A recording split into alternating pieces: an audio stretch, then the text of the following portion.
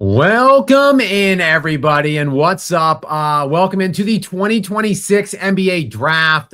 Look, I typically am not a crazy draft enthusiast, so I figured I would just hop on here, talk some regular or general NBA shit with all of you guys while I watch. We can monitor the picks, and then also hopefully my expectation is, or my anticipation is, hopefully that there is some kind of crazy trades or something that goes on during the draft tonight. So we can monitor that, check that out, and also just talk about the NBA offseason if you want some things going on. Of course, yes, some big things going on yesterday. Of course, Giannis Antetokounmpo, that trade finally executed to the Miami Heat.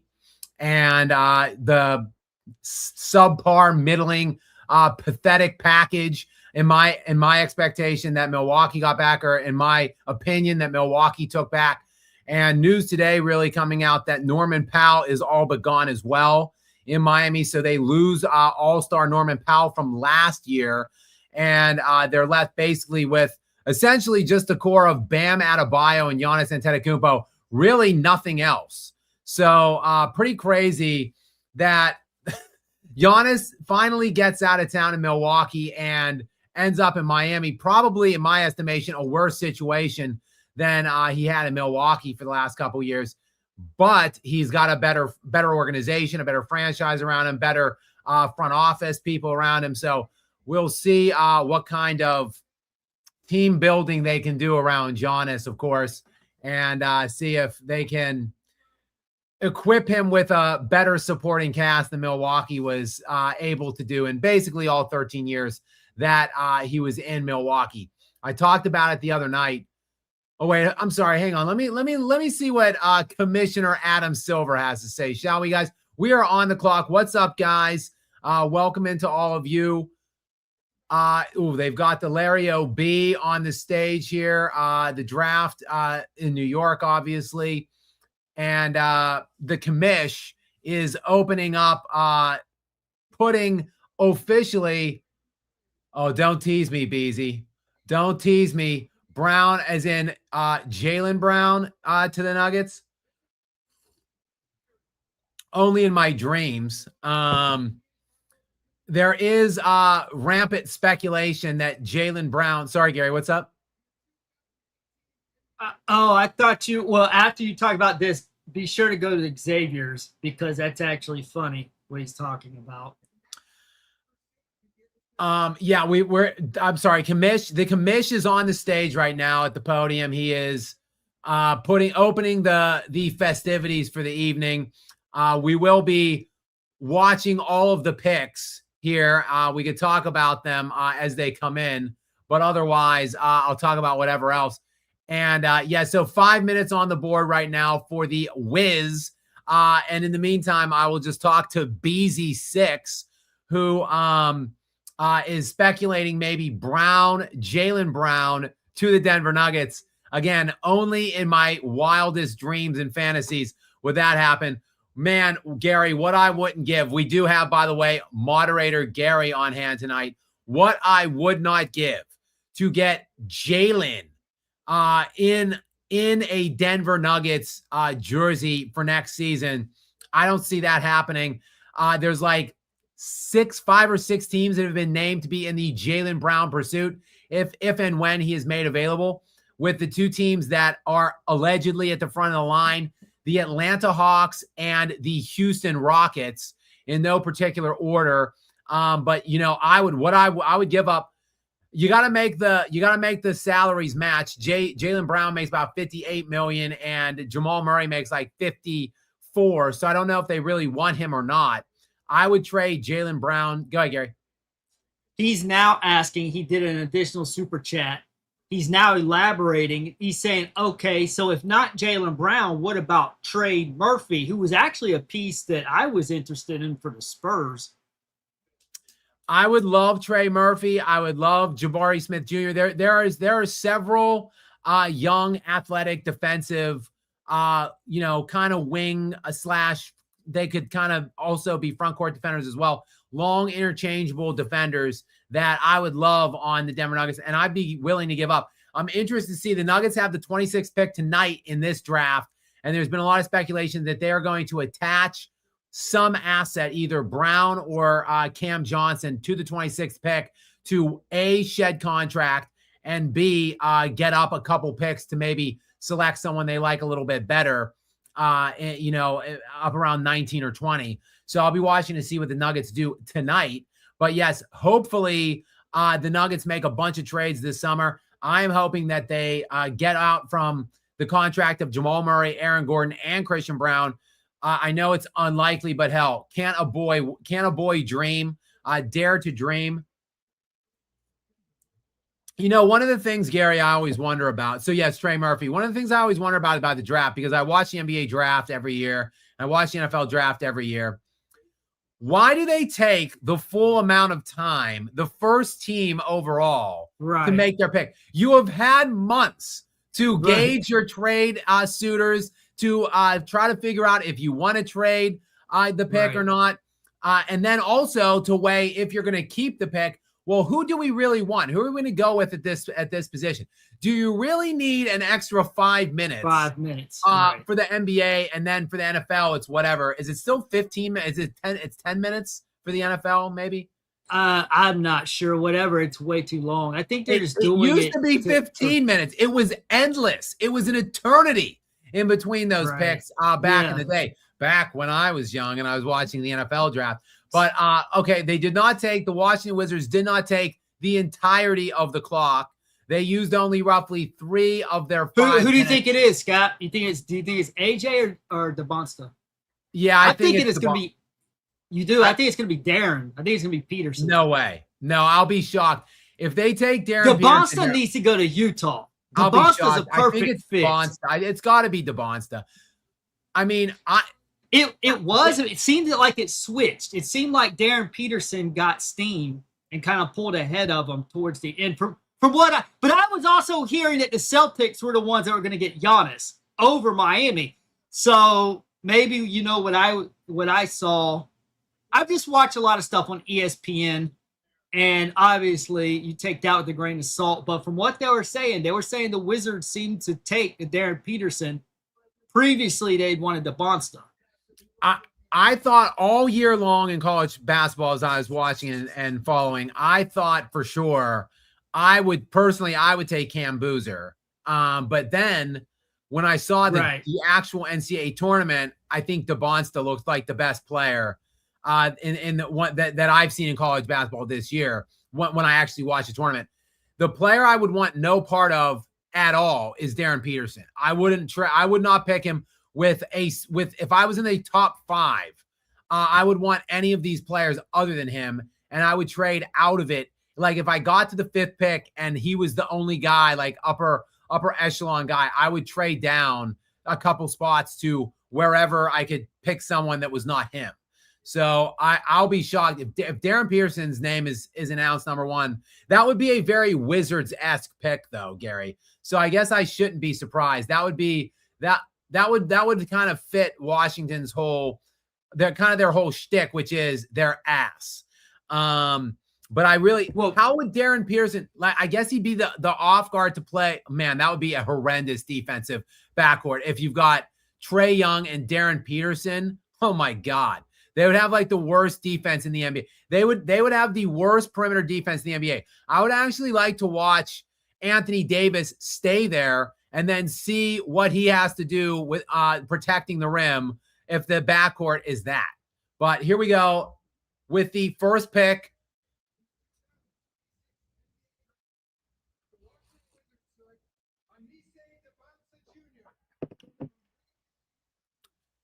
DeBonsta, the number 1 pick in the 2026 NBA draft to the Washington Wizards.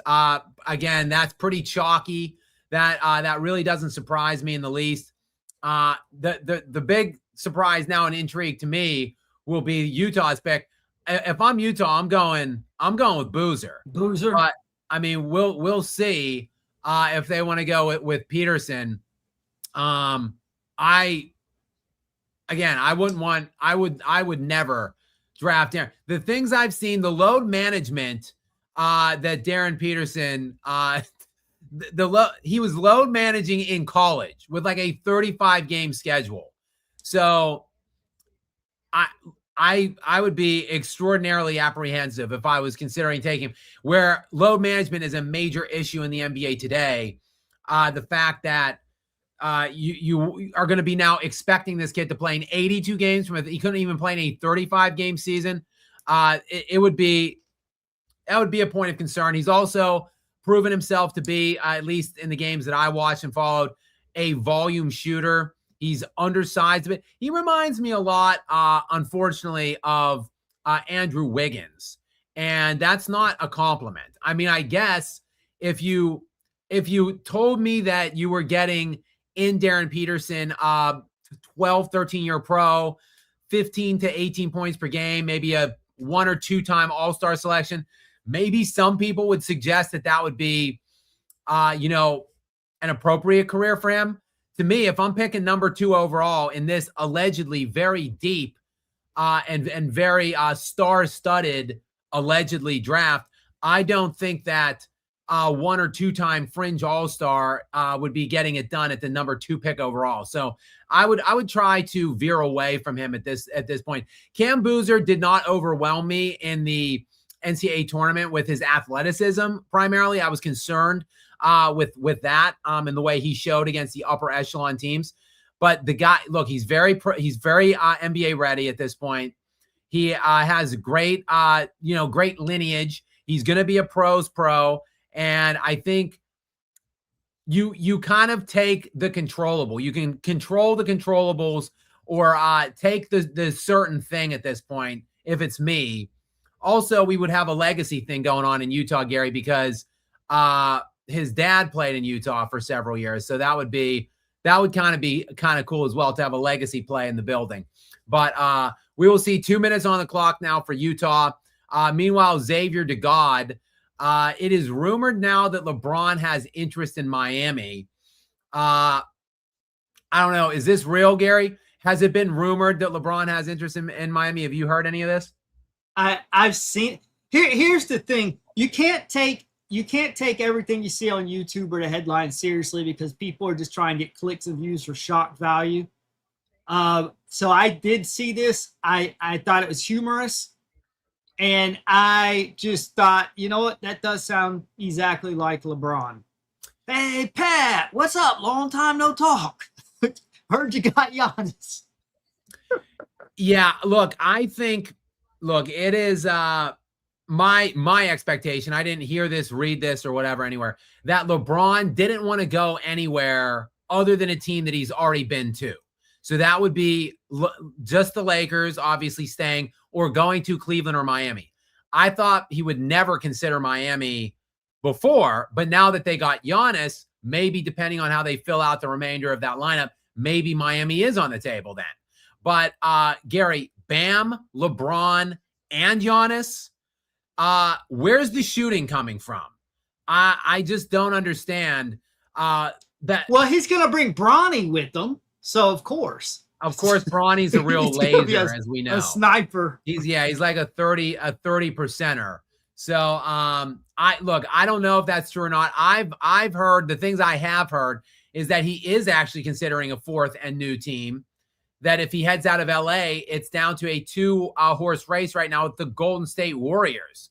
So, and I think the Warriors are actually sneakily trying to work some deal with the Clippers to bring in Kawhi Leonard. So if that happens, then for sure, I think LeBron would consider doing something like that, maybe going in and making maybe a 2-year commitment to the Golden State Warriors. But I don't see him heading to back to Miami. But stranger things have happened around LeBron James. So we'll have to wait and see. Meanwhile, the pick is in here. I just said we are waiting for Commissioner Dumbo to flap his ears and fly up to the stage. I don't know what takes him so long. What is he doing back there, like behind the stage? Like the pick has been in for they're just minutes. Filling time. They're just filling air time because it's on primetime TV. So I think that's why they do. I mean, obviously, it's just it's a bloated production. It's really annoying. This thing should be like an hour, 60, 90 minutes tops, not 3 hours. Yeah. No, forget 3 hours. 2 days now. Right. It used to be like the whole thing was done in like 4 hours. Let me ask you now this. Who is going to watch the second round? Nobody cares about the second round.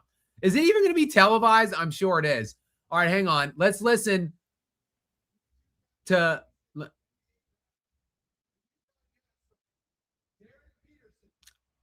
So there you go. Darren Peterson, number 2 overall to the Utah Jazz. I hate the pick. I don't like Darren Peterson.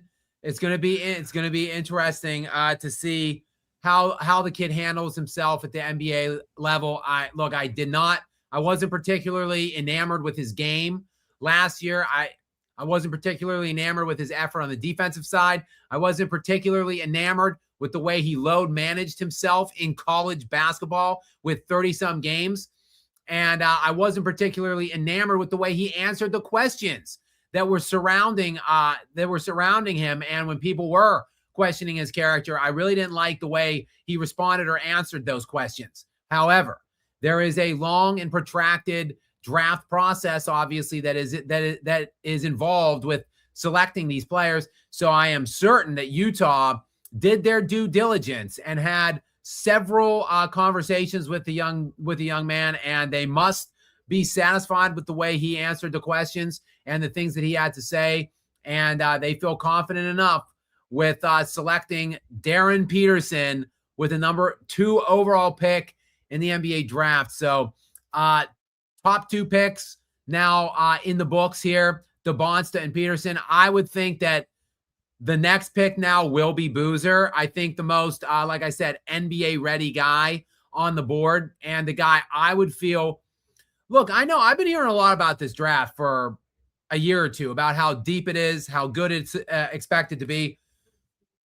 I mean, I don't watch much college basketball. I watch all of the tournaments and the NCAA. I watch, obviously, the NCAA tournament. I watch the conference tournaments. I mean, there's no guy in particular that I would fall in love with in this draft class. And again, the guy that I feel the most confident in, that I know what I can expect or anticipate out of him, would be Boozer. So like that would be, if I had the number 1 overall pick, I would trade out of it. Probably if I had number 1 or number 2, I'd trade out and then get some additional assets around it, and then take the pro ready, the guy that is going to conduct himself like a pro in the NBA from day one and on, and take Boozer with the 3 or 4 overall pick. That's what I would have done if I was picking in this draft. But obviously, Utah felt a certain way about Darren Peterson, and we will see. That's the great thing about sports. We will always see. And next year, beginning with next year, we will see how he pans out and who's right, whether the Utah Jazz are right or if I'm right. Meanwhile, we've got the Memphis Grizzlies on the clock. Like I said, ticking down 2 minutes now on the clock for them. Let me see here. We've got Wolfsbane in tonight. What's up, Wolfsbane? Welcome in to you, my friend. Glad to see you. Happy to have you. Hang on. Let me just jump to John O'Ratcliffe is also in. And John says, this is why the Jazz are the Jazz.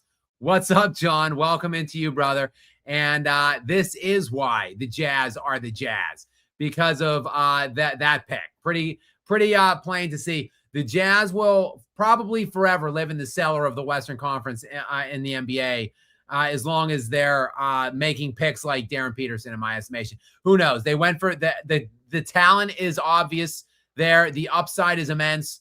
But for me, character issues and load managing issues already, just in his first year at the college level, would definitely have scared me away if I were making the pick.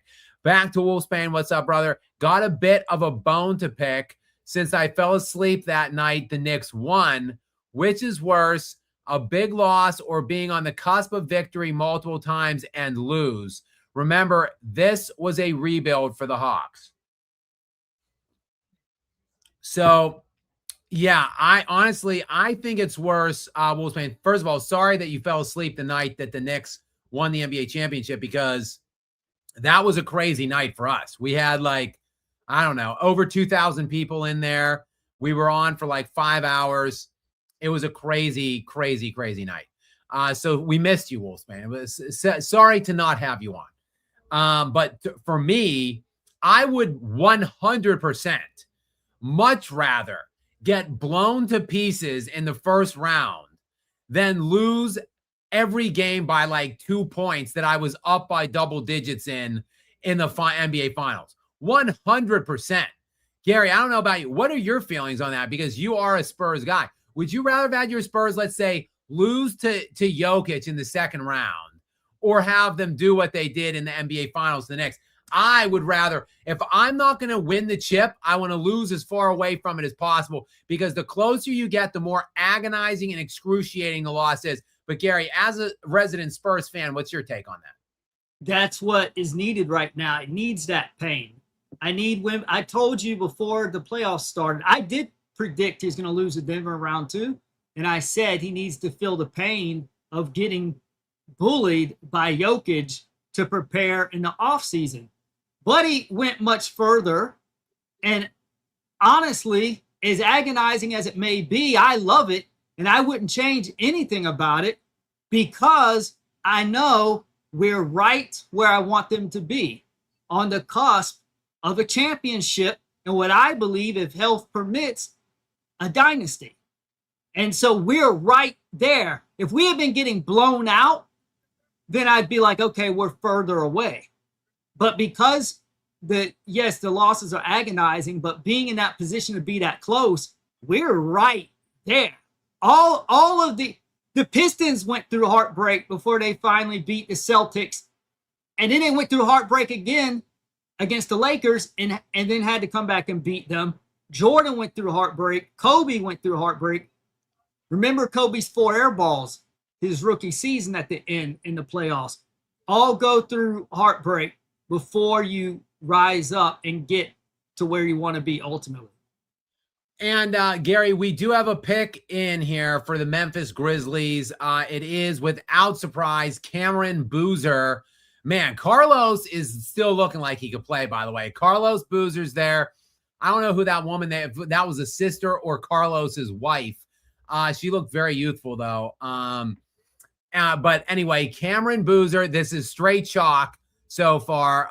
The 3 presumptive top, picks, or what everybody thought would go 1, 2, 3 off the board in some specific order, depending on what mock draft you're looking at, is the way it has gone now for the first 3 picks. So DeBonsta, Peterson, and now we see Cameron Boozer off the board to the Memphis Grizzlies. So nothing out of the ordinary to this point so far.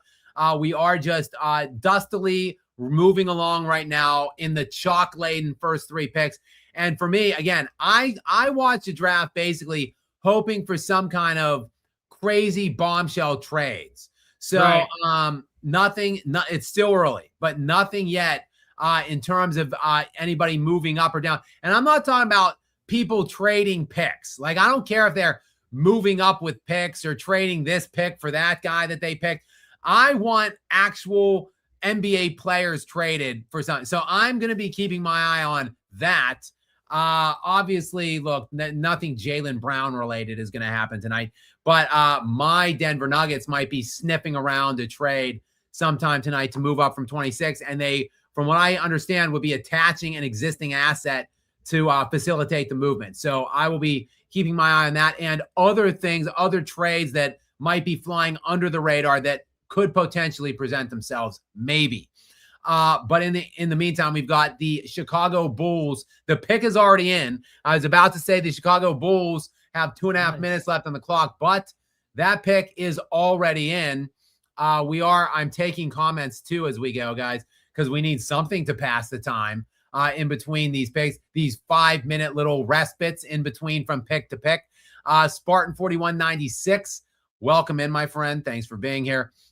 Gary, go ahead. I'll turn this one over to you. What does Spartan 4196 have for us? If the Heat can find a good point guard in free agency, they can be the modern Lob City Clippers. Who are you suggesting, Spartan? Do you have anybody in mind?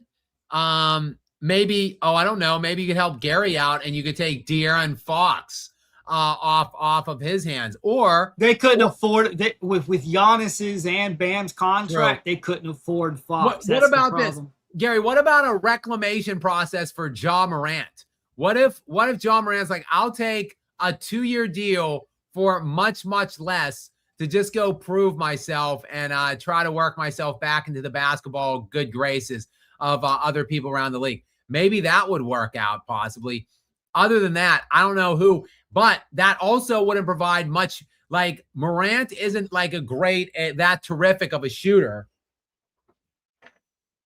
So I would be concerned with the spacing and stuff. You already have a deficiency in shooting because you trade Tyler Hero away and they're gonna lose Norman Powell from all intents and purposes. So they really need to outfit that team with shooting, and I just don't know if Ja gets it done. So Spartan, the problem is you need a cheap guy to play point, and they better be a good outside shooter. So that's asking a lot that you could find on the free agent market, but I'm open for suggestions from you guys in the chat. Let me see who you think might be available for the Miami Heat.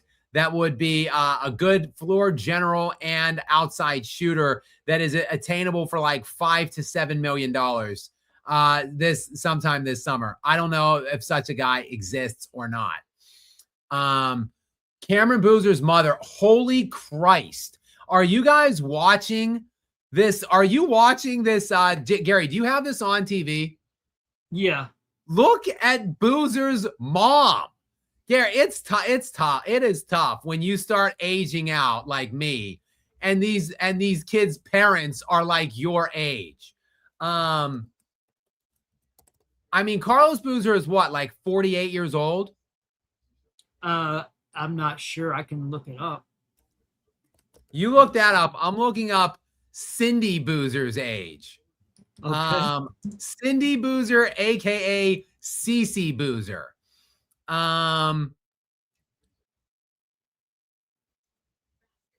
Carlos is 44, 1981. What? Yeah. He's only 44? Okay, so yeah, they're both around my age. Gary, they're younger than you. Carlos and Cindy Boozer are younger than you are. They're a little bit older than me. They're a couple years older than me. Right. We've got Commissioner Nosferatu is back on the stage. Caleb Wilson, the pick is in. Caleb Wilson, the North Carolina forward, the number 4 overall pick in the 2026 draft to the Chicago Bulls. So we've got the first 4 selections now. And I have found Cindy is actually 48, I think. Oh wow. I don't know. It's hard to find these things, Gary. But I can't believe Carlos. When did Carlos Boozer retire? I feel like he's been retired for a year. He was out of the NBA at 33. Man, that's probably why I was thinking he was older than he is. Yeah, you're right. I mean, 44 years old.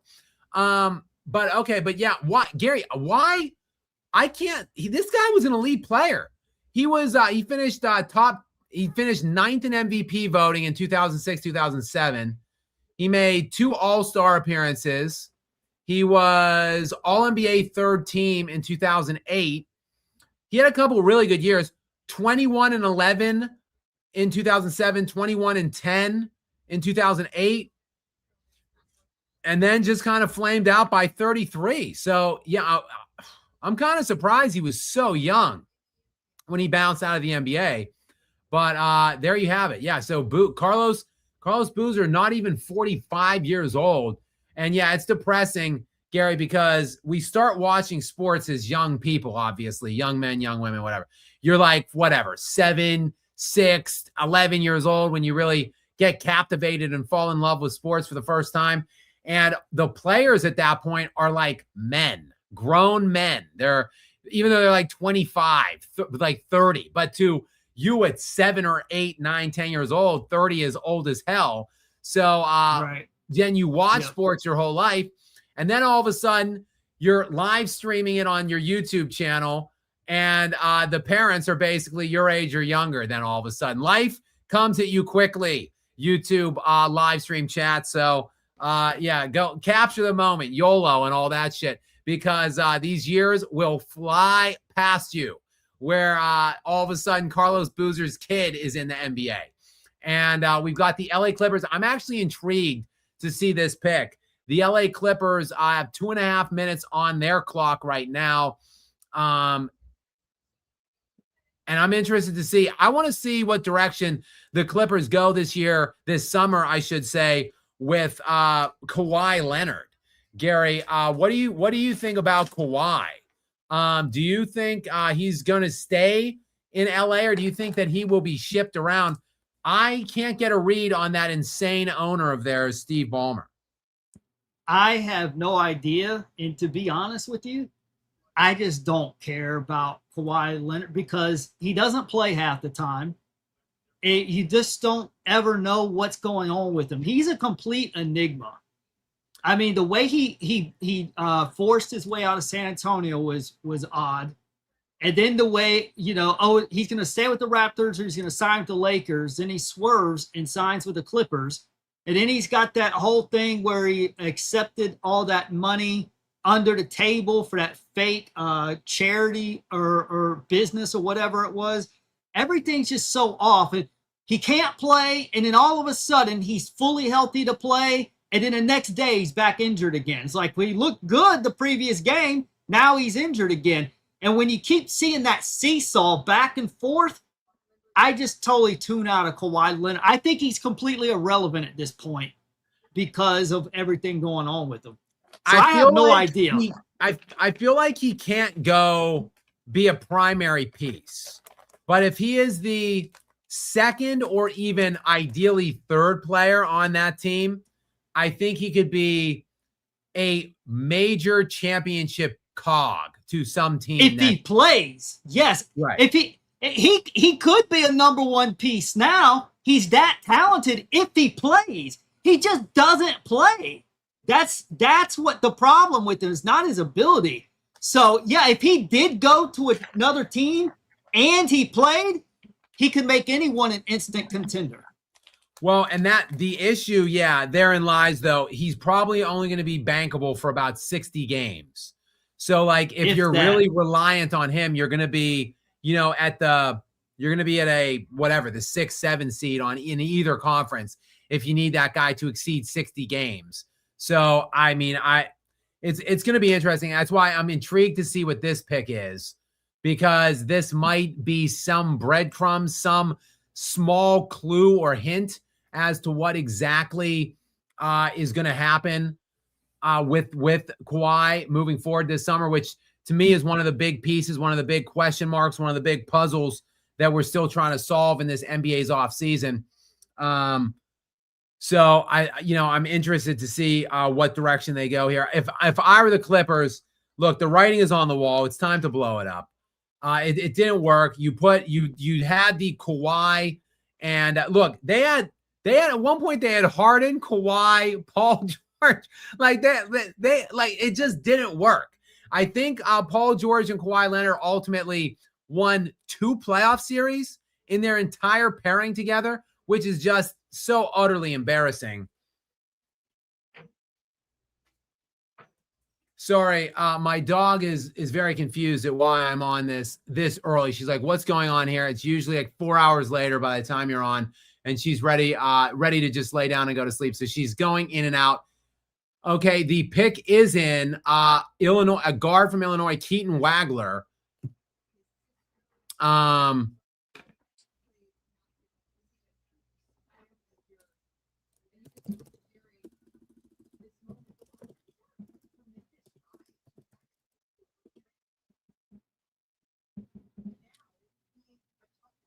want to see what the consensus. I'm just looking to see what the consensus is on this guy.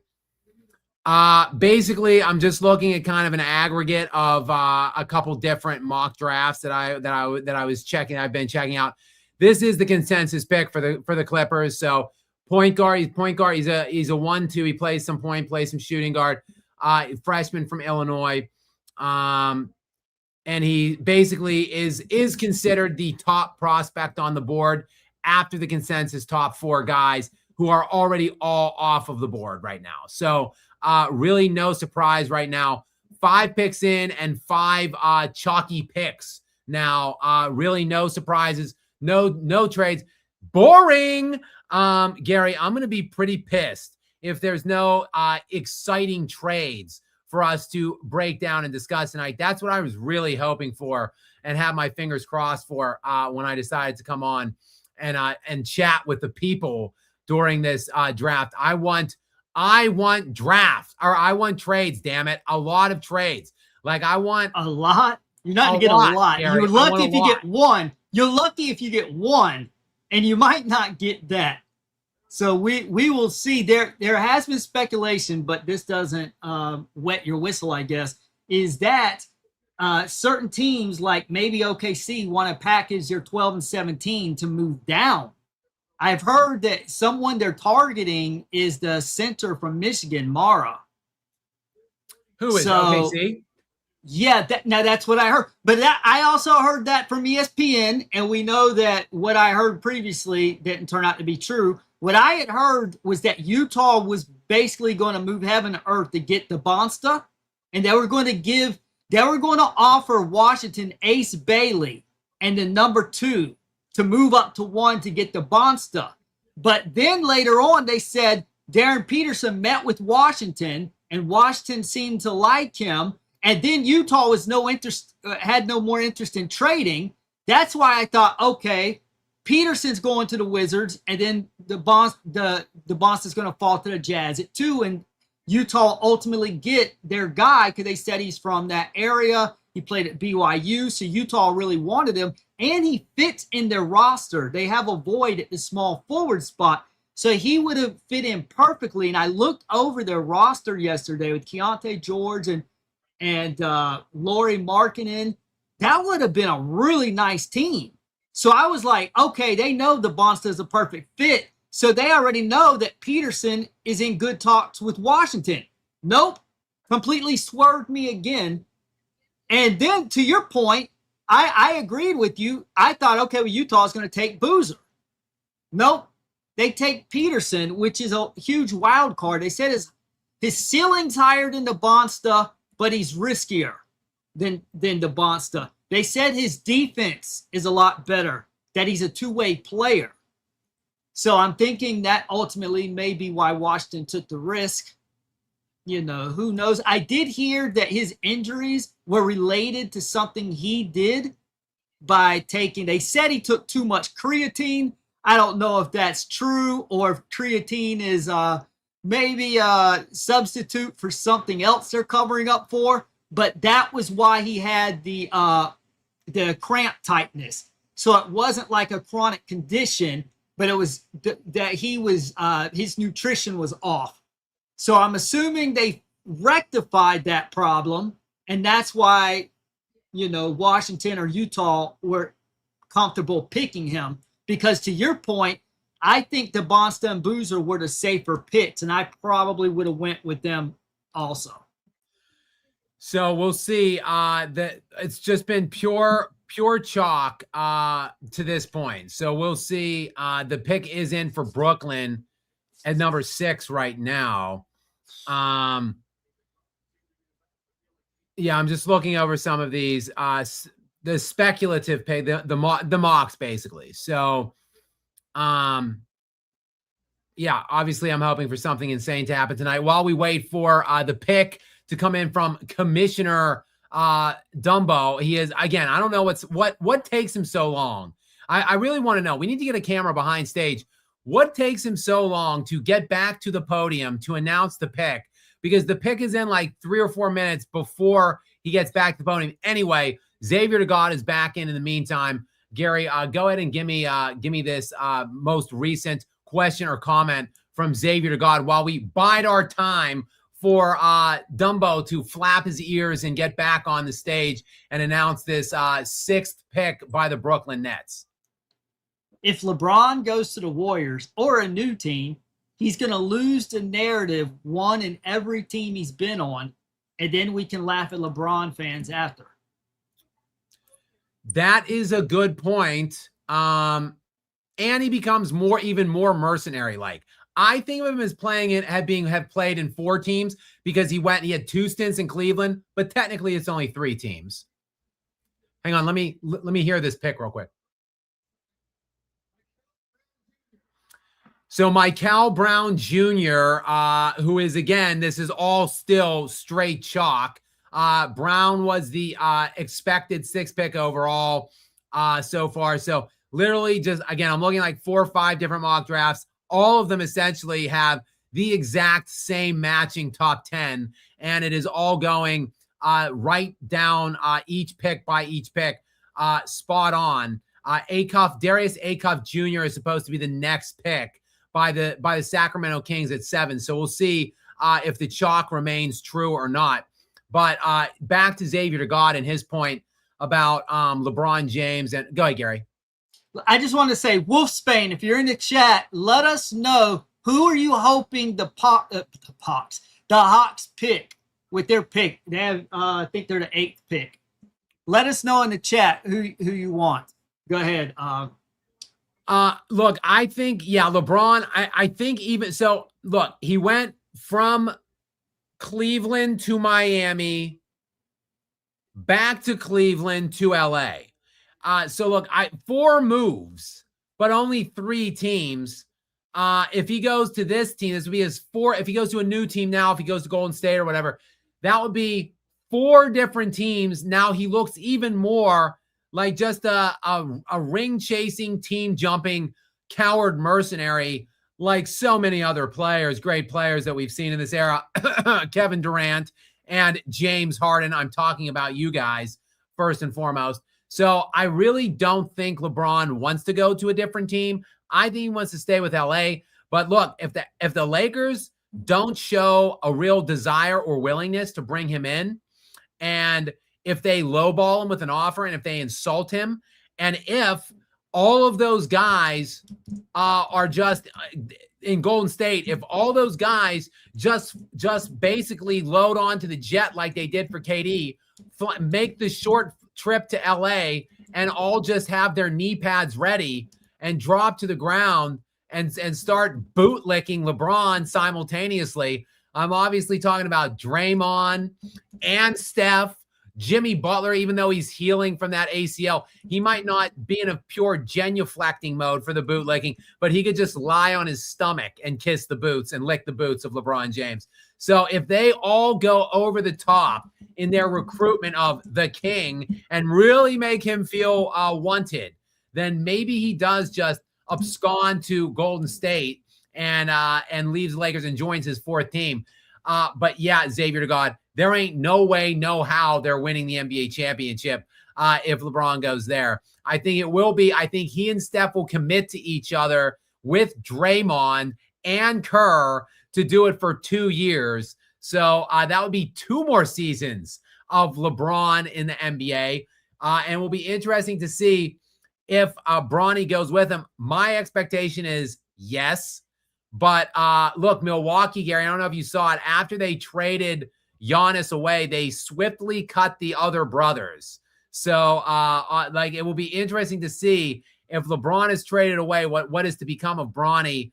If they trade him, that's one thing. If they cut him and then he's picked up, that would be kind of humiliating, I feel like, for Bronny and for LeBron. So I feel like it would have to be some kind of a trade to save face, but who we'll see.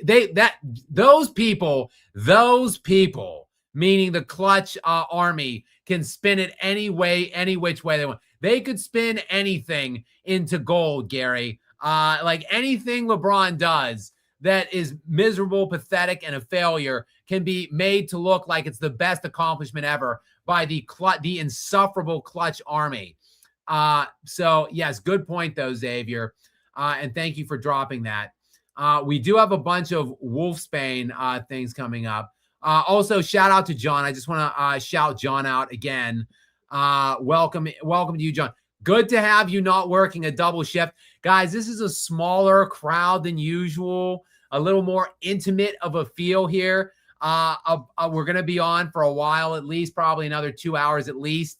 Although the way this thing is moving, it takes Commissioner Adam Silver 15 minutes to walk back to the podium. Why doesn't he just stay up in the corner of the stage? Why not get a little IFP earpiece in his IFP earpiece in his ear, and they could just say, "Hey, Nosferatu, the pick is in.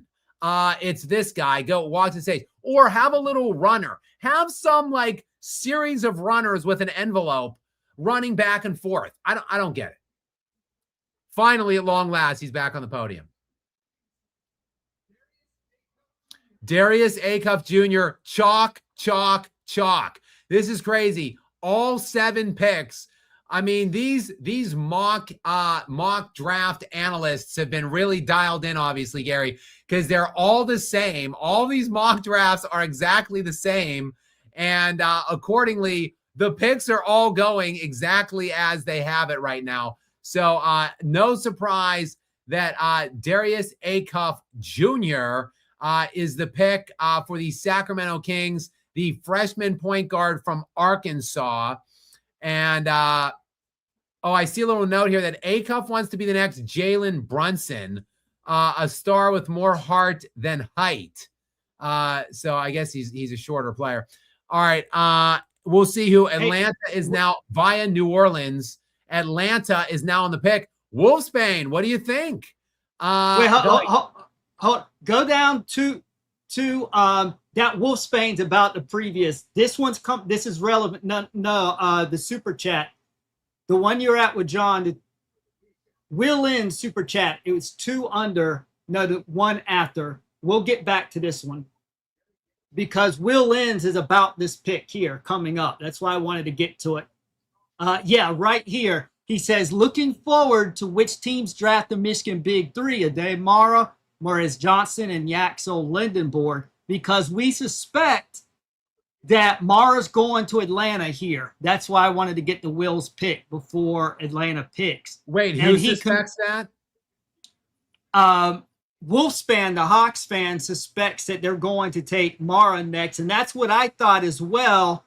Or I thought OKC may actually trade up and try to get Mara for themselves in this slot, but evidently they're not doing that. So what they'll do is OKC's probably going to take Lindenborg or Morez Johnson.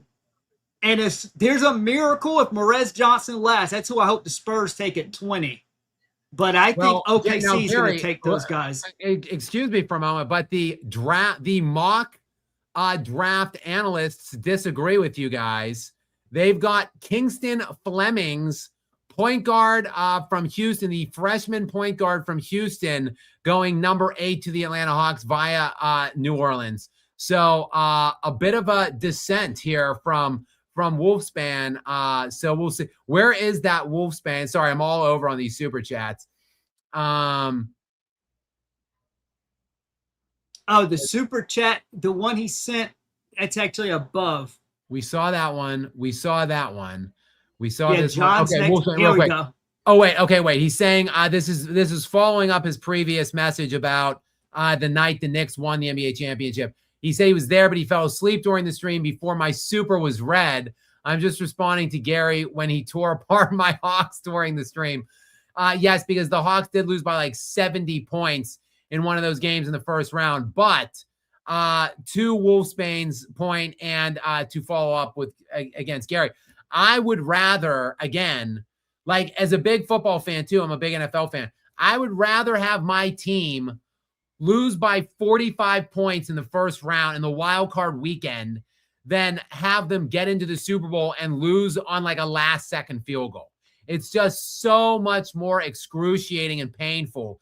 The closer you get and fail, the harder it is. So I would have rather been the Hawks than the Spurs this year in the playoffs for sure. Although the Spurs' future obviously looks very bright, so that's not going to be as problematic, I would think, for them. But the Hawks' future looks bright too. They just got Wolfsbane. They got CJ McCollum on the cheap, $21 million for 1 year. I love that, and we're about to find out who they take number one or with their number 1 pick, 8 overall here in the first round. Obviously, there is some speculation moving on down back to Will N's comment, which Will N, thank you, by the way. Welcome into you, my friend. I appreciate you, as always, for being here. We're looking for these Michigan big three and where they go. And Gary, who do you think? You think Mara is going to maybe go here, possibly? That's what I thought, and that's what Wolfsbane actually said the same thing. So I like I said, I had heard OKC maybe trading up to get Mara in the spot, but evidently they didn't do that.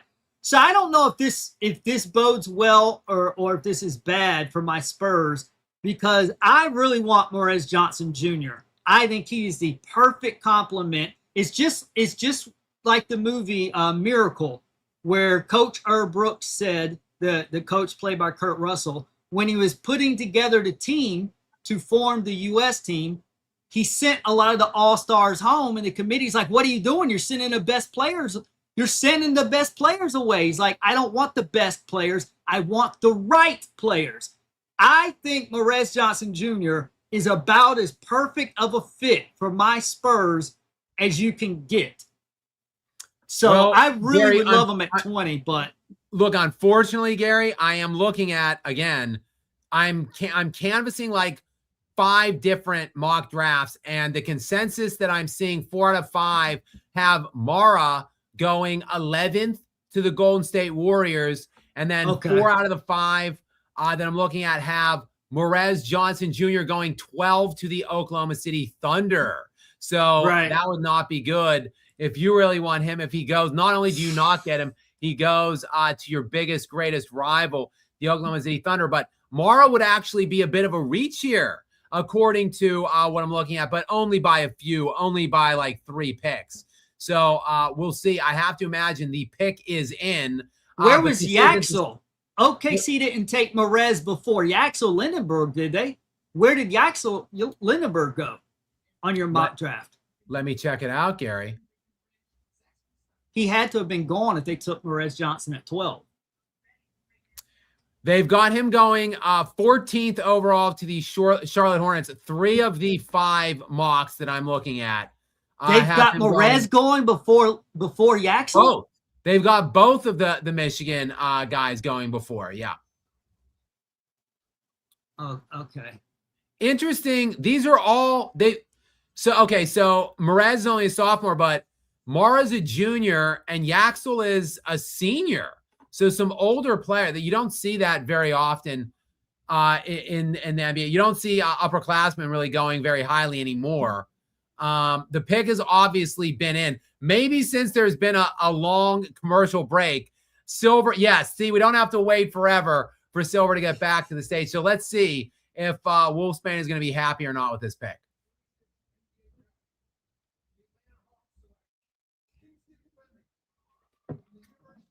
The mock draft analysts, Gary, are spot on still. So Kingston Fleming's the expected pick, according to all these mocks, 5 for 5 that I've been watching, we're speculating Kingston Fleming's would be the pick here, the freshman point guard from Houston. So that is the number 8 pick off the board. And should I keep showing off on behalf of these mock draft analysts? Nate Ament is next, is supposedly going to be next to the Dallas Mavericks. Truth be told, I'm not certain if I'm pronouncing that name properly, but the Mavericks are now officially on the clock, and we will see what the pick is there. Obviously, they're in a kind of a rebuild mode, but they have one of the best and brightest young stars in the entire NBA in Cooper Flagg. So we'll be interested to see what this pick is. A very loaded Western Conference. Wolfsbane, I'm going on over. I'm in the live chat. If I missed it already, my apologies. Wolfsbane, give me like a little review of this, if you don't mind, as a Hawks fan. Give me, what do you, okay, he's saying, all right, let's see what he's got here.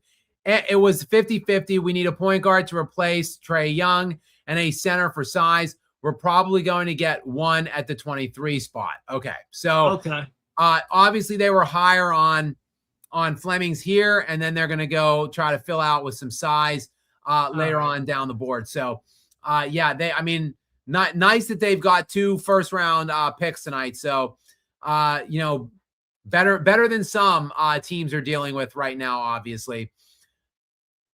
I'm just checking to see if there's any kind of consensus going on.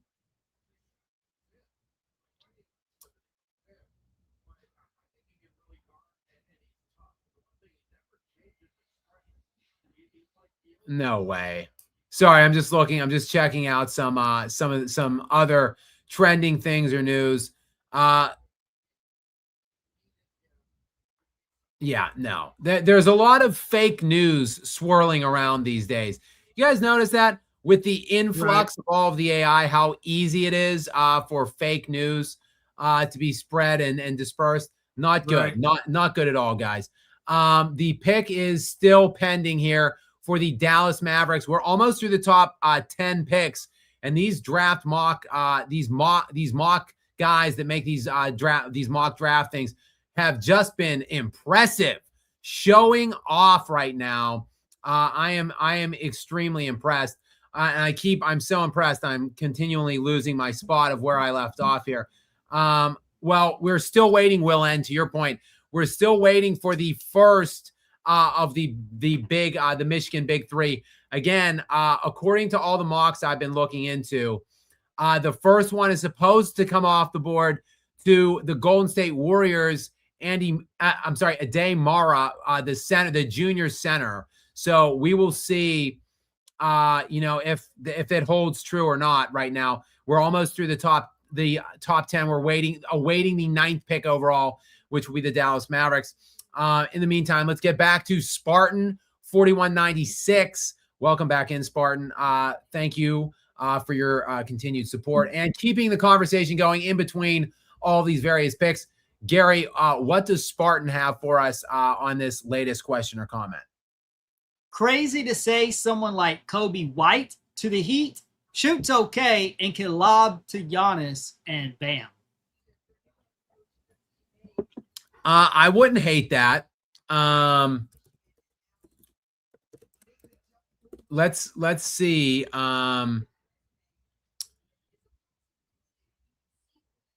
I mean, he's a nice player. I'm trying to see his 3-point percentage. Mid-3, actually shot 39% in the second half of the year last year. Other than that, he's lingering right around 36, 37% shooter for his career. So not overly breathtaking. I have to be honest. From an outside, he's not a laser, as JJ would say, but he is free.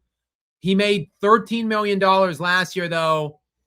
That's a little steep of an asking price at this point for Miami. They got to build a whole team with whatever they've got left right now. So I don't know if, depending on what Kobe is willing to take, that will kind of be the indicator, I feel like, of whether they're going to be able to. Let me look at I just want to see the free agents in the NBA, and let's get a look and see if we could speculate who might fit best. Oh wait, the pick is in.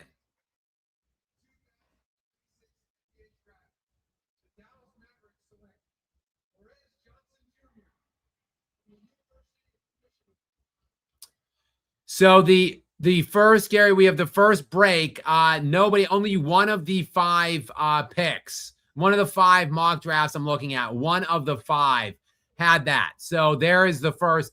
The answer to who will be the first Michigan man taken, there's your answer. So he was supposed to go. Oh, man, no! Oh, my God, no!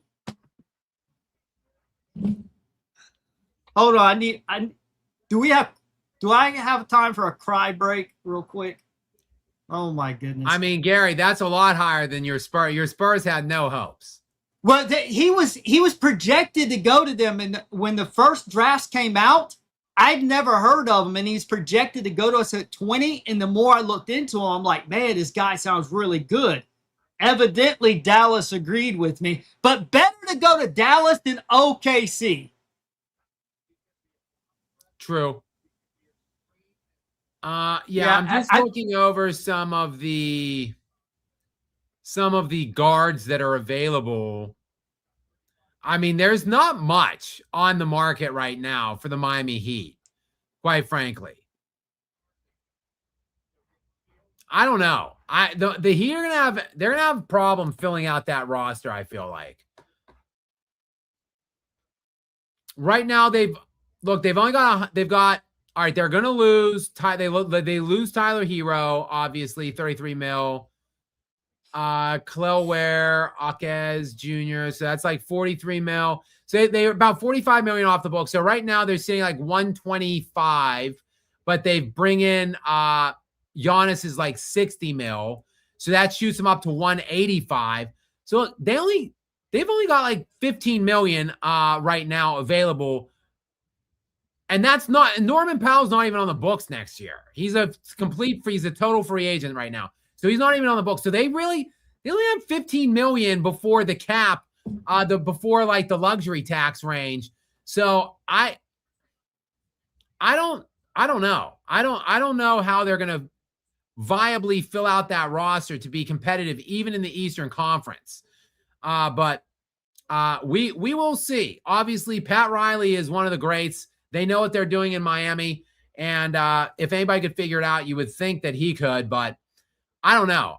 Gary, I said last night when we were on, when I was on the live stream, that impromptu live stream that I hopped on just by myself last night, in my reaction to that trade in the immediate aftermath, I thought Miami's ceiling was winning a first round series. That's their ceiling to me next year. Their floor is maybe out in the first round, maybe not, don't even make the playoffs. I think they will make the playoffs. I think they will, if not solidly make the playoffs, there'll be a play-in team that will play their way into the 7 or 8. But I would not have confidence if they're playing from the 7 or 8. I would not have an immense amount of confidence that they would therefore win a single series. So I don't really know why Giannis would do this or sanction this or want to go there. It's just a puzzling move to me. And now again, they've got all of 15 to 25 million to try to add like 4 or 5 usable rotational pieces. I don't really know how that lineup's gonna be able to be filled out. I think they're like the 6th best team in the East, maybe. So not good. Below. It's a bit of an overkill because it's like you're gonna annihilate your front court's gonna annihilate. But at the price you're going to have no backcourt, though. And not only that, they've got no shooting, Gary. Like that's what I'm getting at. They've got no outside perimeter shooting. I mean, I'm looking. They've got nobody. So I know that's what I'm saying. That overkill on the front court. And there's not a robust offering on the available on the market. So I honestly just don't know. I have concerns, big concerns for Giannis because I am a big Giannis guy. So Spartan, to your point, I don't know. I don't think they can afford Kobe White. I think he's going to be looking for 12, 13, 15, 20 million dollars. And that's a little too rich for Miami's blood right now at this point. So I don't see that happening. We're still waiting. Speaking of Milwaukee though, who just traded Giannis, they're going to make the first of their 2 first-round picks. Of course, they got the 13th pick last night from Miami in part of that deal, sending Giannis to Miami. They're making their pick right now, though, the number 10 pick overall. So we're about to see who the top 10 are right now. There's really only been one guy that deviated outside of the consensus right now of the chalk that we've been seeing. So we'll see if we get back on track here with Milwaukee's 10th pick. In the meantime, though, Gary, give me Biggles Mets comment here. Welcome into you, Biggles Mets. Thank you so much for being here. I appreciate it. Thank you for your kind and generous donation, Gary. What's the question or comment? I watch more of you talking basketball, even though I don't watch basketball much anymore. You have single-handedly made me like B-ball again. I agree with your thoughts on Kobe, and I hated him on the Lakers. Well, thank you very much, Biggles. It means a lot to me. I appreciate that very much. Means a lot that you guys, the people that don't even watch basketball really tune into my channel or follow me on this platform.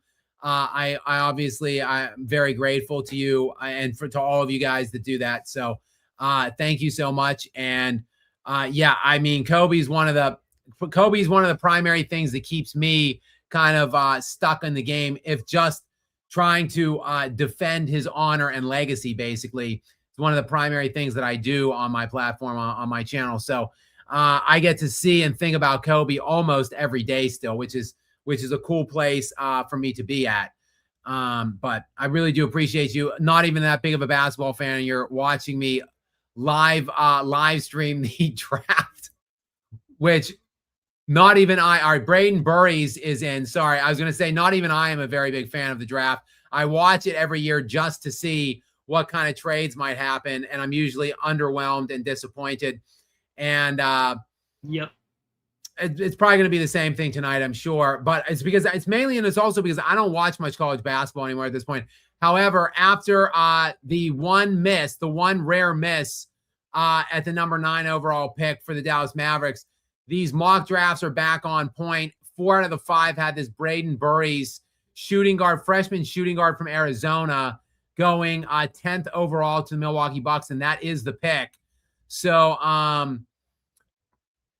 this guy, we'll see how Braden here slides in with Tyler Hero, Khalil Ware, Jamie Jaquez Jr., and Kasparis Yakachunas, who are the 4 guys, basically like 4 of the 6 main Miami Heat rotational players that were shipped out in that trade last night.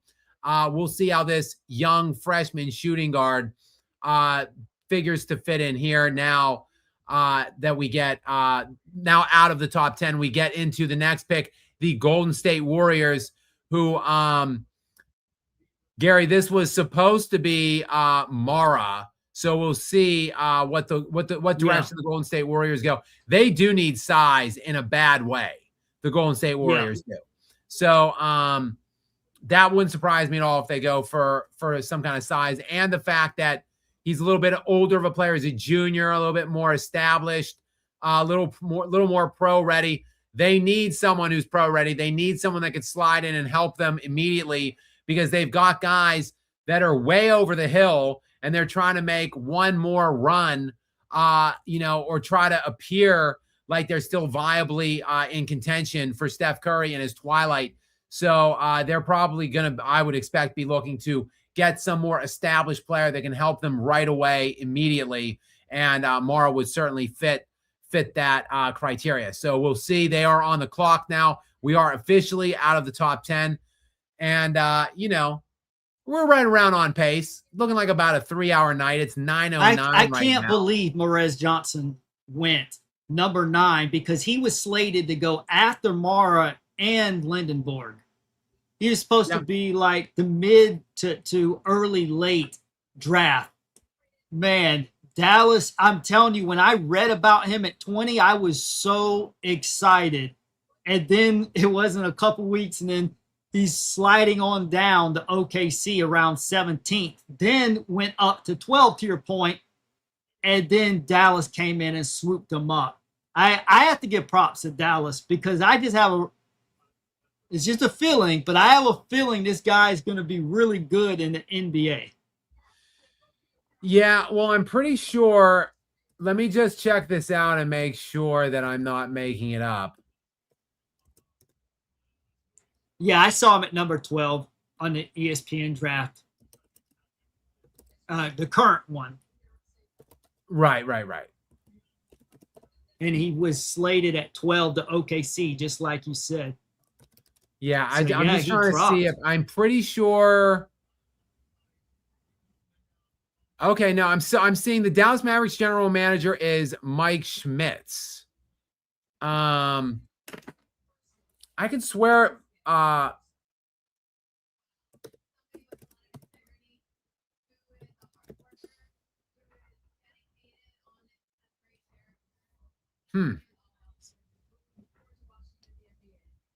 I could swear Majiri, Usai Majiri, is that how you say his name? I thought that he had been brought in some capacity by the Dallas Mavericks in their front office. But is he like the president of basketball operations or something? Yeah, he came in and replaced Nico Harrison, I think. Or okay, Masai Ujiri, yeah, is now the president of basketball operations. I thought he was the general manager, but he is not. Mike Schmitz is the general manager. But Ujiri, I guess, is above him. And then there's also Ethan Kaysen, who is the president of business operations. So Ujiri is look, he's I think a great architect. So no surprise, Gary, that they get a good pick. Now that he is in, he's in the building, he's kind of pulling the strings, so to speak. So look, they cleaned house, didn't they? They come in, they wipe out the existing front office management. They fire poor Jason Kidd, the fall man. Which, by the way, Gary, I didn't get what's your thoughts on the Mavericks head coach hire? I think we'll see how it turns out, but I think it's a great hire. I see a good vision moving forward for them. Unfortunately, as a Spurs fan, because with Cooper Flagg and now Morez Johnson. Oh, wait a second. Dusty May, the Michigan. Okay, that's why I took Morez. I didn't even connect those dots. He's the Michigan coach. He knew. Well, okay. Knew is too strong of a word since we haven't seen yet. But he believes that Morez Johnson's going to be better than those other two guys, even though they were higher slated to go in the draft. Yeah, and Gary, I think it's worth mentioning here that the Knicks came out of nowhere this year by getting together a bunch of college teammates who weren't elite necessarily at the NBA level necessarily. Brunson's an upper echelon star. He's like a top 10 player, but the other guys not necessarily like star standout players. But they put those three guys together and they got magic in a bottle. Now the Mavericks look like they're running the same thing, only they're bringing the coach in and he's getting one of his star players. And it's going to be an interesting build to see. That there's no way they could find their way to another one of those guys, but I'm sure he would love if he could get two of those three guys somehow, some way on the Mavericks with Cooper Flagg. I don't think there's any way they can do it, but no, I think Yaxel's one of those guys about to go off the board because Yaxel could be going to Golden State as well. All right, while we await, because Golden State, the pick is in, so Kamish is obviously frantically trying to get back to the podium in the quarter mile or half mile hallway that must be behind the podium that takes him so long to get back every time. Like literally you just tag on an extra 3 to 4 minutes for every pick, because when the pick finally does come in, it takes this clown 5 minutes to get back to the podium. So that's why, Gary, what you were wondering why this thing goes for 3 hours. That's why. Right. Obviously. He needs a scooter. Okay, you're right. He needs one of those segways or something. He is back here. I'm interested to see.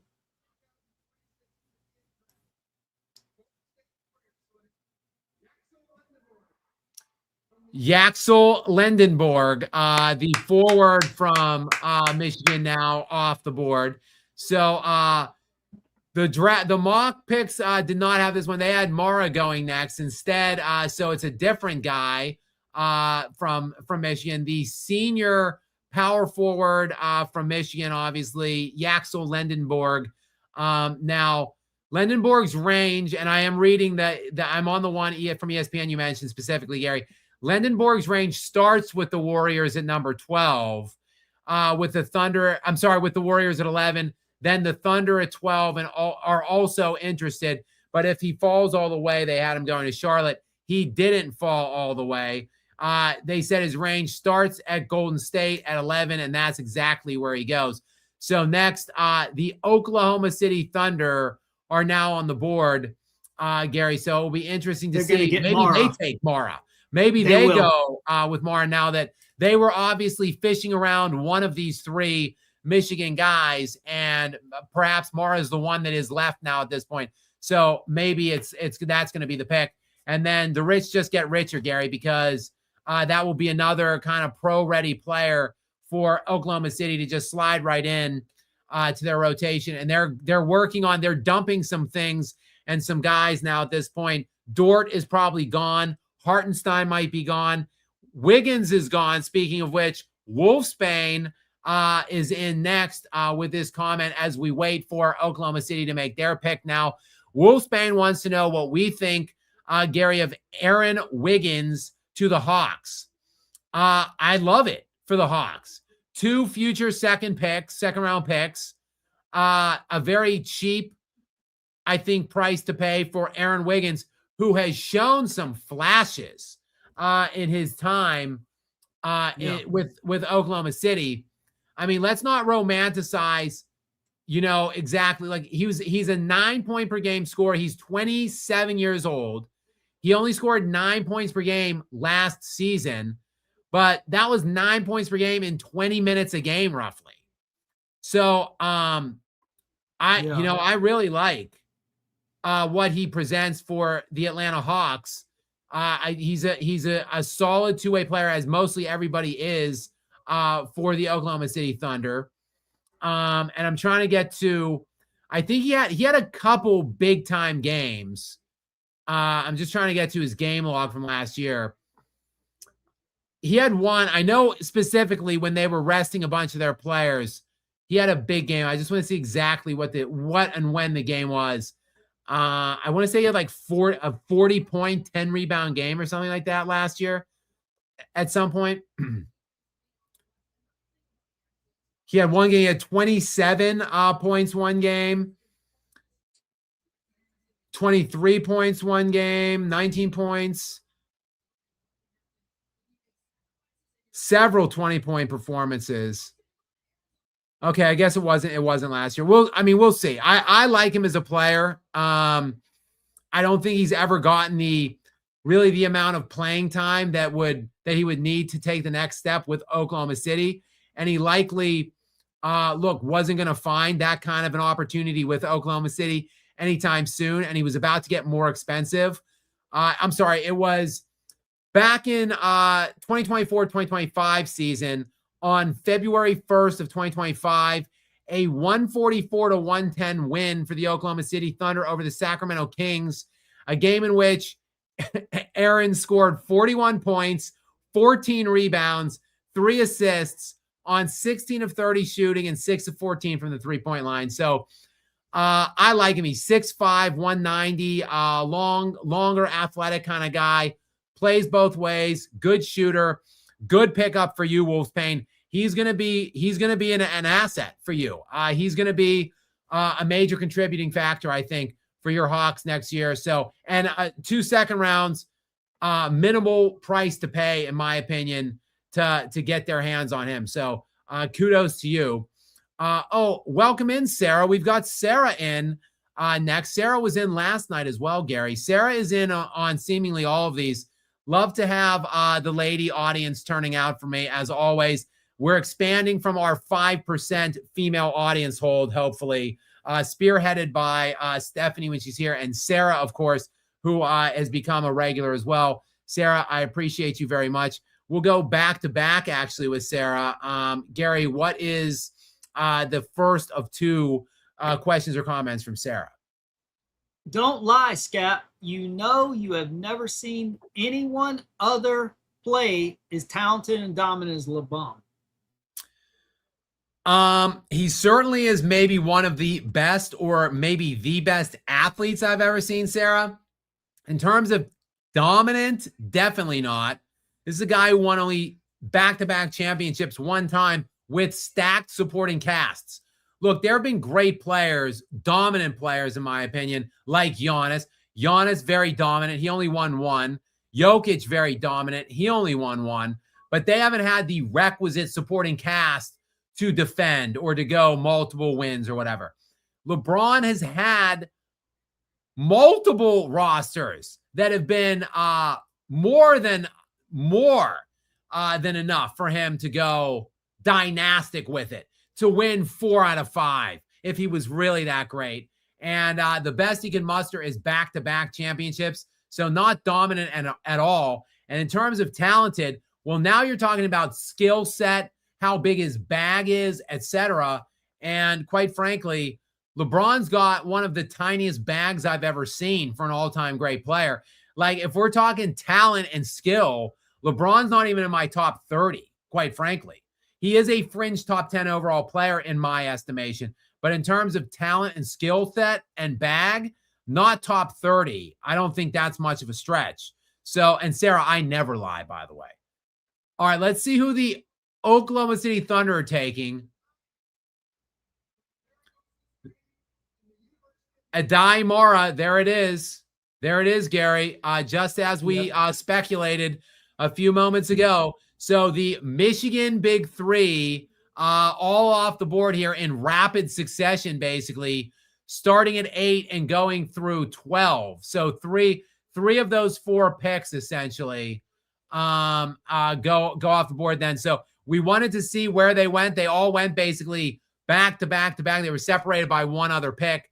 And Gary, I'm sure you don't like to see that. No, I'm okay with it because I thought they were going to steal Morez Johnson or Lindenberg, which I would have been more afraid of for my Spurs. I'm not afraid of this dude. This dude looks like another Chet. I think Wemby will I don't know, Gary. He's 7'3", 260 pounds. So I'm not crazy about it, to be honest with you. I hope this means that they are going to actually get rid of Isaiah Hartenstein. They're definitely not going to pick up the play. It's a team option. They're going to decline the team option for sure. 2 months, he's making about $30 million. They're way over the cap. They are well into the second apron. So that's a low-hanging fruit to get a lot of money off the books. My understanding is they want to decline the player option or the team option on him and then renegotiate a lesser cap hit with a longer amount of guaranteed money to him. That is my understanding of what they want to do. But hopefully, now that I'm seeing these highlights of this big beast just swatting everything away in the paint, and he's got a little bit of a range as well as I'm watching these highlights. So I'm hoping that the fact that they just drafted a 7'3", 260-pound center, that will mean that they are going to just get rid of Isaiah Hartenstein, that he will be somewhere else, because Jokic already has a hard enough time dealing with the combination of Holmgren and Hartenstein. Now you throw this guy in the mix too. If it's Hartenstein, Mara, and Chet Holmgren, I mean, the Nuggets have no chance whatsoever of getting past them. So hopefully, though I would take Mara in place of Hartenstein, though, for sure. So hopefully, I'm saying as a Nuggets fan, I would accept that swap. Hartenstein troubles me more than Mara. So hopefully that means Hartenstein's on the move to where I don't know. I would love to see the Nuggets try to shed some space and them go after Hartenstein. I would love, he would fit beautifully next to Nikola Jokic. So, all right, we've got Miami is on the clock. I'm sorry. Wait, we've got a reported trade here. Uh-oh. We've got a trade. Breaking news. Skap After Dark. Actually, it's barely yet is After Dark, technically. Now this is okay. I feel like they just haven't changed. They haven't changed the little caption yet from like this should be Milwaukee's pick. Yeah, it from is Miami. Yeah, it so I'm not sure why. Although it looks the way I'm reading this caption right now, Gary, is that Miami traded back into their pick from Milwaukee, but I don't. Maybe they just have their little super mixed up, because this should be Milwaukee's pick from Miami. So right. So we'll see. We'll wait. Seemingly Milwaukee is on the clock again with their second pick. Remember they had the 10th pick. Now they have the 13th pick. This one via Miami from the trade last night, which was executed, that sent Giannis Antetokounmpo to the Miami Heat. But whilst we await to see who Milwaukee picks to go along with their young assets that they got from Milwaukee along with this pick, let's go back to back with Sarah. Go ahead, Gary, and read us this second question or comment from her. Once LeBron retreats, will we finally start celebrating winners again and stop glorifying losers who lose 60% of their championship series? I mean, I hope so.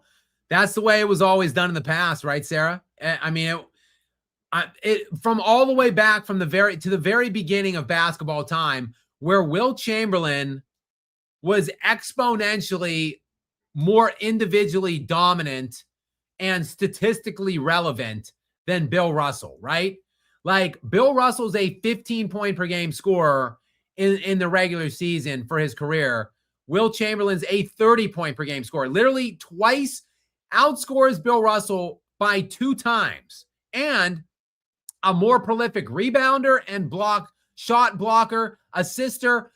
Will Chamberlain was better at everything than Bill Russell, and yet Bill Russell is generally regarded as the greater of the two players because Bill Russell won 11 championships and Will Chamberlain won only 2. So from the very beginning of time, and quite frankly, I think Larry Bird is better than Magic Johnson, and I think I put Larry Bird above Magic, but the consensus really is Magic is above Bird. So really, throughout all of time, the guys that won the most were the guys that we celebrated. Yet, look, in LeBron's very own era or overlapped era, Duncan had 5, Kobe had 5, Bron only has 4, Curry also has 4, but he won 3 of his 4 head-to-head against LeBron. So if we're celebrating winners only in this era at least, we really would be looking from like 2000 on, we would be looking at Kobe, Duncan, Curry, and then LeBron as the best players of this era. So, Sarah, we'll see. My hope is yes. And there are some guys, some instances where they just simply don't have enough. They really don't have enough help. There are instances of that throughout time, like Akeem Olajuwon, who ended up with only 2, but to me, kind of an overreach for him to get 2, based on the supporting cast that he had and the competition he was facing.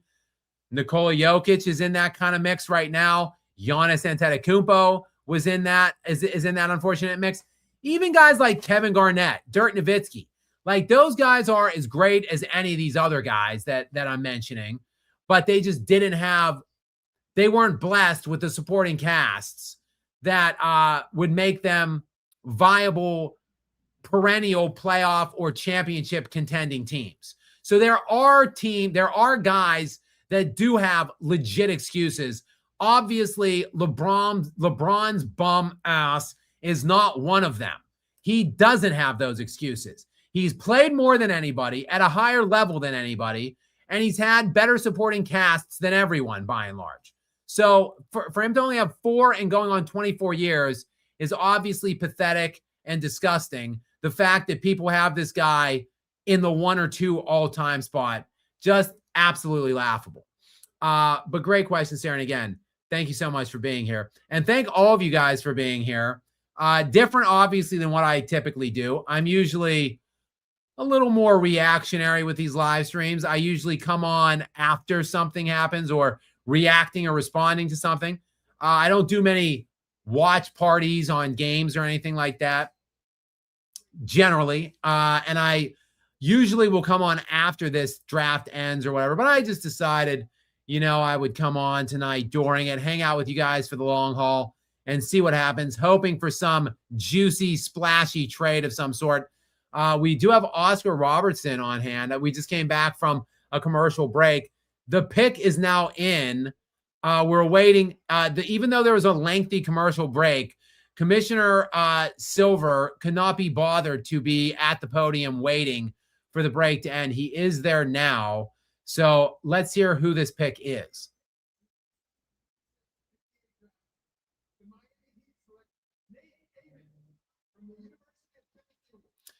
Nate Ament from the University of Tennessee is the pick. That was the 13th pick. We are now at the 14th pick overall. That being the Charlotte Hornets are now on the clock. And in the interim, I'm going to slide back into Will N8664. And we're just going to keep these comments. We're just going to keep hitting your guys' comments in between these different picks. Unless Gary, you're kind of looking on. Do you have any kind I thought this was Milwaukee's pick.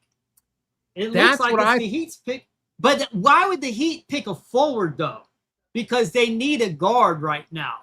More to the point, why would he's actually putting on a Miami hat too. Right. Yeah, I don't understand. I did Milwaukee not get the 13th pick? That the 13th overall tonight was the principal piece of the package, along with Tyler Hero, that went out to Milwaukee to bring in Giannis last night. So I don't know why the pick is saying Miami and why he just put a Miami hat on. There did say that there was someone's saying that the Heat are actually picking for Milwaukee and Giannis has to pass a physical first. I guess after that, then they'll be swapped there. I guess. Weird. Okay. Weird. Yeah, that's what someone in the chat said. Yeah, but the I guess makes sense. We can't this stuff I guess cannot be finalized till like sometime in July. So, but it's odd knowing that you're not going there and you're putting their hat on. It just looks like it's just a weird kind of scenario. But well, he was projected to go at 9, so he could be a bargain pick for them. Yeah, good value. So no doubt, good value. So we'll see. Charlotte is now on the clock. 2:45 left on the clock for them to make their pick. We'll keep an eye on that, guys. Come on. Someone make a trade, for God's sakes. Someone give me some intriguing, interesting trade of some sort. In the meantime, Gary, let's see what Will has for us. Go ahead with his most recent By question. the way, this Nate Ament guy looks just like Shia LaBeouf. Just an observation. Okay. With a little there is Gary a slightly different pigmentation, a slightly different I can see through that tone, but other than that, yeah, they look almost like cousins. All right, Will N says, is Spo plan on making Bam a stretch 5 because what made the Bucks championship team work was Brook Lopez spreading the floor so Giannis has to paint?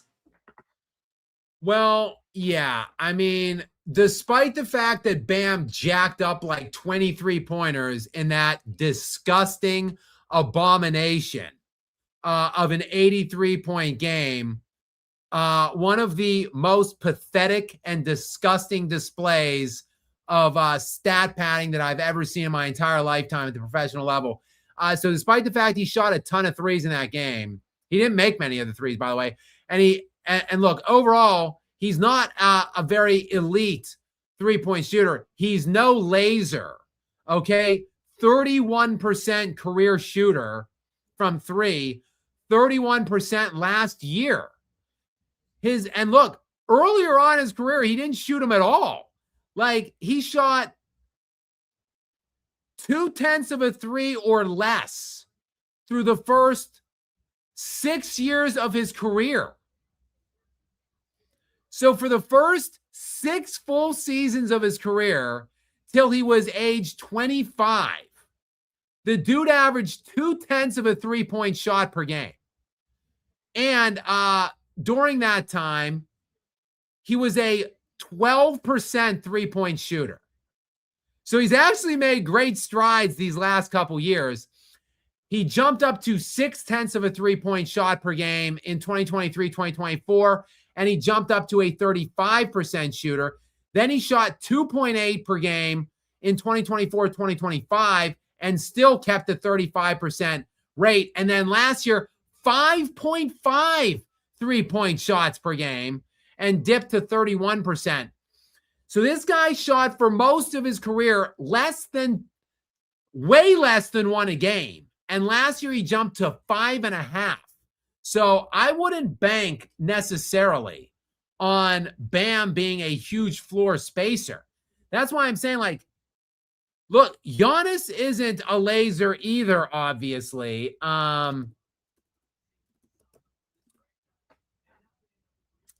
He's probably shooting more. Everybody's shooting a ton of threes now. But no, Giannis only shot 1 per game last year. 1.3 shots per game from 3 last year for Giannis. 2.2 for his 13-year career. His 3-point percentage, 28%. So, like, this is what I'm saying about this team. Troubling, concerning. You lose your best outside shooter in Tyler Hero. You're going to lose now your next best outside shooter in Norman Powell. So, like, Bam and Jokic can't shoot. So, like, what are we doing here with that lineup? I mean, I don't know, Gary. I would be mighty concerned about, if I'm Giannis Antetokounmpo, I would have questions to be answered before I greenlit this trade or accepted what is likely to be an extension, a sign and extend. I would have some tough questions that I would expect the front office to answer. I'm sure he didn't, because he's probably just so happy to get out of Milwaukee. And I just saw confirmation that Nate Ament is, in fact, going to Milwaukee. So, yeah, to the commenter's point, they're going to wait until the physical pass and it's official. I'm starting to get a little anxious about the Spurs pick now. A lot of speculation here. I'm not even going to try. Well, I will try this name. Hannes Steinbach is the pick from Charlotte, from Germany, from Washington via Germany. Hannes Steinbach, a power forward, freshman power forward center that played for Washington. And allegedly he had interest as high as Atlanta and Dallas. But he slides all the way down to 14 to the Charlotte Hornets. And now Chicago is back in. And actually, the mock draft I'm looking at had Steinbach going to Chicago at 15. So obviously, that ain't going to happen, because he just went 14 to Charlotte. So Chicago is now officially on the clock. So Chicago, they've been busy, because they also had the 4th pick. So they're back on the clock now with pick 15. So some nice work, some nice things, a nice draft assortment of draft picks, collateral for Chicago. And then Memphis picks again after that via Phoenix. This one from Chicago, by the way, via Portland. But there you have it. Will, and to your point, I don't really know what they're going to do about Bam and Giannis. I don't know. Look, they're going to be really good defensively. Bam is a good defensive piece. Giannis used to be a great defensive piece. We'll see if he can regain that form now that he goes to South Beach.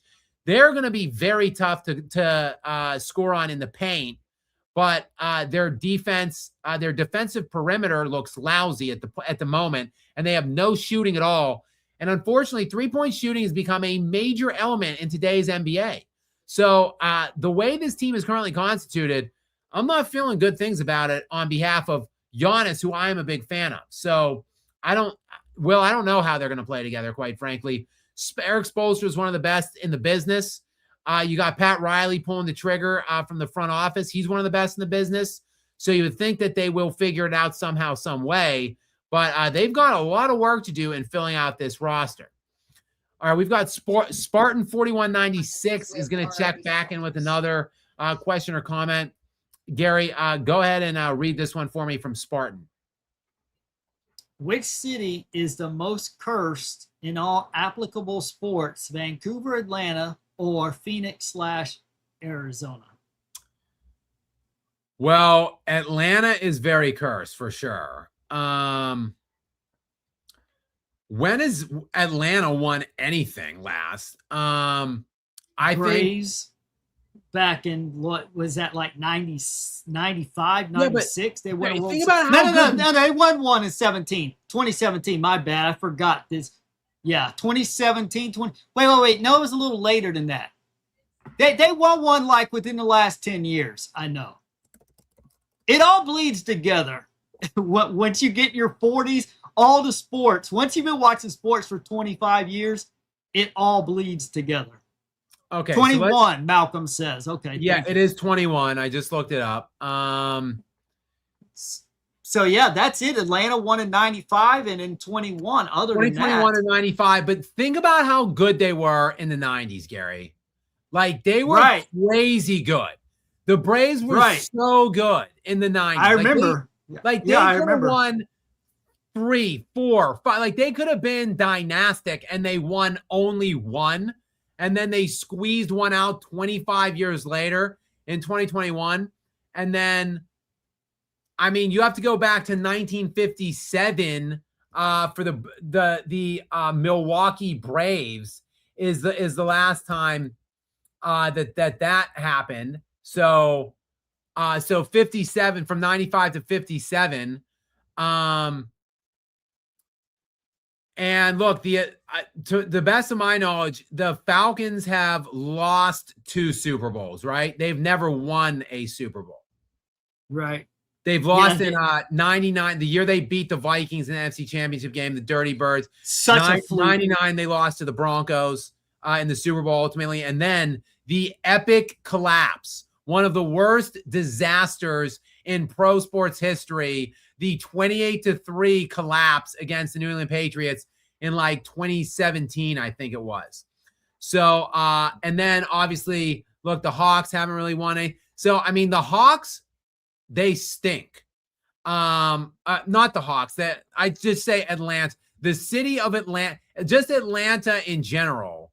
They just stink. So I feel like they're very cursed. The Falcons got Tua, though. Tua's going to turn them around. You know who else they got, Gary? I just saw this report. If there's any football fans in here, Kyle Pitts, who is one of the most heralded tight end recruits coming out of college of all time.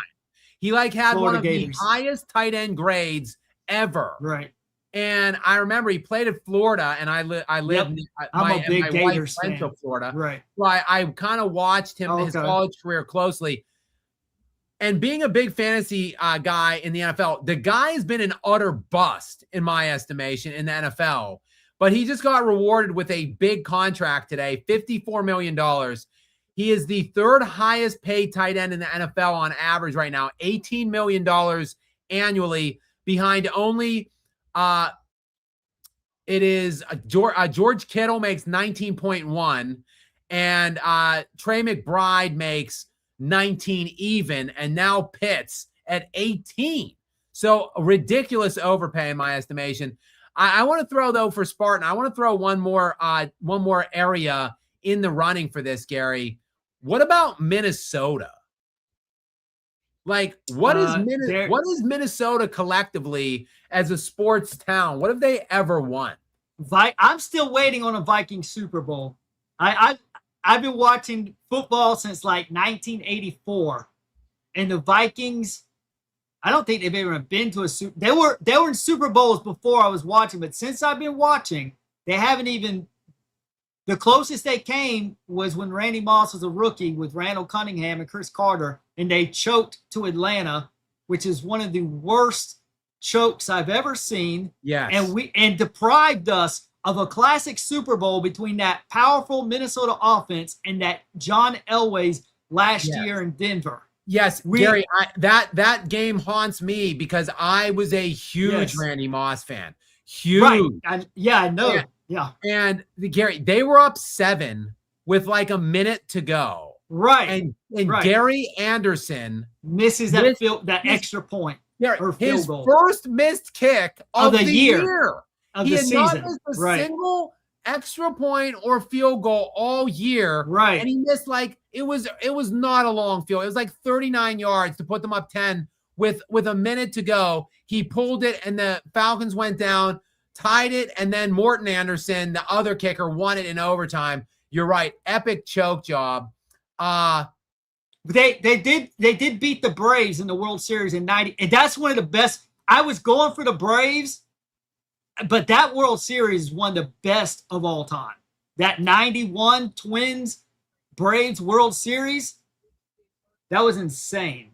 Okay, now the pick is in. Go ahead and talk about it. The pick is in, Gary. From Chicago, Dalen Swain, shooting guard, small forward from Texas, the junior. And apparently his range was supposed to begin around 17, but it ran into like the mid-20s. So at 15, a bit of a reach here from the Chicago Bulls. This is the first kind of reach that we've seen to this point, I would say. So we'll see how that works out ultimately for the Chicago Bulls. But Gary, yes, go ahead. I was just going to say, okay, this is what I'm feeling for my Spurs at 20. Chris Sinnett Jr. That's my guess off the top of my head, which I think that him and Alan Graves in later mocks, those were a couple of guys. Who do you have in your mock draft for the Spurs at 20? Let me see here. I'm looking for some consensus. I'm seeing Ibuka Okori is an option potentially. Let me see some of these other ones. Cameron Carr potentially. No, he's a shooting guard, small forward. We need. See, they're going by and talent, I guess. Jaden Quintance. I don't know how to say his last name. Yeah, guy's got a knee injury. Center from Kentucky. Sophomore center from Kentucky. He tore his ACL. Anyway, Gary, let me just get back to this one. You're right. The Twins won. Okay. They won actually. The Minnesota Twins won in 87 and 91 against the Cardinals. Right. But Minnesota holds the longest championship drought across the Big Four major American sports leagues, with its last major professional title coming over 3 decades ago. So that 91 win that you referenced a moment ago by the Twins, that's the last time they won anything. So, Gary, it is nearly 20. It's like approaching 2030. That's going to be 40 years ago. So, Spartan, the answer has got to be Minnesota, in my estimation. And look, the Timberwolves look to be on the come up. Gary, did you see what the Timberwolves did last night or no? The Timberwolves? What they did? Well, Gary, I'm glad that you didn't see it, so I can break this news to you. About 90 minutes before the Giannis Antetokounmpo trade was executed, the Minnesota Timberwolves traded Julius Randle to the Brooklyn Nets. To the Nets. Yeah. Do you know what they got back? Not much, because it was a salary dump because they wanted to re-sign Ayo. Gary, they traded their 28th pick and Randall for the 33rd pick tonight. Yeah, they moved back for some reason. Tomorrow night. So they moved back. Yeah. They traded Randall to move back 5 picks. Out. So, and now after that, and after obviously the failed Karl Anthony Towns trade, now the news is breaking today.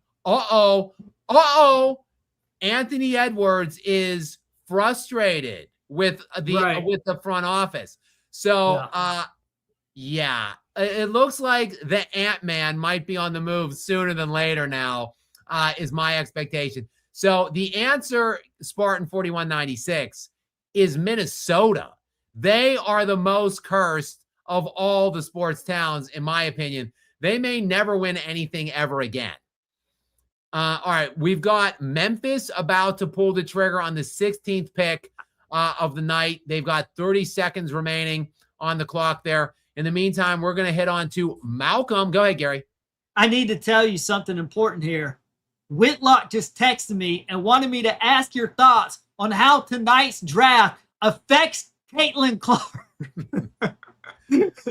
Yes, Malcolm Tent, 2026. That's a good question. I've been doing these little, as many of you know, some of you might not. I am daily, not quite daily, but I'm actually looking at, I've been on Whitlock like 60, 70 times since March. So 60 or 70 appearances since March. So I'm not quite a daily contributor on his show, Fearless, on his channel, Jason Whitlock. But I'm on pretty regularly. I'd say like 2 to 3 days a week, maybe. And I've been putting up some segments of my appearances on his show on my channel because I think they're funny, and I want to share them with my audience as well. So I put one up today. There was one up I put up the other day.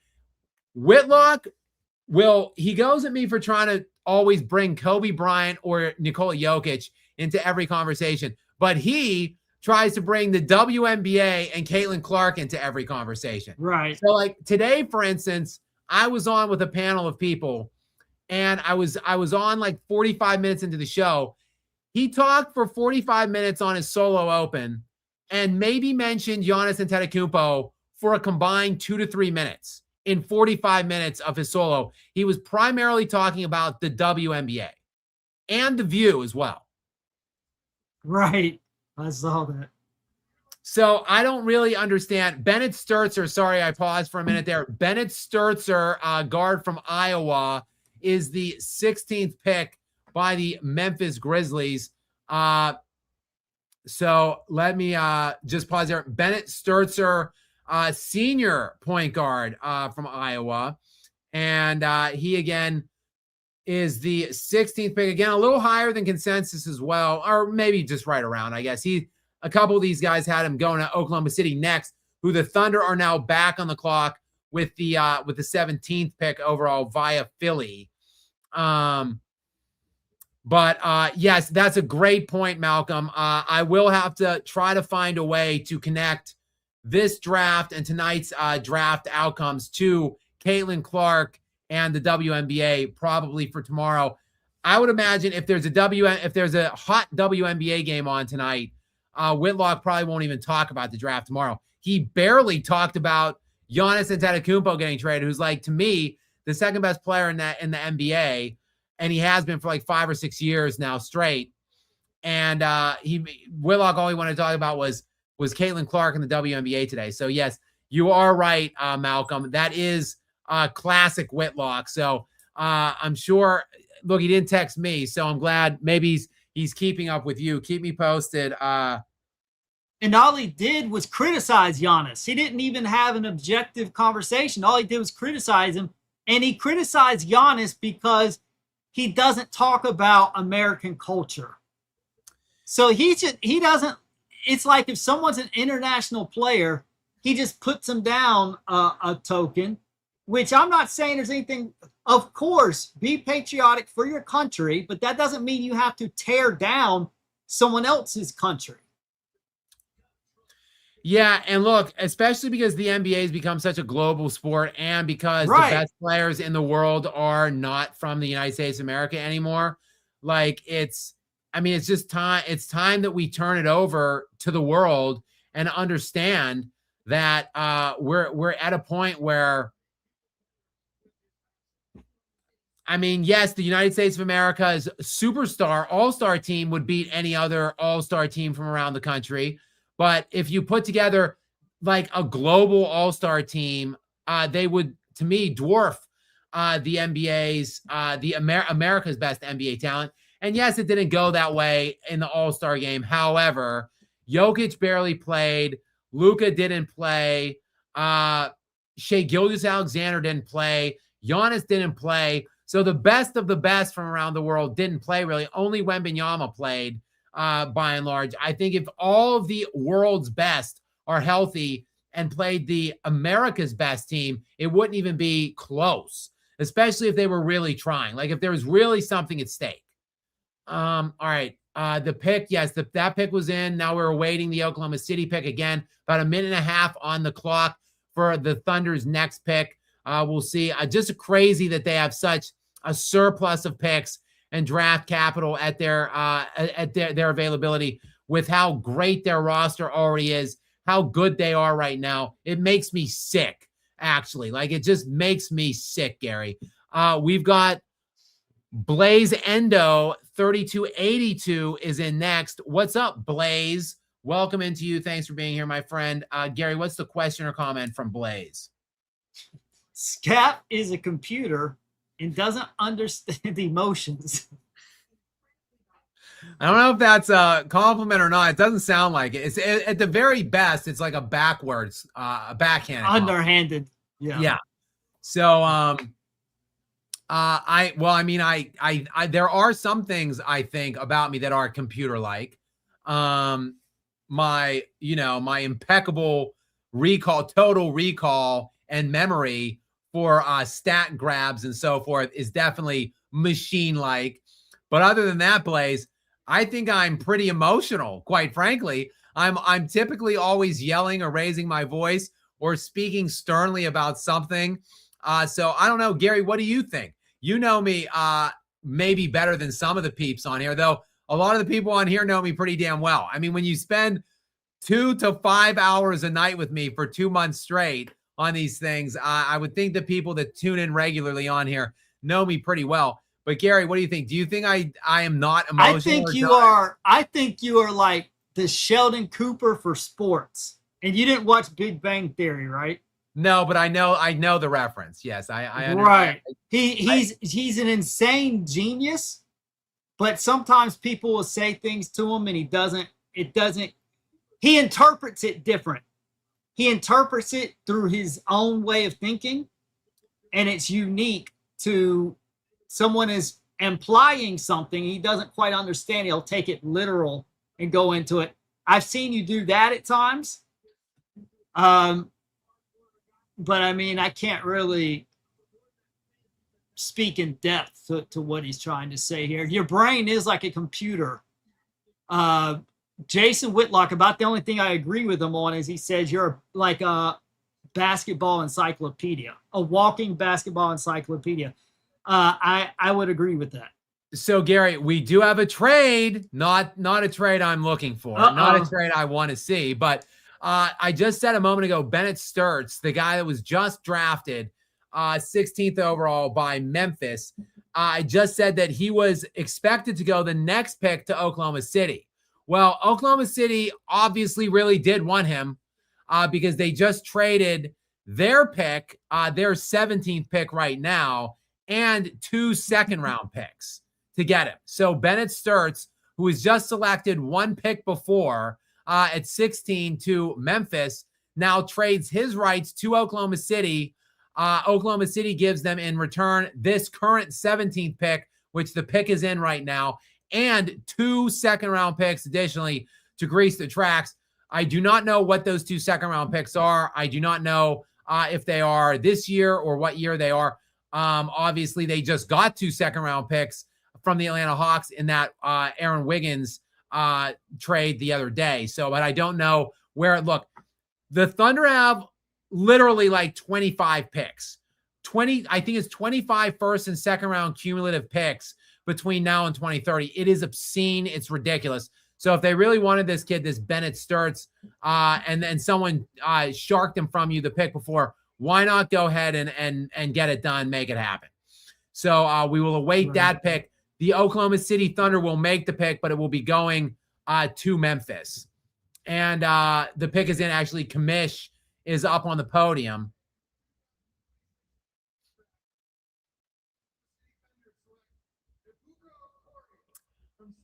Ibuka Okori, the guard from Stanford, is the pick. So Ibuka Okori, the freshman point guard from Stanford, is the pick by Oklahoma City on behalf of the Memphis Grizzlies. And that brings us back to Charlotte. Seems to be making a pick every other pick. It seems like Charlotte, is this like their 3rd pick now? Charlotte's got a lot of good young assets. They were very good in the second half of the year this year, and they're making a lot of picks right now. Cameron Carr, they have been connected to Cameron Carr, the guard forward from Baylor, the sophomore guard forward from Baylor. And there has been a lot of connection to him with Charlotte. And Cameron Carr is still available. He's down there. He's in the building. He's sitting in one of these round tables there at the front. So he, to me, figures to be the pick. That would be pretty much an obvious pick at this point for the Charlotte Hornets. But we will wait and see with the 18th pick overall in this draft who exactly that is. Meanwhile, we will go to the GOAT foot doctor on earth, the preeminent foot doctor, LeBron's foot doctor, obviously, who helped him get back faster than any of the other doctors had ever seen from that torn tendon in his foot a couple years ago. We welcome in the LeBron James of feet. Welcome in LeBron James of feet. Thank you very much for taking your very busy, taking a break from your very busy medical schedule to join us here. And thank all of you guys, by the way. It's 2 hours into this thing. We are only 17 picks. The 18th pick is on the board. So still about 12, 13 picks to go. So probably another hour plus at least out of us. So thank you guys for hanging out and joining Gary and I here. I appreciate you guys. Gary, what's the question or comment from the LeBron James of feet, though? Commissioner Voldemort needs a mobility scooter like them big old women down in San Antonio. Yeah, I like that one. I've called him a lot of things, have I? Commissioner Adam Silver. Of course, one of my favorites, Commissioner Penis Head. I try to be a classier, family-friendly channel. So I've kind of tabled, I've put away my Commissioner Penis Head nickname for Silvers. I try not to bring that one up. Also, I don't want to anger the NBA too much. Obviously, my YouTube channel is based on NBA coverage. So I also call him Commissioner Nosferatu because if you guys have ever seen, Gary, you like that one? You're giving me a thumbs up on that. I was saying I'm giving it a thumbs up because I like that reference much better than the other one because that one could potentially get you a violation. So that's why I think I told you a while ago you should probably retire that just to be on the safe side. The Nosferatu movie, not the recent one. No. I saw the recent one, but the original from like 1922, I believe. Correct. Is just one of the creepiest forms of art, if you want to call it that, ever done. Just so truly disturbing. And unfortunately does resemble, Adam Silver does resemble him a little bit, but Nosferatu slightly less creepy, I think, but not, I'm kidding. Yeah, you got to check it out. So there is a remake. There was a remake in 2024 called Nosferatu, and it starred, look, Bill Skarsgård, who's creepy as hell. That guy's just creepy. I think he might be, is that the one, is that the Skarsgård that plays Pennywise the clown as well? I believe so. Okay. I didn't watch it. I believe so, though. Yeah, he's very creepy, and he plays in the 2024 Nosferatu remake, Count Orlok, who is, of course, Count Dracula becomes Count Orlok. So he plays Dracula in the new one. Also in that movie, Lily Rose Depp, which is Johnny Depp's daughter, is in the film. Nicholas Hoult, Willem Dafoe, Aaron Taylor Johnson. So a star-studded cast on that remake. But no, that is not the one I'm talking about. I'm talking about, as Gary correctly pointed out, the 1922 horror fantasy film that was officially titled Nosferatu, A Symphony of Horror. Guys, I would challenge you to look up Nosferatu. Just go to Google right now. Type in Nosferatu 1922 and do an image search on it. It is Commissioner Adam Silver. Like, there's really no getting around it. So that is another famous or favorited nickname of mine of him. And then, of course, I call him Dumbo because his ears are massive. but I like Commissioner Voldemort as well, the LeBron James of feet. So I might need to throw that into my repertoire. My wife is actually a big Harry Potter fan. So while I am a big movie buff, as we just talked movies for like 10 minutes there or whatever, I actually, I've got to make this admission. I have not seen all of the Harry Potter films. I think I saw 1, 2, and 3, and then the second part of 7. So there's like the middle chunk. I just didn't see any of them. Gary, have you seen all of the Harry Potters? No, I haven't seen any of them. Okay. I haven't seen any of them. So there's a lot of popular franchises that I've never watched a Toy Story because I know Toy Story 5. I've never seen Toy Stories either. Yeah. So many franchises I've just never bothered to watch a single film, and Harry Potter is one of them. Sorry, Gary, just looking. We've got J-Vol is coming back in now. He was Gary, I don't know if you remember J-Vol. I'm sure you do. The very young, like born in the 2000s. Right. Yeah, the LeBron super fan. Yes. Yeah. He was in last night with us. So he's back in again for a second night. Let's take a pause and hear the Hornets' 18th overall pick, though. Christian Anderson Jr. So I just said a moment ago they had been connected to Cameron Carr, who was still on the board. So it was a no-brainer. Christian Anderson from Texas Tech is the pick, is in now and I'm trying to see exactly where he was speculated to go, quite frankly. I don't know. I'm trying to find him on these mocks. Oh, I'm sorry. He was supposed to go sooner than that, actually. Yes, the point guard, sophomore point guard from Texas Tech. So he goes 18th overall to the Charlotte Hornets. Next up at 19 to be on the clock is the Toronto Raptors.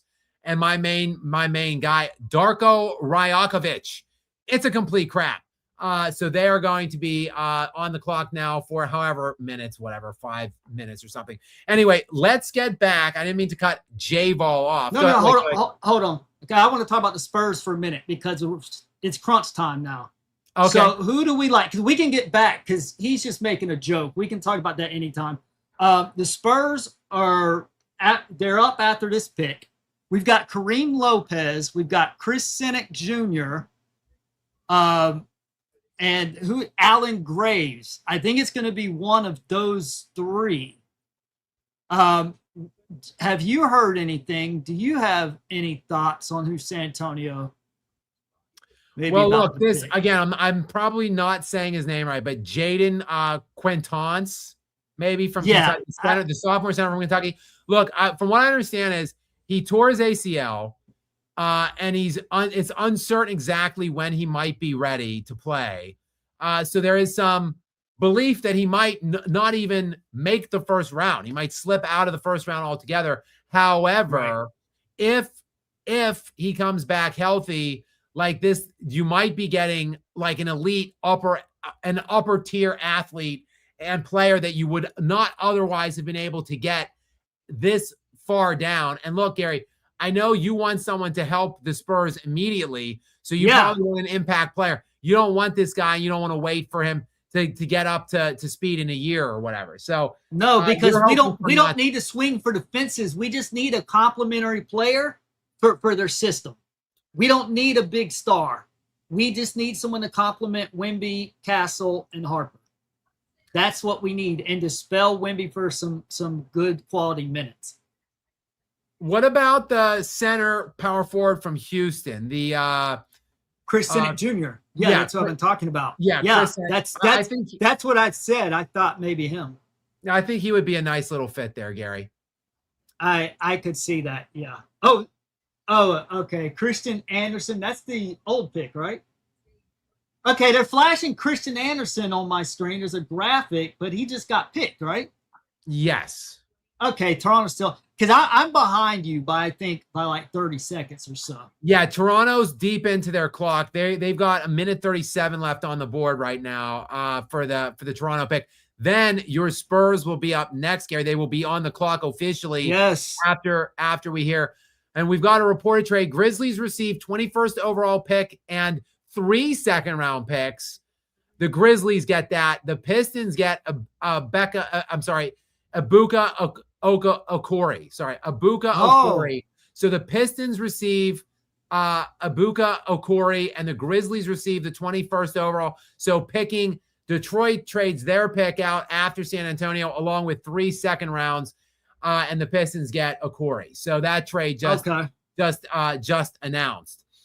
Meanwhile, Toronto now under a minute.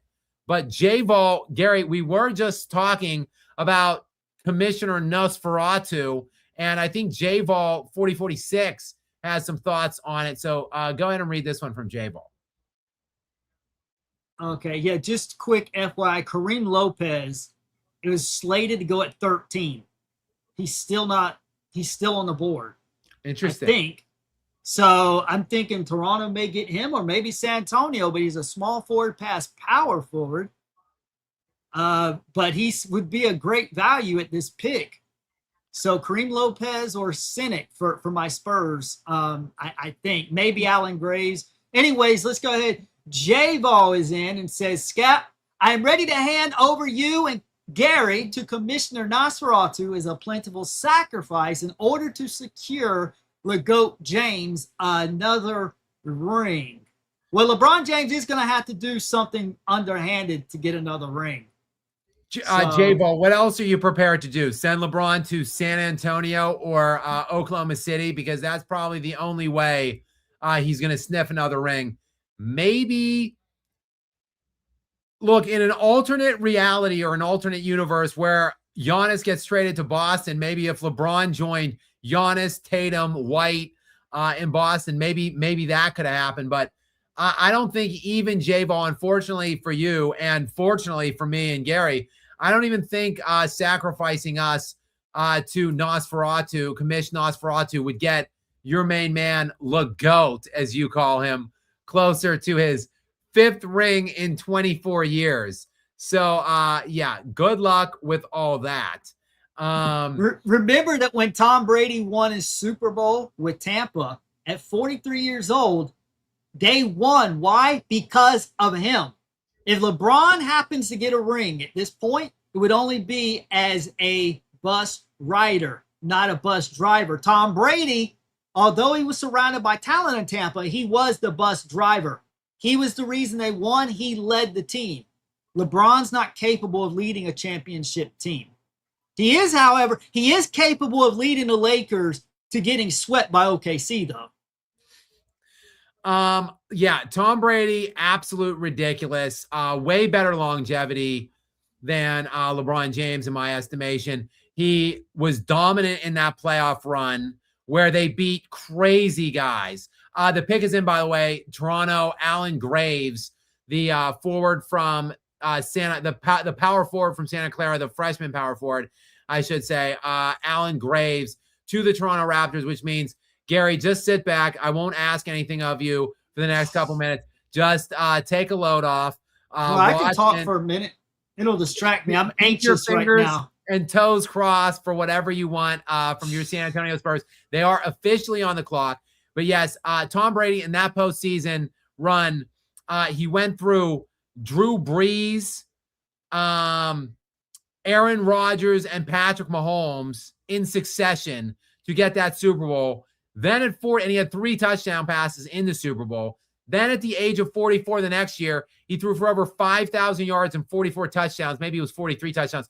Led the NFL in yards passing and touchdowns passing, and got his team a 13-4 record that season as well. I thought he should have been the league MVP that year. He finished second to Aaron Rodgers that season. So that was, yes, a crazy, you're right, crazy year by Tommy Brady. And you're right, to your point, and to answer J-Bo, LeBron will probably be the 3rd best player on a championship team now at this point. I don't think he's certainly damn sure isn't the 1st best player or the leader of a championship team.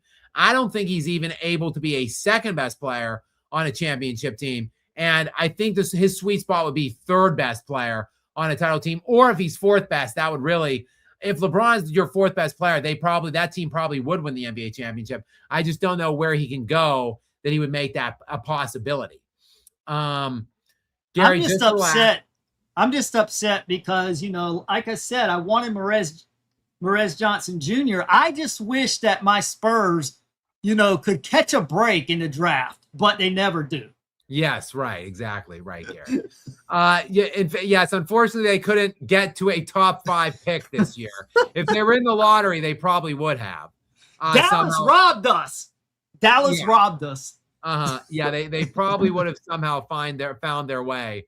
I am interested to see, though, the name you brought up. Which one? Chris Senick Jr.? No, Kareem Lopez from New Zealand. Yeah, he's just a small forward, but he can play power forward. How big is he? Yeah, he's on the board. He was supposed to go at 13. I'm thinking him or Chris Senick. Yeah, he's dropped a good amount. I wonder why. We're at 20 already. Some guys go higher. He's 222 pounds. I want someone bigger than that. I think that's what we need. But maybe his talent will make up for it because he was supposed to go to the Bucks at 13. Is what this said. So Senick is 6'11", 240 as a freshman. Yeah, I like that better. I think he would fit the Spurs mold kind of too. Yeah, in my estimation. That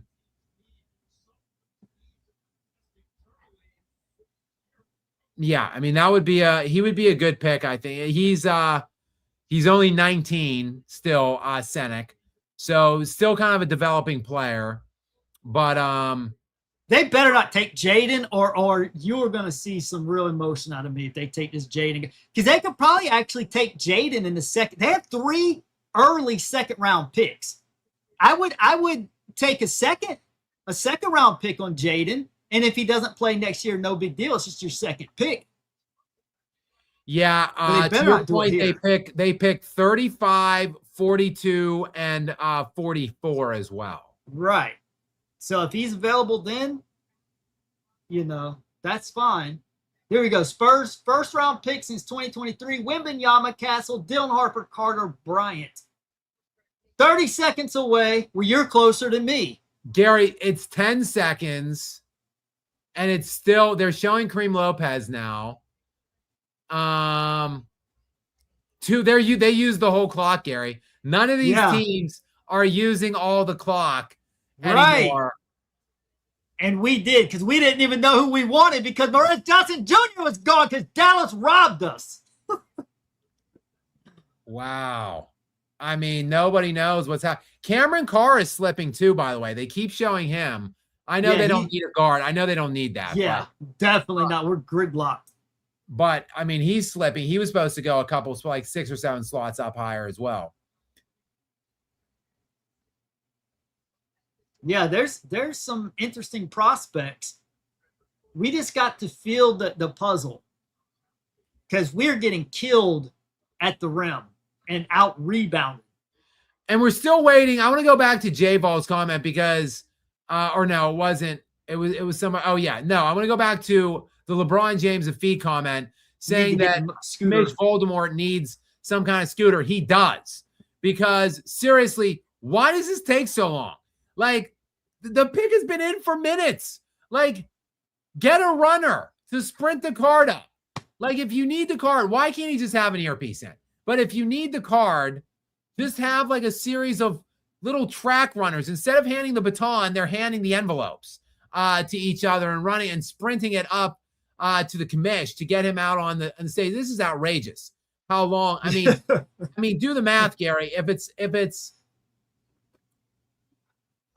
allow me to do the math, actually. Yeah, they want to stretch it out to fill all 3 hours of the prime time for ratings. That's not a thing anymore on YouTube. It changed the landscape, so it'll just get views throughout the night and throughout the next coming days.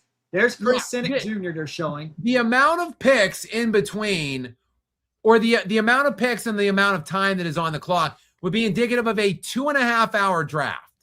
Instead, we still have 10 more picks and we're 2 hours and 20 minutes into the draft. So the draft should be wrapping right now. And instead we still have 10 more picks, probably well over an hour. So, and a lot of it is because of this filler shit. What is going on here?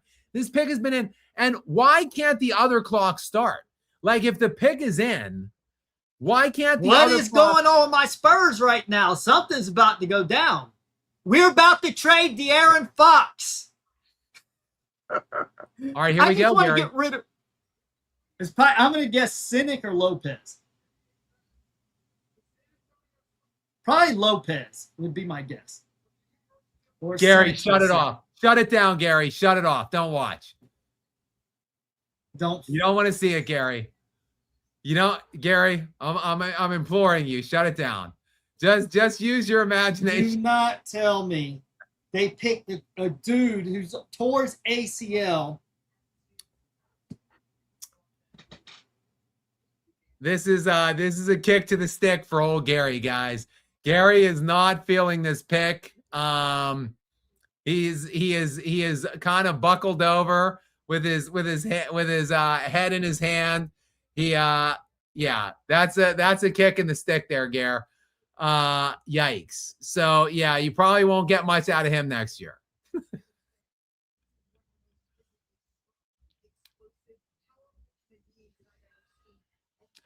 But Gary, look, did you hear what this chick, whatever her name is, this woman who I'm sure she's a very in-depth basketball analyst, she said he's one of the most powerful, explosive human beings she's ever seen. So you've got that going for you from whoever this girl is on the podium, on the stage right now, breaking it down. You got that going for you, Gary. Come on, turn that frown upside down. Come on, Gary. Yeah, he's not dealing with this well, guys. Let me, I'll just move on here. I'll read the Incorruptibles in while Gary's I waited so damn long for this draft. I was talking about this last year when I was fighting everybody about not trading Giannis and gutting our youth. I was excited about that draft in 25 and also the 26 draft because those were puzzle pieces. That Jaden dude would be available in the second round. You had Kareem Lopez dropping from the 13th spot.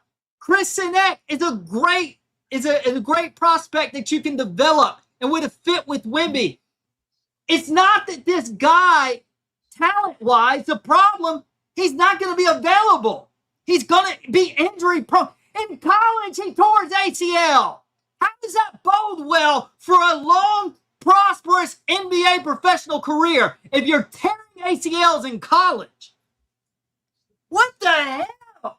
They've been so good at drafting, like masterful. And then they want to swing for the fences because this is a risk. Even if best case scenario, he doesn't get injured, it doesn't affect him. It was still a dumb risk that's not necessary. We already have our nucleus piece in Wembanyama. We don't need to try to take a big risk and draft another superstar. We can't afford what we have. We cannot afford Fox, Harper, and Castle.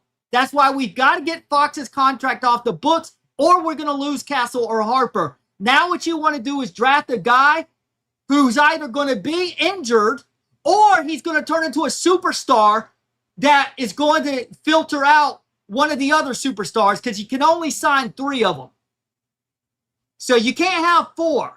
So that was just dumb all across the board. Just get someone reliable and dependable. That's all you had to do. It's just what the movie Miracle said when Kurt Russell said, I want the right players, not the best players. That was so stupid and idiotic, and I'm pissed off. I've been waiting for a damn year for this draft. All to get someone who tore his ACL and probably won't even play next year. Now, Gary, I have some intel here for you. Maybe it will improve your mood right now. So he did not get invited into the green room because there was concern that he may drop out of the first round. So yes, Exactly. there may have been some availability for him at 35, maybe, but he does have quite a lot of upside. He's very physically talented, and this is actually good news, bad news, actually, Gary. The good news is that he didn't tear his ACL this year. He tore his ACL last year. He tore his ACL in March of 2025. So the good news is he's been well removed from that injury. The bad news is he's still not recovered from that injury. He played in only 4 games this last year because of complications and issues stemming from that knee surgery in March of 2025.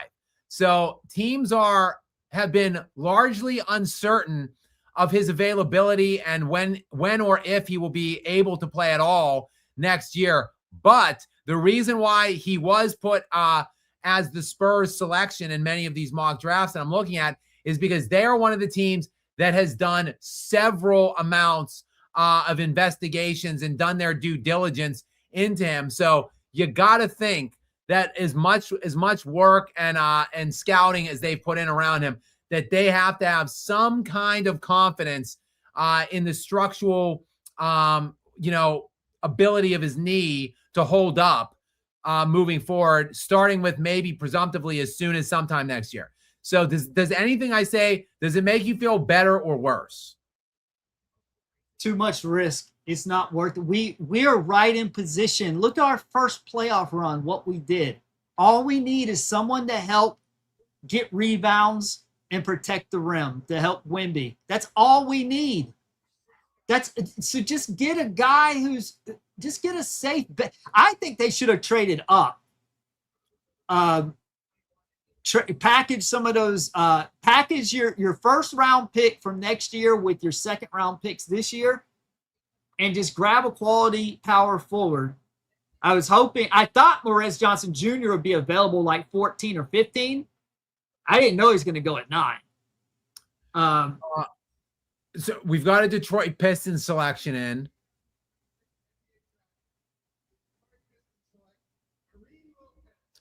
Kareem Lopez finally off the board. So Kareem Lopez, who was supposed to go 8, 9 picks earlier, he's been sitting there diligently waiting in the front row there. Finally, with the number 21 overall pick, the Detroit Pistons select him. However, that pick is going elsewhere because it was traded. This 21st pick was just traded earlier. I forget who it was. It was literally just minutes ago, but I've already forgotten. And that leaves at 22, the Philadelphia 76ers are on the board right now. Obviously, these trades aren't final anyway, but he is going to whoever picked 19 is where he's going officially. Either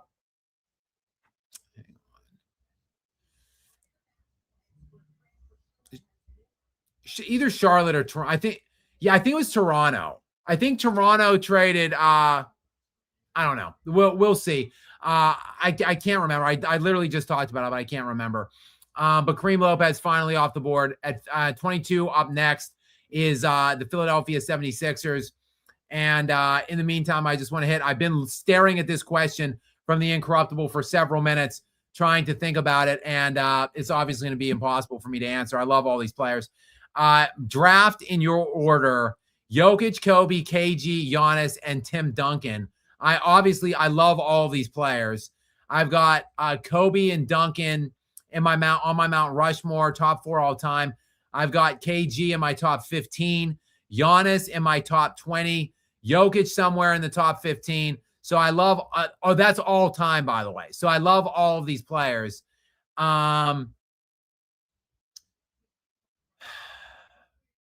look, a lot of these guys weren't drafted very highly. Kobe 13th overall, Giannis 15th overall, Jokic 41st overall, and then of course KG and Duncan were 1st overall. I mean, look, as much as I love Giannis and Jokic, I don't know. Maybe Giannis would probably be my 5th pick of the 5. there's just no world where I'm not putting Kobe number one, quite frankly. Look, I know realistically you want to build around a elite defensive big, but the competitiveness of Kobe Bryant, the drive, the desire for greatness, and the way that he outworks everybody. If you can put the right pieces around him, which the Lakers, quite frankly, didn't do for large stretches of his career, I still think Kobe Bryant overachieved to get to 5 rings. And I think if you put the right pieces around him, he could have gotten much closer to Jordan's overall legacy. The Lakers failed to supply him with the appropriate amount of pieces. And quite frankly, just playing with Shaq for the first 3 probably destroyed any realistic shot Kobe had to get all the way to Jordan, because 3 of his rings would have been won as like a 1B or like a co-lead, or in some people's eyes, ridiculous as it may seem, a number 2 option. But I would still take Kobe Bryant number 1. This is obviously a redraft, so knowing what we know at the time, look, if it's at the time these guys went available in the draft, obviously KG or Duncan would be number 1. But and Jokic would be last. If this was knowing what we know, though, that changes the order if we're doing a redraft situation. So I would go with Kobe probably 1, Duncan 2. It's tough. It's tough. I know, Incorruptible, you love KG so much, as do I. I would probably, again, speaking of putting the right pieces around the guys, look, Jokic would need the right pieces around him. Namely, he would need a defense structured around him. But I would probably, the guy is just so dynamic and so elite and such an offensive floor riser. I would probably pick him now. He would be my next pick. And you would have to have a stretched 4 that could shoot, but also defend the rim and be an elite defensive presence that could play off Jokic. Something the Nuggets just haven't been able to wrap. The Nuggets front office brass haven't been able to wrap their tiny little brains around in the 11 years that he's been in the NBA. You got to put an elite defensive big around Jokic, and then ideally that could also shoot threes to help stretch when they're on offense. But I think I would go Kobe, Duncan, Jokic, KG, Giannis would probably be my draft order. And if you tell me you would want Tim Duncan at 1, I wouldn't push back, because the guy is such a great elite defender and leader. I would not push back on Tim Duncan over Kobe. But Duncan and Kobe would be Kobe and Duncan. One of those 2 guys would be my number 1, and the other guy would be number 2. But good question, Incorruptible. Way to make me squirm on that one. A very difficult question to answer. I love all of those players. Some of my very favorite players of all time, obviously, in that list. The pick is in for Philadelphia. We're awaiting that. That is the 22nd overall pick tonight. So Commissioner should be back on the stage any minute now. By that, I mean probably like still 5 minutes away from crawling back to the podium, since the pick is already in. But let's go ahead and slide to Xavier DeGod here whilst we wait for Commissioner Adam Silver to get his ass back behind the microphone.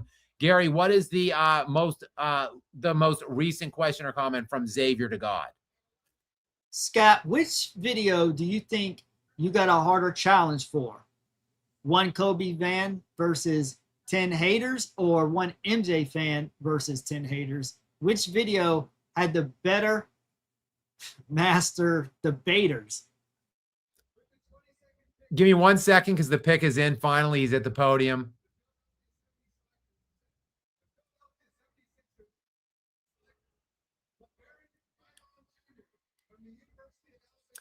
LeBron Philon Jr., guard from Alabama, is the pick in, and actually the pick that was expected to go the pick before to Detroit. So right around where he was supposed to go. Sophomore 1-2 guard from Alabama, LeBron Philon Jr., the pick at 22 to the Philadelphia 76ers. Next on the clock will be the Atlanta Hawks at 23. And we're getting close to my Denver Nuggets, actually. So I'm not nervous or concerned at all because the Nuggets stink. Their front office stink. And I wouldn't be surprised if they make a terrible pick. And they obviously they're not trading. They were supposed to trade up. They didn't do that because it's already the 23rd pick now. They pick in 3 picks. So Xavier, great question. You're of course talking about the House of Highlights debates that I did, the Kobe versus 10 Kobe fans versus the 10 Kobe haters, and 1 Michael Jordan fan versus, they weren't Michael Jordan haters, they were LeBron fans. So it was 1 Michael Jordan fan versus 10 LeBron fans. And it's actually, I've got an interesting answer here. The harder debate was Kobe. And I'd say the more challenging, the guys were, I'd say, about even on both. The more challenging debate for sure for me was Kobe, and the harder debate for me to win was Kobe. However, if you watch those two videos, it looks like I absolutely cooked and buried them in the Kobe video, while it looks like the Michael Jordan debate was very tight and close. But that was just colorful editing by House of Highlights to make it look like that Michael Jordan debate was closer than it actually was in reality. It wasn't close at all. I cooked, I destroyed, I ran them out of the building, basically, in that Michael Jordan fan versus 10 LeBron fans debates. But while it was more of an accurate depiction of the actual debate and how it went in the room in the Kobe debate, which is why it looks like I dominated in that one, and the way they edited and cut it together in the Jordan one makes it look like it was far closer than it was. So I know you're probably scratching your head right now, Dave. You're saying, well, you're saying the Kobe debate was much harder, but it looks like you absolutely smashed in that one, whereas you barely won, it looked like, in that Jordan debate. Or at least that's the way I feel when I watch those 2 videos. But it's because they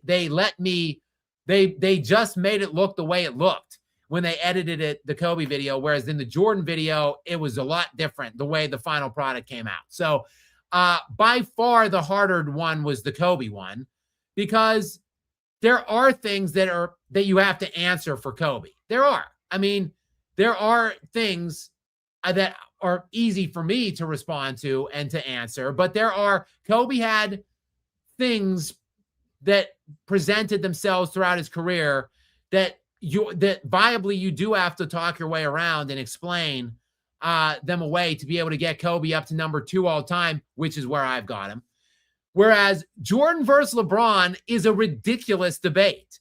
It is such an easy, laughable debate. Like, it's one of the easiest conversations to have in all of sports. There is no conversation. Michael Jordan is so much better than LeBron James, and his resume overall is so much better, and he did so much more in so less time. It's a laughably easy debate to have and case for me to make. So the harder one actually was Kobe, and there were good debaters and good guys in both, and there were not so good guys in both as well. They kind of cut those guys out of the second one, I think, and that whereas they didn't really cut those guys out of the first one. Really, there were less cuts made overall in the first one. A larger percentage, a larger amount of the debate made it into the first one versus like probably 35-40% of the debate that we filmed was cut out of that Jordan one. I would say it was only 15 to 20% was cut out in the first, because I understand, look, you want to, for time purposes, you got to keep it as close to an hour as possible. But we only filmed for like an hour and a half for the Kobe one. We filmed for probably over 2 hours in that Jordan one, and it only made it to like an hour and 15, about the same length of time as that Kobe one. But both are doing well. The Jordan one is actually doing better overall. The Kobe one right now has 403,000 views. However, that was from 7 months ago. The Jordan one already has 308,000 views in only 2 weeks. So this one's probably going to get 700,000 views, maybe, hopefully more. I was hoping it'd get near 1 million. We'll see. It's definitely performing very well. So great question, Xavier to God. If you guys haven't seen those videos yet, go check them both out. Just go to my Skap Attack page, my main YouTube page, and you want to just scroll down through my little popular videos tab. I've got some playlists. I've got my live thing is showing right now.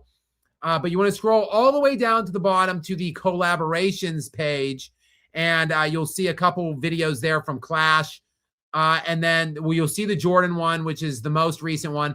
Then I've got my collaboration with Connor from Hero Ball. Then a couple collaborations I did with Tyler Rose. You should check out both of their channels as well. And then the last video, so you got to hit the arrow over, is the first one I did, the Kobe Bryant one. So check those out. Shout out to Clash and House of Highlights for having me on to do those two. We're going to get next to the Incorruptible is back in. However, yeah, we can go ahead and hit this Corruptible. Atlanta's pick is in. The 23rd pick overall here in the first round is in. It will take Commissioner Silver God knows how long to tell us what that pick ultimately is. So we'll just go with the Incorruptible in the interim. Thank you very much, Incorruptible, for being here for me. As always, Gary, go ahead and read me this question or comment, this most recent one from the Incorruptible. Why would Giannis go to the Miami circus where they gift fake records to mediocre players? So I'm sorry, we've got Zuby Ejiofor, forward from St. John's, is the pick that is in for the Atlanta Hawks at 23rd overall. He's a big kid, 6'7.5", 250. So you wanted a big bruiser, Gary. You don't want him. He's only 6'7". He was on our radar in the second round. He went up because he was projected to go late in the first round or early second round. That was who we were targeting at 35. But so we target some good players. This got taken quicker than they were originally projected in Marez Johnson and now Zuby. Yeah, you're right, Gary. I mean, I'm looking at, I'm trying to see exactly where he was originally slated around 32 or 33. So yeah, like about 10 picks earlier than was expected. So yeah, a bit of a surprise, bit of a reach. We could have got Jaden at 35. I really think because of that injury. That's what I feel like Giants fans when they got Daniel Jones. It's not that Daniel Jones himself is terrible. It's just that he was terrible. Was it the 8th pick, I think? It's like 7th or 8th. 7th or 8th, yeah, something like that. Yeah, it was insane because they could have got a top prospect edge rusher in there, and they could have got Daniel Jones on the next pick. So I don't understand why the Spurs felt like we've got to rush and get Jaden right now. I mean, maybe he wouldn't have been there at 35, and if not, that's okay. He can be someone else's risk. But a second round, you can afford to take risks. But at 20 in a loaded draft, that's still a lot of quality and value there. Yeah, Gary, next on the clock, by the way, at 24 is the world champion New York Knicks in New York, obviously, where this draft is taking place. And the building is predictably going kind of crazy for the Knicks to be on the board and be selecting their pick, the number 24th overall pick in the first round. They've got 2:49 left on the clock at this point. Cameron Carr is still available. They keep showing this kid. He was supposed to go at 18 originally. So he's dropped a bit. So maybe the Knicks get some value here at Cameron Carr. Meanwhile, though, to the Incorruptible's point, I don't know. Incorruptible, I don't understand it. Look, maybe Giannis just wanted out of Milwaukee so badly, but you could have went somewhere that gives you a better chance. Look, go to Atlanta or Charlotte. I would have been pushing for Boston, but even like Atlanta or Charlotte, one of those teams, you would have been way better with whatever package you put out. Charlotte and Atlanta have had a ton of picks tonight. They're going to take Cynic Jr., I bet. It's what he slated in here to take Cynic at 24, which I think would be a good pick for New York, I think. I mean, Atlanta had the number 3 pick in this draft tonight, or not number 3, number 8 pick in the draft. And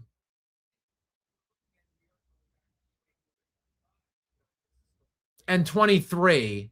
I mean, give them 1 and 23 from this draft, and give them a number 1 next year. Whenever you've got another number 1, maybe 2029, maybe a little bit out, and then a couple seconds, and then give them 1 or 2 of your younger prospects to bring in Giannis to Atlanta. Like, I don't understand. If I was Giannis, I would have been pushing for several other teams other than Miami, because they've got nothing right now around him and Bam, and not a lot of money to go out and complete it.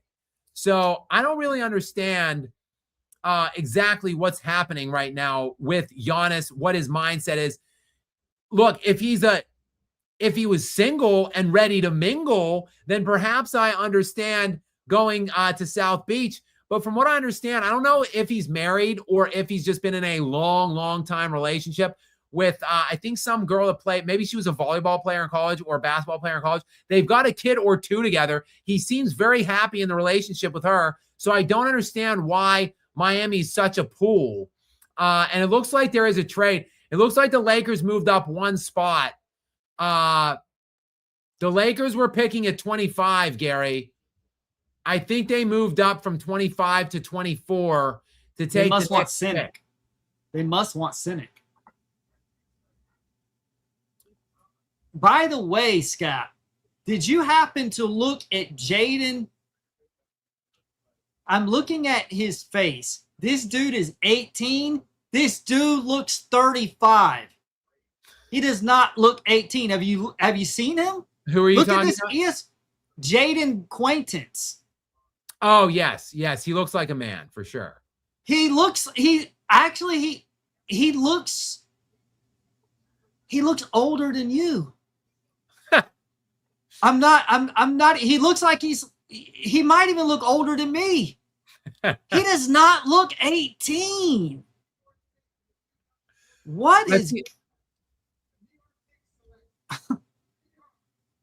Cameron Carr is the pick for the Knicks. Okay. So the Baylor guard finally off the board.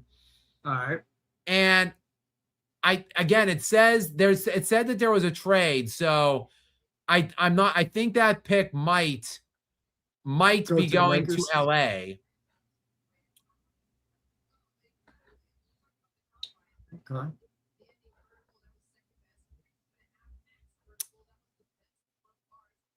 I keep looking for Nuggets news, and all I keep seeing is the Nuggets are getting Jaylen Brown. Keep dreaming, Nuggets Nation. Keep dreaming. What I would love Jaylen Brown alongside Nikola Jokic. I just don't see it happening, unfortunately. Yeah, the only way that happens is if Jokic goes to Boston. I mean, I don't know. They don't have assets. Hey, you want an injury-prone Aaron Gordon and a playoff choker, Jamal Murray?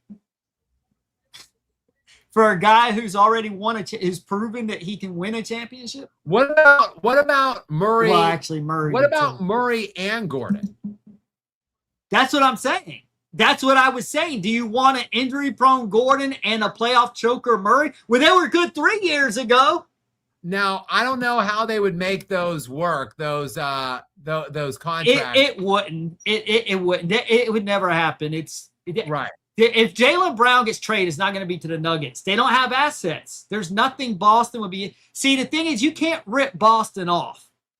If anything, they'll rip you off, but you're not going to rip them off. Yeah. No, I agree. There's no hope. There's no hope for the Denver Nuggets. No, it's not even worth exploring. And therefore, there's no hope for Nikola Jokic. Just like Incorruptible, to your point here, there's no hope for Giannis Antetokounmpo. He's never going to sniff. Him and Jokic should have just decided they both stay put. I think they both They both have 1 year left under contract right now, and then they both had a player option next year. They should have just called each other and been like, yo, let's each play out our 1 year left. Let's not pick up our player option, and let's decide what team we're going to go to in 2 years together. Then they could have called that team now and been like, yo, start working towards the reality that Giannis and I are coming next year. They should have pulled some LeBron, Dwayne Wade type shit is what I'm saying, because they both suffered enough. So, okay, yes, the Lakers received Cameron Carr. Knicks received 25th overall pick and cash considerations. So the Lakers obviously really wanted Cameron Carr. So they trade up to get the Knicks pick Cameron Carr on behalf of the Lakers. They didn't give much up. They just gave up their pick to the Knicks and cash consideration. So not really a whole lot for the New York Knicks that they're getting back for they getting have the to be planning to get not signing Austin Reeves. If you have Luka and you're planning to re-sign Austin Reeves, why would you trade down like that to take Cameron Carr? They need size. They need someone in the front court. So I could see them trading for someone bigger, but so if Austin Reeves is asking for like a max contract, if I'm the Lakers, I don't give it to him. I would be prepared to let him walk, because we know Luka and Austin aren't going to win together. At least not if you don't have enough money to put someone good in the front court. I mean, I don't like it, Gary. I wouldn't give him that contract, but I bet they do, because I think Luka wants him, and if Luka wants him, Luka will get him. I love it. For my Spurs, I love it. Go ahead and keep giving terrible contracts. Well, the Nuggets have a bunch of them. The Lakers can have a bunch of them probably. So, and maybe the Oklahoma City Thunder have a couple. Maybe Jalen Williams is going to be injury prone moving forward. And maybe Chet Holmgren never really materializes beyond what we've already seen, which is second in Defensive Player of the Year and a third-team All-NBA performer. But maybe he doesn't get any better than that. Maybe he's already at his ceiling. Sarah is in next. What's up, Sarah? Thanks for still hanging out with me here. 9:40 is when she sent this. Hopefully you guys are still here. Kind of a long draft here. It just continues to drag on because of these. She's still here. Okay, good. She just left the chat. Okay, perfect. Oh yeah, Sarah. Okay, I'm seeing bleachers. Okay, yeah, she's still here. So go ahead, Gary, and read this most recent question or comment from her.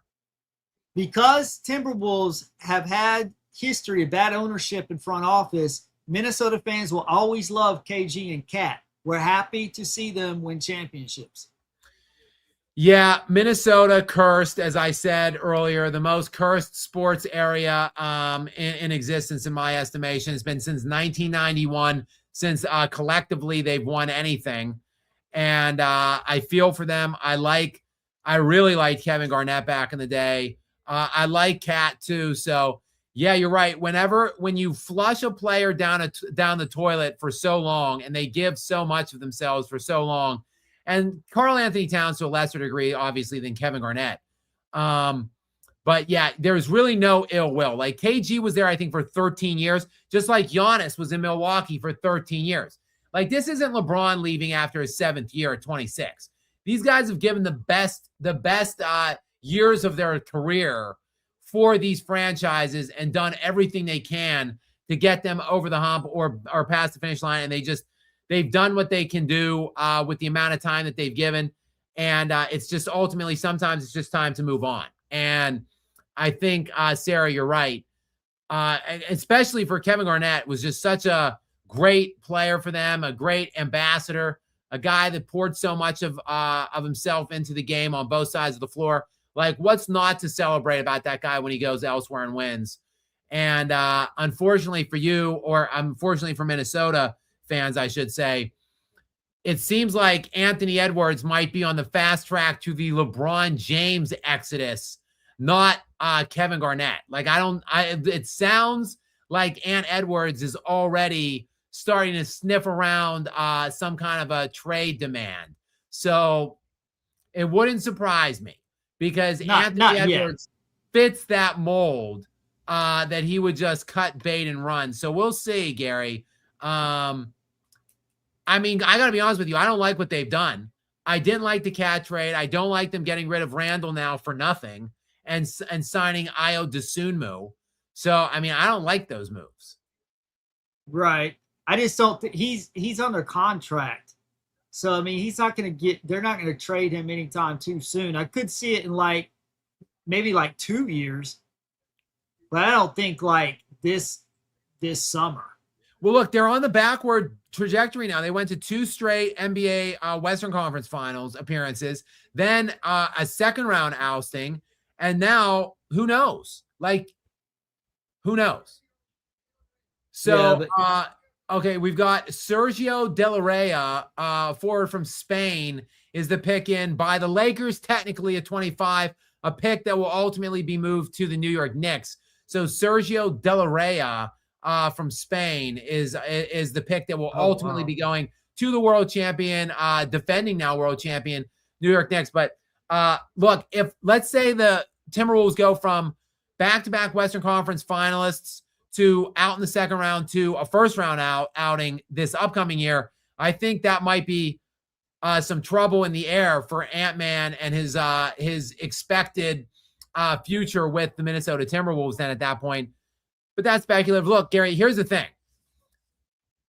Oklahoma City and San Antonio are going to be the 1 and 2 seeds in the NBA's Western Conference in the playoffs for the next 5 to 7 years. So that means that if you're any other player, any other team in the NBA's West, you got to come to terms with the fact you're playing one of those teams in the second round now in perpetuity, right? You're going to be playing them for one of those 2 teams. If you make it out of the first round, it doesn't matter. If you're the 3 seed, you can win 59 games or some shit, be the 3 seed, and it doesn't matter because you're playing either the 1 or the 2 or you're playing the 2 next, which is going to be either Oklahoma City or San Antonio.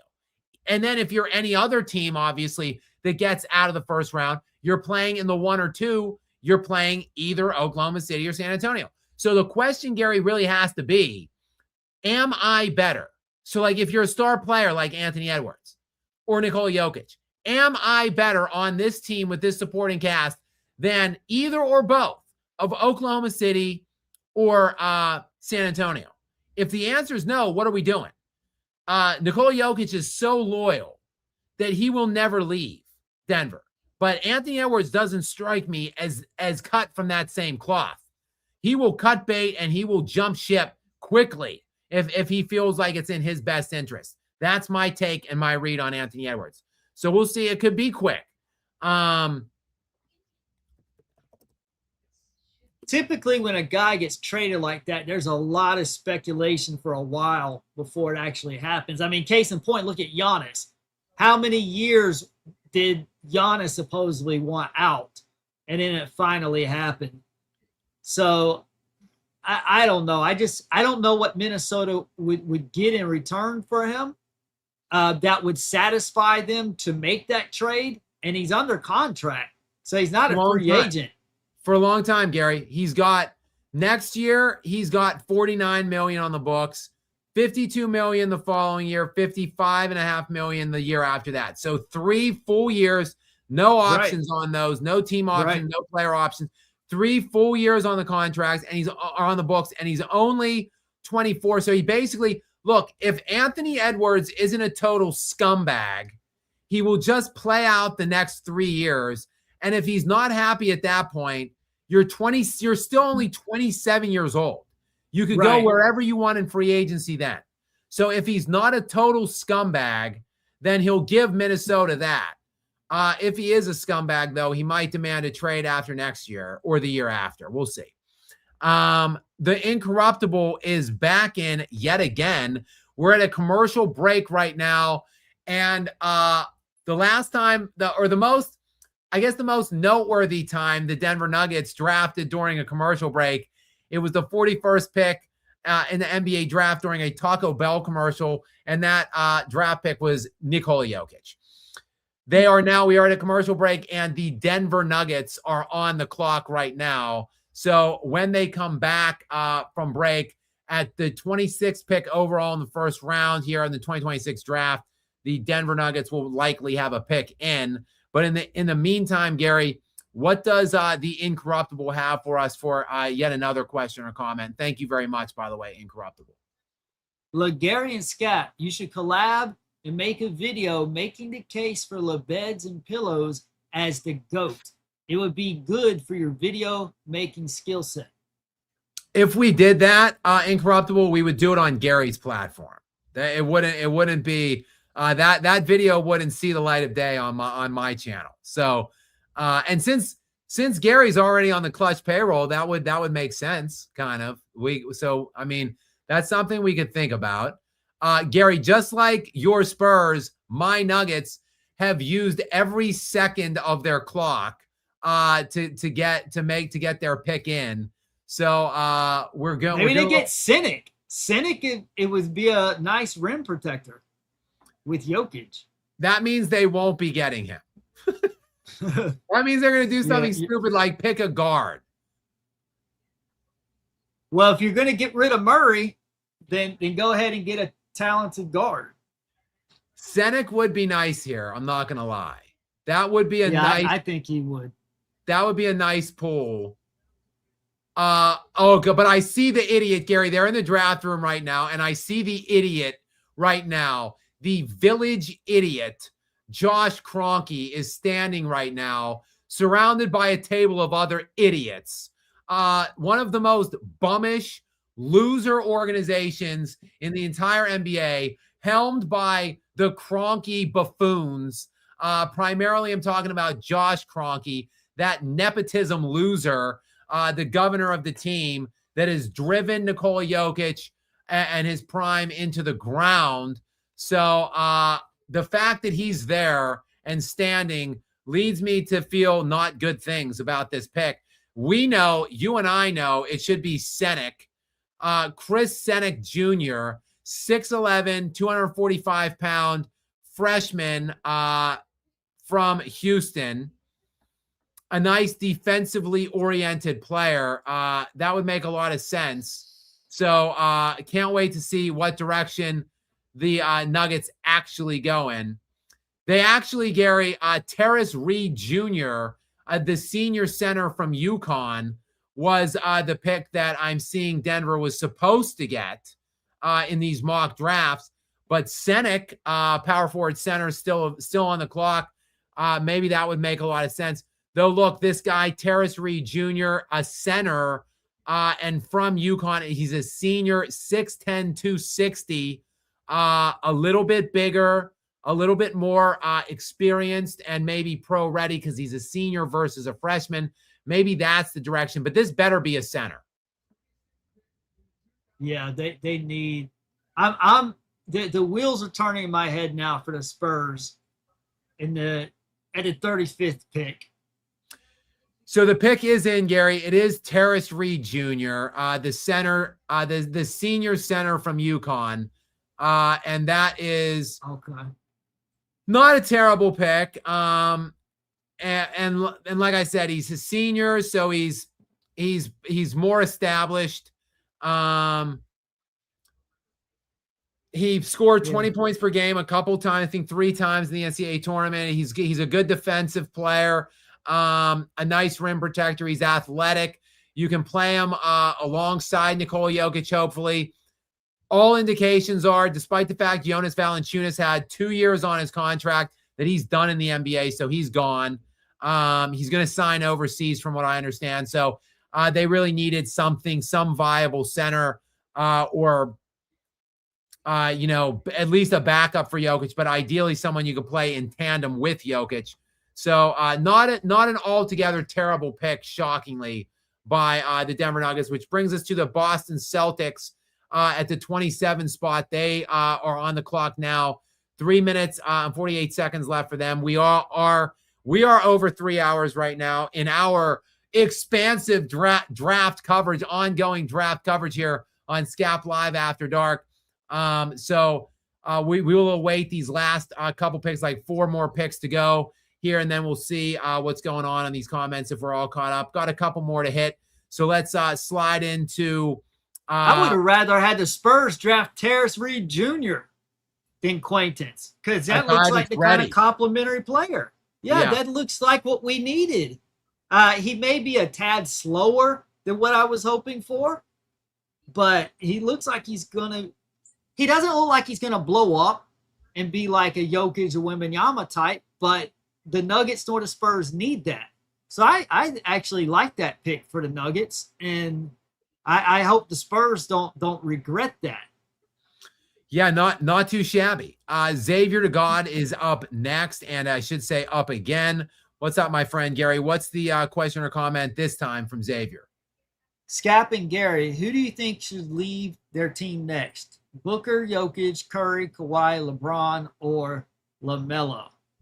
Jokic. Like I said, 11 years in is enough.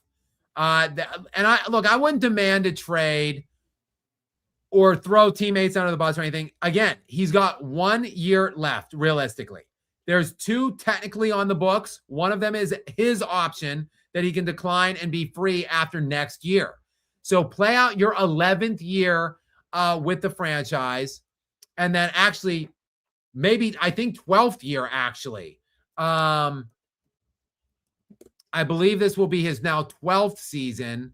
Yes, 11 full years with the Nuggets. So play 12 full years out with the Denver Nuggets. Give them everything you can for 12 years, and they haven't given you really anything to help facilitate your championship quests. So to me, Jokic is the next guy that I think should leave. He won't. He'll end his career as a Denver Nugget. He'll probably play 17, 18 years in the NBA, all with Denver, just like Steph Curry will never leave. He's going to stay there. His name is on this list. Kawhi Leonard, I think he may be gone. I think LeBron will stay put. LaMelo will stay put. The question is who. So I would say Jokic. Who do I think should? The question is should. So I'd say Jokic. Who do I think will? Probably Kawhi Leonard.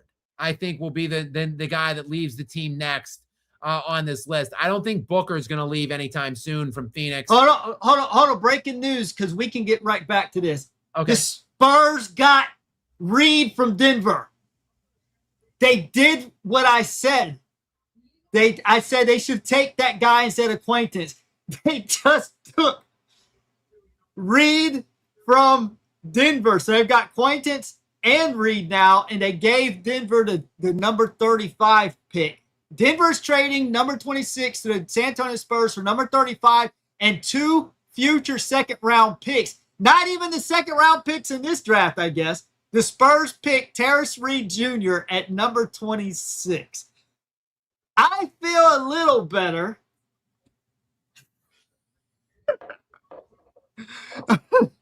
Now we've traded. Now Skap is feeling my pain. I'm a little alleviated now. And now I've passed my anguish on to Mr. Skapanak. So now he can go on a Gary rant. Now he's speechless like I was moments ago at the 20 pick. I can't even. I can't even with this loser scrub organization. I just can't even with them. Like, all speculation, they're going to move up. Instead, they move down. They strengthen one of their chief competitors and rivals in the process of it. Look at all the size now for the Spurs. Like, they've got both of those 2 centers now, plus obviously Wemby, and they obviously still have Cornette as well. They got 4 like viable huge bodies now to throw at Jokic. It just makes no sense. Like I said, the idiot was standing. When I saw the idiot, go ahead, Gary. Boston stole Chris Senick Jr. That's a great pick for Boston. It is. Chris Senick Jr., a lot of fireworks here at the end because they needed size. They needed a big. And that is, they got great a good value there. Really nice fit for Boston. So, yeah, everybody, all these upper tier teams like San Antonio, Boston getting better, while the Denver Nuggets with 30, soon to be 32-year-old Nikola Jokic in his 12th season, trading for 2 future second-round picks. Like, just straight bum activity by bum-ass Josh Kroenke. What a loser. See, this is, Gary, this is what happens. When you are an absolute scrub loser who has accomplished absolutely nothing in your own life, like Josh Kroenke, who was born with a silver spoon in his mouth and stuck up his ass, born to Stan Kroenke and Ann Walton, Stan Kroenke, the media magnate, and Ann Walton, the heiress to the Walmart fortune. When you're little Josh Kroenke, who doesn't do a damn thing in his entire life and just gets given an organization to play with like it's a toy.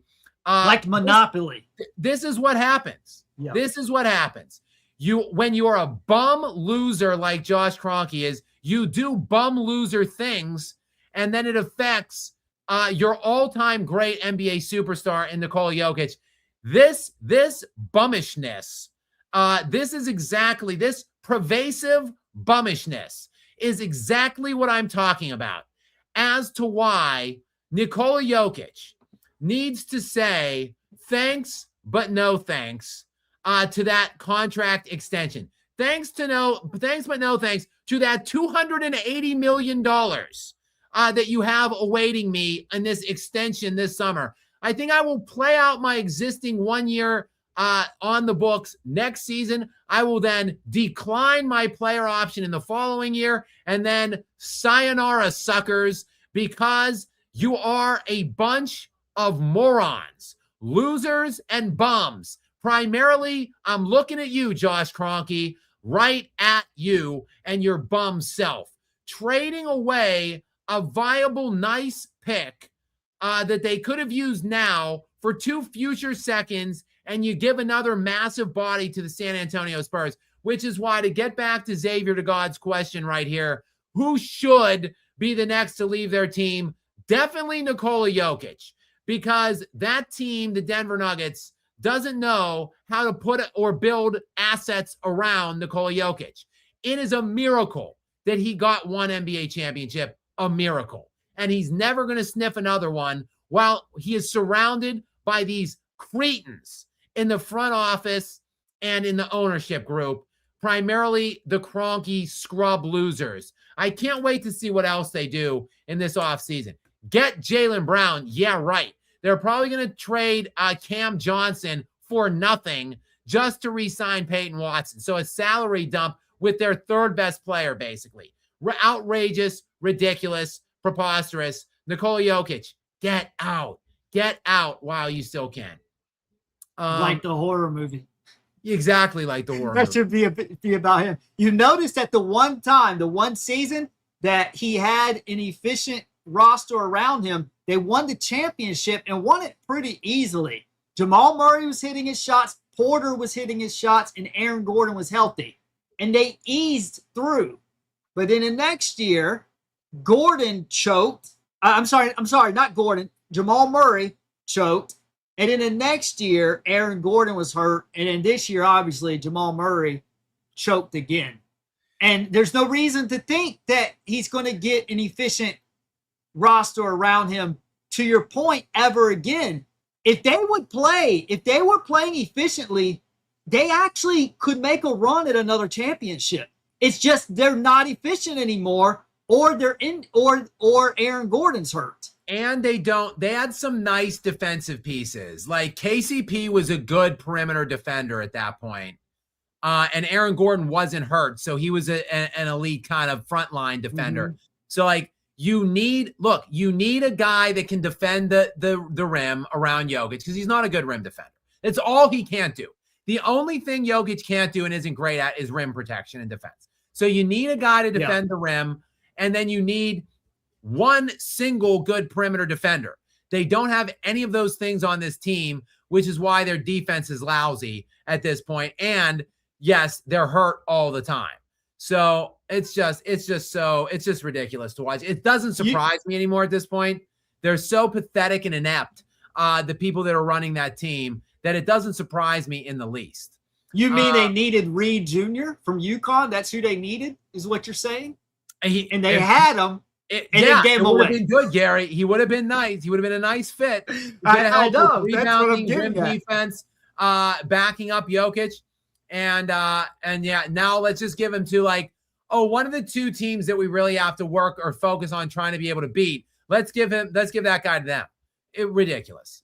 Maybe that's why the Spurs took Quayton at 20 because they knew they were not going to have the number 35 pick. Maybe they knew they were going to get a big later on. Because I said when Denver drafted him, I was like, that's a good pick for them. Him or Cynic would have been great because Jokic needs someone to help him in the front court. And yet he goes to the Spurs and Boston gets Cynic. So basically, like, the three best teams in the NBA to me are Oklahoma City, San Antonio, and Boston. So the two of the three best teams that you've got to figure you're going to see if you're going to try to win a championship, they get those guys instead. Why not make a run at Randall? Minnesota was dumping him for pennies on the dollar. Julius Randle is precisely the kind of player that you could use. Yeah. Look, Minnesota traded from 28 to 33.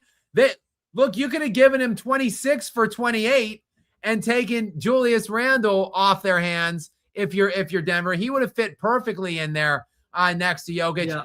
I just don't get it.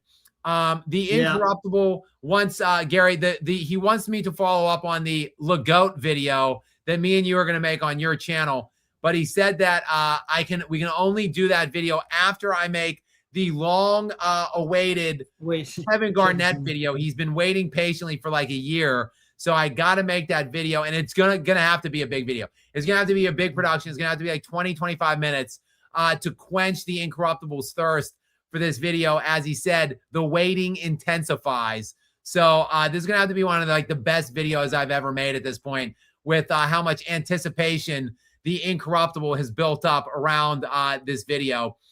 So it is coming, Incorruptible. Fear not. Next in, though, we've got Rand Moss 45. We talked a bit about Randy Moss earlier. Hopefully you were in for that, Rand Moss. Welcome to you. Thank you so much for being here.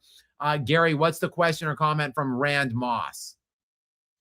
What's up, Skap and LeGary? Why do these European stars put up with being on these incompetent teams, starting to wonder if they even want to win chips? Ring chasing is bad, but so is complacency, in my opinion. Well, to that point, I think a lot of it may have to do with some of them coming from really bad circumstances and just being grateful to being able to play in the elite basketball league in the world and make so much money. So they don't really want to rock the boat too much. Yeah. By the way, guys, Minnesota with the 28th pick, which of course isn't going to Minnesota. It's going to the Nets. That pick was just made. Joshua Jefferson. He's good. The Iowa State senior forward. So just to clean that up, just to keep an eye on that. But yeah, I think some of that, what Gary just spoke to, Rand, I believe there is probably some of that. And some of it is just like they're cut differently. These guys are just different. Like, they're loyal. They have some kind of an attachment to the team that drafts them, the organization they grow up in. Like, they just aren't like these mercenary ring chasing Americans. So they're just cut differently. And that's why it was so hard. And it took Giannis so long to get away from Milwaukee.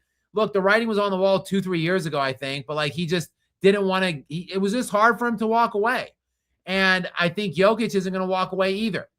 They're not necessarily complacent with losing.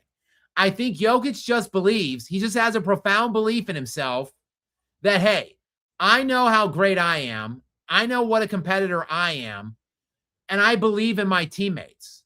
And I think that if we're just a move or two away and we can win another championship here, I think he believes that. Now, that's delusional because looking from the outside in, you can obviously see that they are so extremely far away from having a championship caliber roster. And then these ridiculously inept things just continue to occur around him, around Nikola Jokic. by his organization. So it's just not reality, but I think he believes that it is true, that he believes that he is right, that he is so dominant and so great and such a competitor individually that if he plays great enough and lifts his teammates up enough, and he has belief in his teammates too, that they are not far from a championship. I disagree with that take by him, but that's probably the take that he has. And unfortunately, he's going to ride that horse, pun intended, because we know Jokic loves his horses, into the ground and probably never get close to another championship. I wouldn't be shocked if 5-6 years from now we're looking back at it and Jokic hasn't been out of the second round ever again from here. Like either first or second round oustings every year. Because again, like I said, can they beat the Spurs or the Thunder? I don't think so. And is anything on the horizon that will make them closer to those two teams? Doesn't look like it. So I don't know, Rand. They're just loyal to a fault, and it's usually to their own fault. Because Dirk Nowitzki's another all-time great that if he had better players around him for longer stretches of his career, he might have 3 championships. And if he does, he's like a fringe top 10 player probably. He's like the 7th or 8th all-time leading scorer in NBA history. If he has one of the best rings, the best single ring ever. If he has 2 more rings on top of that one, like we're talking about Dirk's like somewhere like 9 through 13 or something like that. But these guys just, and that's where Jokic probably is right now, but he's probably not going to get any higher because he's not going to win any more rings, just like Dirk. And look, Hakeem eventually did leave, but not till the very end. He would be higher too in people's consensus if he had more rings, which he doesn't. James Cav 81 is back in again, first time tonight, but a regular from James. Welcome in to you, James. Thank you very much for your very generous donation here for us in Skap Live After Dark. Tonight, we're going on the 3.5 hour mark. We're almost done. We've got, it looks like 2 more picks coming, although there's a reported trade with Cleveland and Sacramento, it looks like, coming up here. But in the meantime, while we await this 29th pick overall in this 2026 NBA draft this year, Gary, let's go ahead and get James's question or comment that is attached to this very generous donation. Not very exciting, but I saw something that had the Knicks shopping their first round and Miles McBride for a potential trade. What are your thoughts with contending teams going into the second apron? Yeah, well, obviously they did make a trade, but it wasn't anything like that. It was nothing splashy. They traded down 1 pick with the Lakers. Let me pause for a second as we hear the 29th pick here by the Cleveland Cavaliers.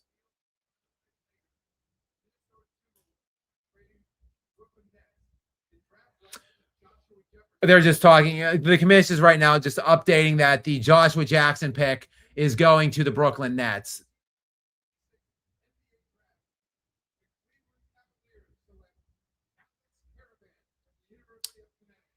Alex Caravan, the forward from UConn, is the pick that is presumptively looking like it's going to the Sacramento Kings via trade. So wait and see what the details are about that. But yes, Caravan, kind of an undersized for he's 6'6". He's a good shooter though. He's kind of big. He's like 230 pounds. So he's the pick that looks like he might be going to Sacramento. Anyway, that deal did not happen, James. It was they traded down with the Lakers 1 spot. To me, look, if you're a contending team, do everything you can, and that means going into the second apron. I think that money should not be of a consequence to you if you are truly going after it, and if you're truly trying to win championships. That's why, like for the Oklahoma City Thunder, like I wouldn't overly stress about shedding contracts. Though they've got such depth, it doesn't matter. If they trade away some of their guys, they could just bring some of these young guys in that could probably fill in just as well. But other than that, like the Denver Nuggets, like they're not even in the apron, and they're trying to shed contract because they want to retain Peyton Watson, who's a restricted free agent, and it's likely going to take about $22 to $24 million annually to do so. And they don't want to pay it, even though they can. They can go into the second apron because they own his bird rights, but they won't. So they're trying to shed contract to get out of the luxury tax range before they're going to have to match whatever the big offer is from the field for Peyton Watson. To me, that's bullshit. You're the Denver Nuggets. You're trying to maximize Nikola Jokic's remaining window, which isn't great. It's not long or vast at this point. He's 31. He'll be 32 in February. He's in his 12th season in the NBA. He gets the shit beat out of him a lot. So he's got, 2-3 more years, mainly of prime contention. You go in as far as you have to, as far as the rules permit. You go in to try to get the best team around him that you can, not dump Cameron Johnson to get Peyton Watson. Those are basically like your 2 of your 3 best players. I think basically Cam Johnson, Peyton Watson, and Nikola Jokic are the best players on that team at this point. So I know that's why I'm saying get rid of Jamal Murray and Aaron Gordon now to keep both of those players. But my thoughts, James, is do it. Whatever it costs, whatever it takes, build the best team you possibly can if you're really trying to compete. The Incorruptible Gary says, trust the process, Gary. So the Incorruptible is trusting your process. And look, the Spurs just pulled one over on the bummish, inept Denver Nuggets because the idiot is on hand. I saw Josh Kroenke standing in that room, and I knew the idiot was going to do something stupid. You got what you wanted. You got some trades. We've got Koa Pete in, Gary, by the way. The forward from Arizona is the pick for the Dallas Mavericks. That does end. That is the 30th pick, the last pick of the first round of the 2026 NBA draft. So that we are in the books. That is a wrap. 11:30, so only 30 minutes long on what we were expecting, really, in terms of the draft coverage running.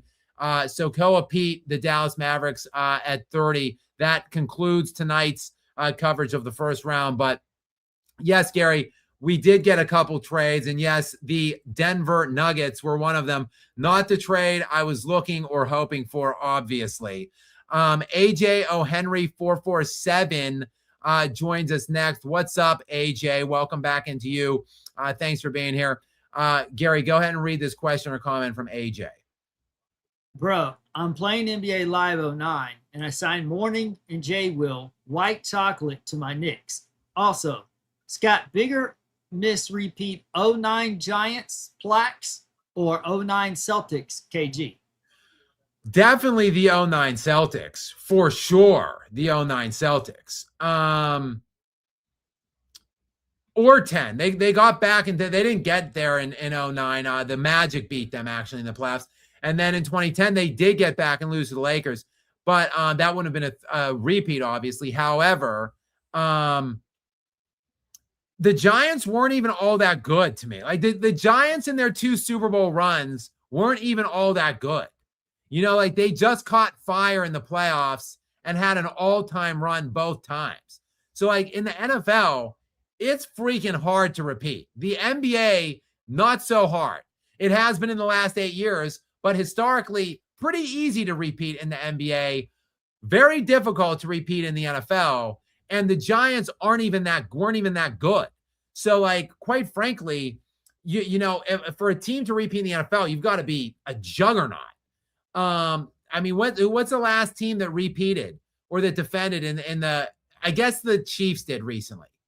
But before that, though, Gary, you got to go back to 2002 or like whatever, 03, 04 with the Patriots. It was literally 25 years ago almost, before the Chiefs just did it recently. So it's really hard.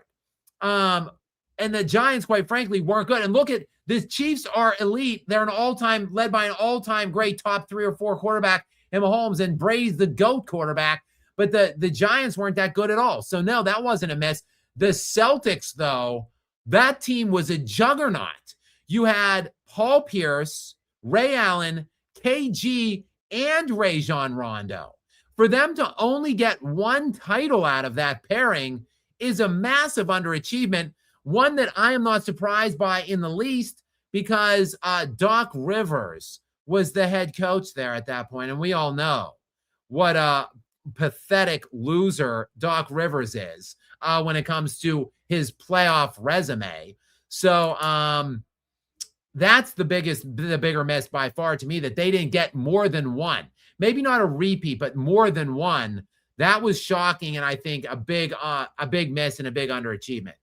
All right, we've got Will N8664 joins us next, or I should say up again. Will's been in a bunch tonight, and he's always here for me on whenever I do these live streams. Always here. Thank you so much, Will, for your continued support. I am very thankful to have you as always here. Gary, what is this latest question or comment from Will? Hope Knicks get either Henry Visar. I'm not sure who that is. I don't think he got drafted, did he? That is not a name that came off the board.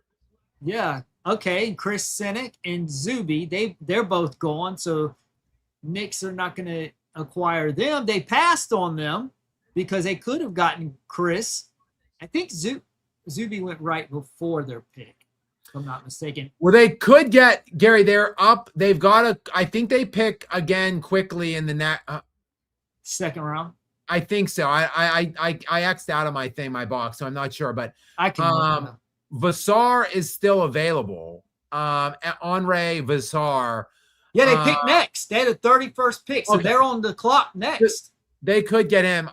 Henry Visar is from Estonia, but he played in Arizona for a few years, and then he played in North Carolina, actually, your Tar Heels, Gary, for his senior year. And he averaged 17 and 9. So a nice year for him with UNC last year. And he's a 7-foot center, 7 foot, but kind of on the slenderer side, 220 pounds. But yeah, that's still a possibility. Will, for your or for the Knicks to get for your Knicks, for the Knicks to get Visar possibly with the first pick overall in the second round tomorrow night. Wait, go back. I didn't finish. Oh, I'm sorry. Go back. Okay. Yeah, I didn't finish reading because we kind of broke off there. He says because he's backup big, granted Mitch doesn't stay or Isaiah Evans if they lose Landry Shamet. I'm sorry. And Isaiah Evans is still available, right? Yeah, he's available. So I'm looking like right now on the books right now for next year. Like you've got everybody is under contract. They're saying they're in danger of losing Mitchell Robinson. Okay, not Mitchell Robinson. Mitchell Robinson is the one guy in like the core rotation. Well, actually Shamet, he's right. Mitchell Robinson and Landry Shamet are both they're both free agents. And already without them on the books, $205 million next year. So like likely they are going to lose one of those guys. Though like, look, Shaman's 28 years old. He'll be 29 next year. He's like an 8-point per game career guy. Like he's really just a role. Like he made $2 million this year. Like how much more is he got? Like, okay, give him $5 or $6 million next year. Like what's the big deal? Like, I don't see why he would necessarily try to leave. He's beloved there. I don't get why he would go. Mitchell Robinson is also just like a career role player. Like he's 8 years in the NBA. He's 28 years old next year. 7 points per game for his career. Like these guys aren't making tons of money. Like, again, I'm talking like going back up to one of these questions before, like James Cav, like what's my thoughts on going into the apron? Go into the apron. You just won the freaking championship. You're trying to defend the NBA championship. You're first since 1953. Live a little. Take some chances. Go into the apron, Dolan, you coward. That's what I would say to Knicks ownership. So hopefully they don't lose those players. Hopefully they don't. And hopefully they bring back the entire core rotation of that championship team, because why the hell not? All right, Fernali is back in again. Go ahead. This is a football specific question. Go ahead, Gary. I think I'm going to like to answer this question. So go ahead and read it. I'm giddy with excitement. Yeah, I don't think there's enough time here for Noli. What would Mahomes need to do to be the GOAT? Lost twice to Brady in the playoffs and hasn't put up huge numbers lately. Is he in Super Bowl drought? So they also got obliterated last time they were in the Super Bowl. Obliterated, humiliated. What would Patrick Mahomes have to do to be the GOAT? It's a great question. I think it really is. I'm not. That's not tongue in cheek. Let me. I'm just trying to get into. Win 5 more Super Bowls. There you go. Yeah, I'm trying to get to his actual NFL playoff game log. I'm on NFL. I don't know why it's not showing up here. Why? Okay, here it is. So Patrick Mahomes is a beast, first of all. I don't like young players. I'm not particularly a huge fan of Patrick Mahomes, but I got to give the guy credit. He's top 4 already, at least, all time. And he's 30 years old, I think. It's Brady. The players I think you can put above Mahomes are Brady, Montana, and Peyton Manning still at this point. You can make a case for him above Peyton Manning already. I waffle back and forth on that. I still have Brady and Montana above. He's got 17 wins in the playoffs. That is the second most ever. Already. He's 17-4 in his postseason career. A truly ridiculous resume in the playoffs. And 46 touchdowns to only 10 picks in those 21 games. Truly a ridiculous 21 games played, 17 wins in the 21 games, 5,800 yards, 46 touchdowns to only 10 picks. Ridiculous playoff resume. With that said, he has won only 3 Super Bowls at this point. And Tom Brady has 7. And Tom Brady has 35 playoff wins. So double what I just said Patrick Mahomes has. Double. So there's also the pesky little head-to-head between Brady and Mahomes, which you alluded to. 17-4 is Patrick Mahomes' record. 17-4. Here are his losses. To Joe Burrow by 3 in the AFC Championship game at home. He got absolutely abused by Philly, 40-22 in the Super Bowl in a game that wasn't even that close. And then he lost otherwise twice to Brady. Once in the AFC Championship game in Kansas City as a favorite. Brady beat him in overtime. And then he lost in the Super Bowl to Brady as a favorite. And he got killed in that game too. The final in that was 31-9. So here's the thing. He's lost already more. He's lost 2 Super Bowls by ridiculous margins. He's got obliterated in 2. Brady never lost badly on the big stage like that. And Brady played him twice head-to-head with a lot at stake. And Brady was the underdog in both those games. Kansas City was a 3-point favorite in the AFC Championship game at home that Brady won. And then Kansas City was the 3-point favorite in the Super Bowl in the game. Brady blew him to pieces 31-9 to win his 7th. So because of those things, to me, Mahomes would have to win an extra Super Bowl. Like some people say, 6 or 7, and we could talk Mahomes. No. Mahomes got to win 8. If Brady won 7, because Brady beat him twice head-to-head in the playoffs. By the way, when Mahomes was in his prime and Brady was not in his prime too. Let's factor that in. I think because of all of those things, Mahomes needs to win an extra one. So what does Mahomes have to do to be the GOAT, Fernali? Gary's right. Gary said it maybe jokingly, but he's right. But he's got to win 5 more. 5. Do we think that Patrick Mahomes, who you're right, has shown a little slippage as of late? Tom Brady, who was maybe at his best in his mid to late 30s, Mahomes has not been playing great the last couple years. He's less excellent than his performance in the first half of his career. And look, he turns 31 in September. So September 17th, he turns 31. So do we think that within basically, let's say the next 9 years in his 30s, can he win 5 Super Bowls? I don't think so. So Fernali, he's way far away, in my opinion, from becoming the NFL GOAT. But good question. Fernali follows up with a second back-to-back question here.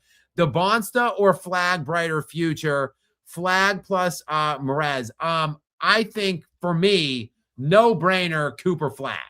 Cooper Flag is a unique unicorn type player. The guy's numbers were insane in year 1 for a kid that should have been a senior in high school, basically. I'm sorry. He should have been a senior in high school last year. So he basically is a true straight from high school player. I know he played 1 year of college, but he graduated after 3 years as a junior in high school. So he was a year early to college. So look, this kid doesn't turn 20 till like 3/4 of the way through the NBA season next year.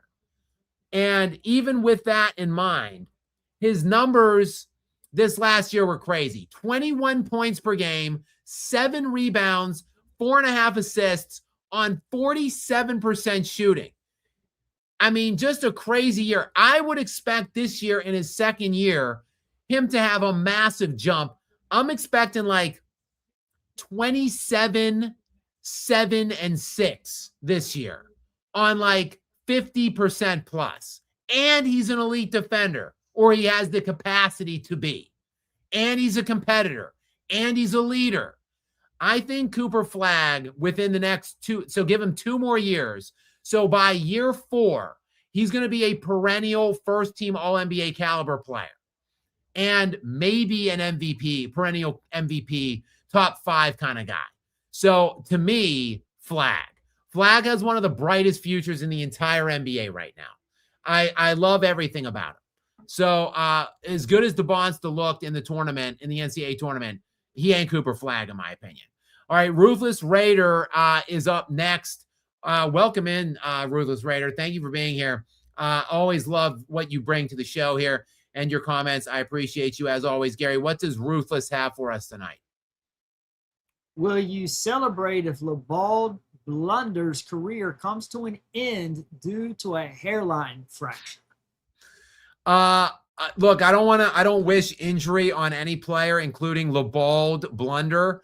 But I will, in whatever way or whatever the circumstances are, yes, I will be celebrating the eventual, whenever the end is, of LeBron James's career. In my opinion, if he stays in LA, this is it.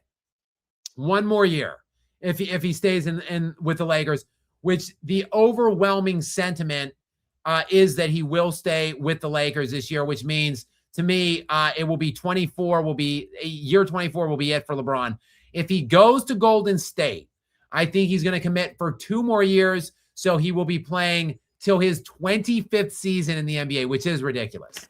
And then, yes, a big time party and celebration for sure will be in order when LeBron finally and mercifully slips out into retirement, though we know he will never really be leaving the limelight. He will do whatever he has to keep himself firmly affixed in the spotlight and take away any kind of actual coverage or praise of any of these kind of current and modern NBA players.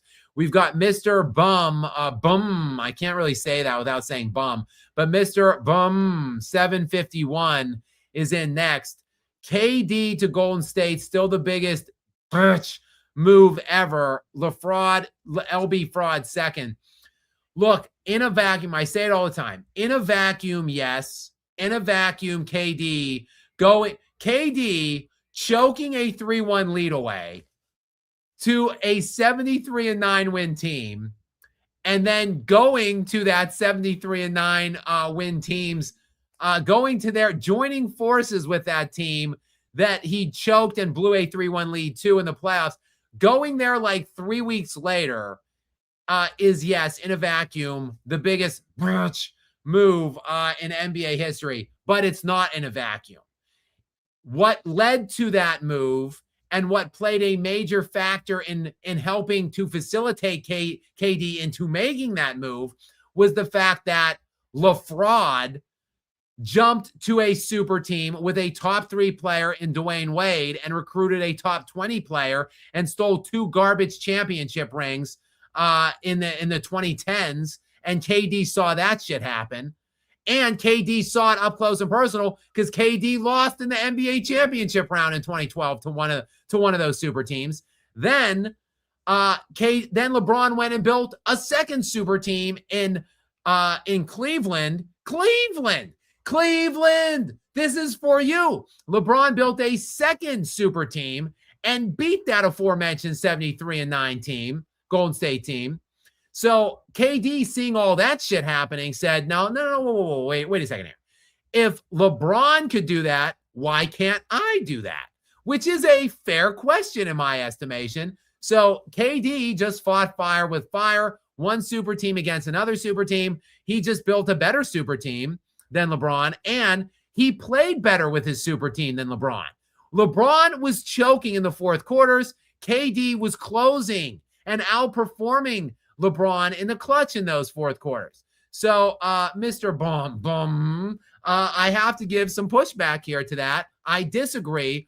LeBron made that move possible, right? Like, when, again, I keep going back. When in Batman in 1989, the 1989 Batman, where Jack Nicholson is the Joker, and Michael Keaton is Batman, and Michael Keaton's Batman is beating the shit out of Jack Nicholson's Joker, or I guess Jack Napier is his character name in the 89 film. So Bruce Wayne is working over Jack Napier, and the Joker is basically like, you can't kill me, you made me. To which Bruce Wayne responds, you killed my parents, you made me first. So basically, LeBron made KD's super team is the way I look at it.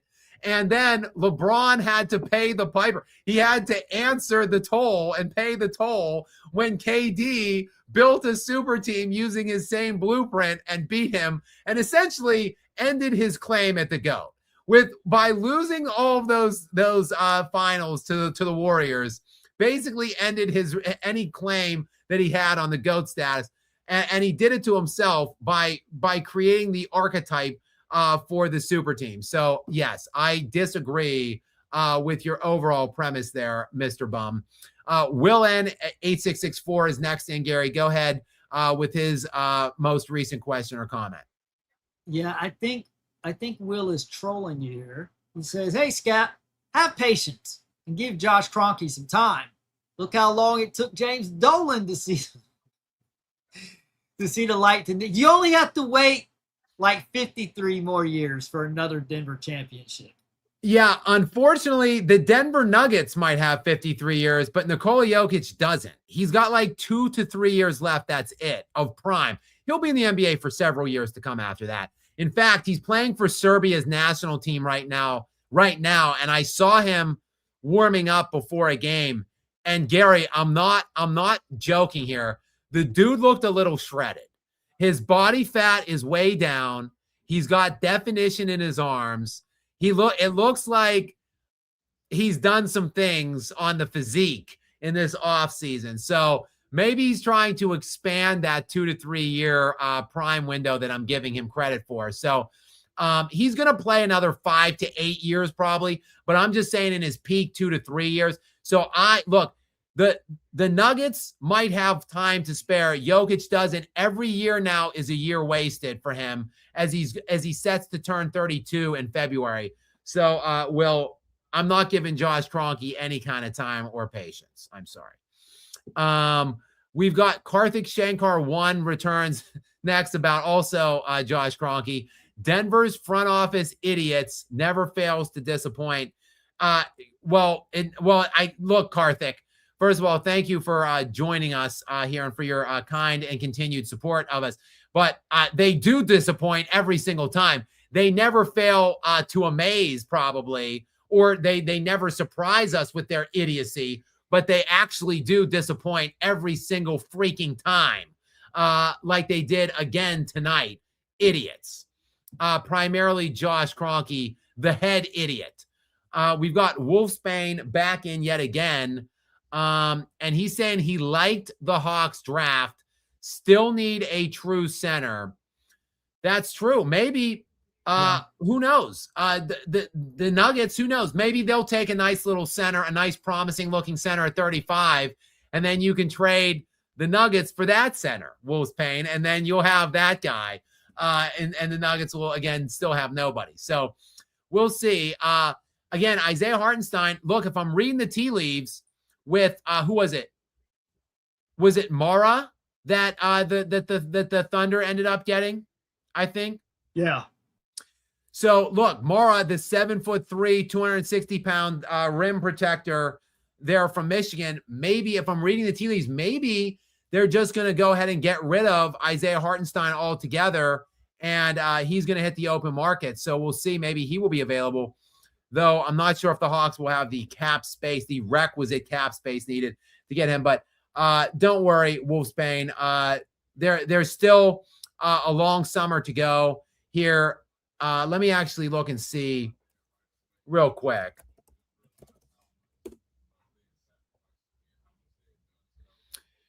Only $153 on the books for next year. Now look, $21 million to CJ McCollum, so make that 174-ish. But 174, that's it. So they got about 25-30 mil to work with, and a team option on Zachary Richardson. So they might go ahead and decline that. That would take them way below. And look, Jonathan Kuminga's got a team option as well. They could get substantially below. They could get 50, 60 million below the cap. What I would do, Wolfsbane, is I would cut ties with Kuminga and Richardson, and I would go throw a massive contract at Jalen Duren. Like I would give him, now he's restricted. So Detroit has the opportunity to match whatever you present. But I would call Detroit's bluff. I would make them show it that they're willing to give him $240 or $250 million. A guy that kind of disappeared down the stretch in the playoffs. I would go throw whatever the max is that they can offer, that the Hawks could offer to Jalen Duren. I would do that.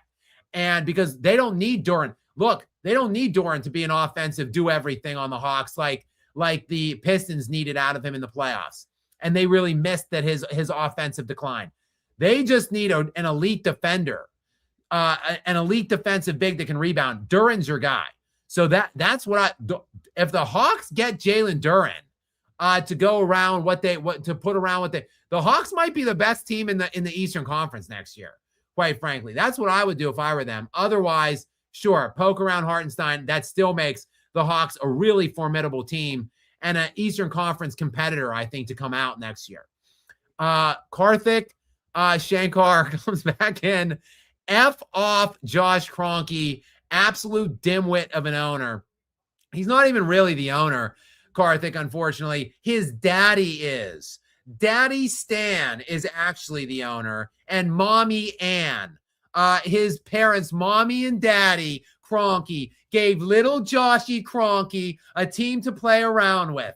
So little Joshy, idiot, of course, yes, dimwit, I like your word there. He is like the governor of the team and also like the de facto GM. But Stan, Daddy, and Ann, Mommy, are actually the owners, also idiots. All of them idiots. But yes, Josh Kroenke, the lead buffoon who's running the ship into the ground of Nikola Jokic's prime. Yes, Karthik, I echo your sentiment. F off Josh Kroenke. We've got Emmanuel is back in.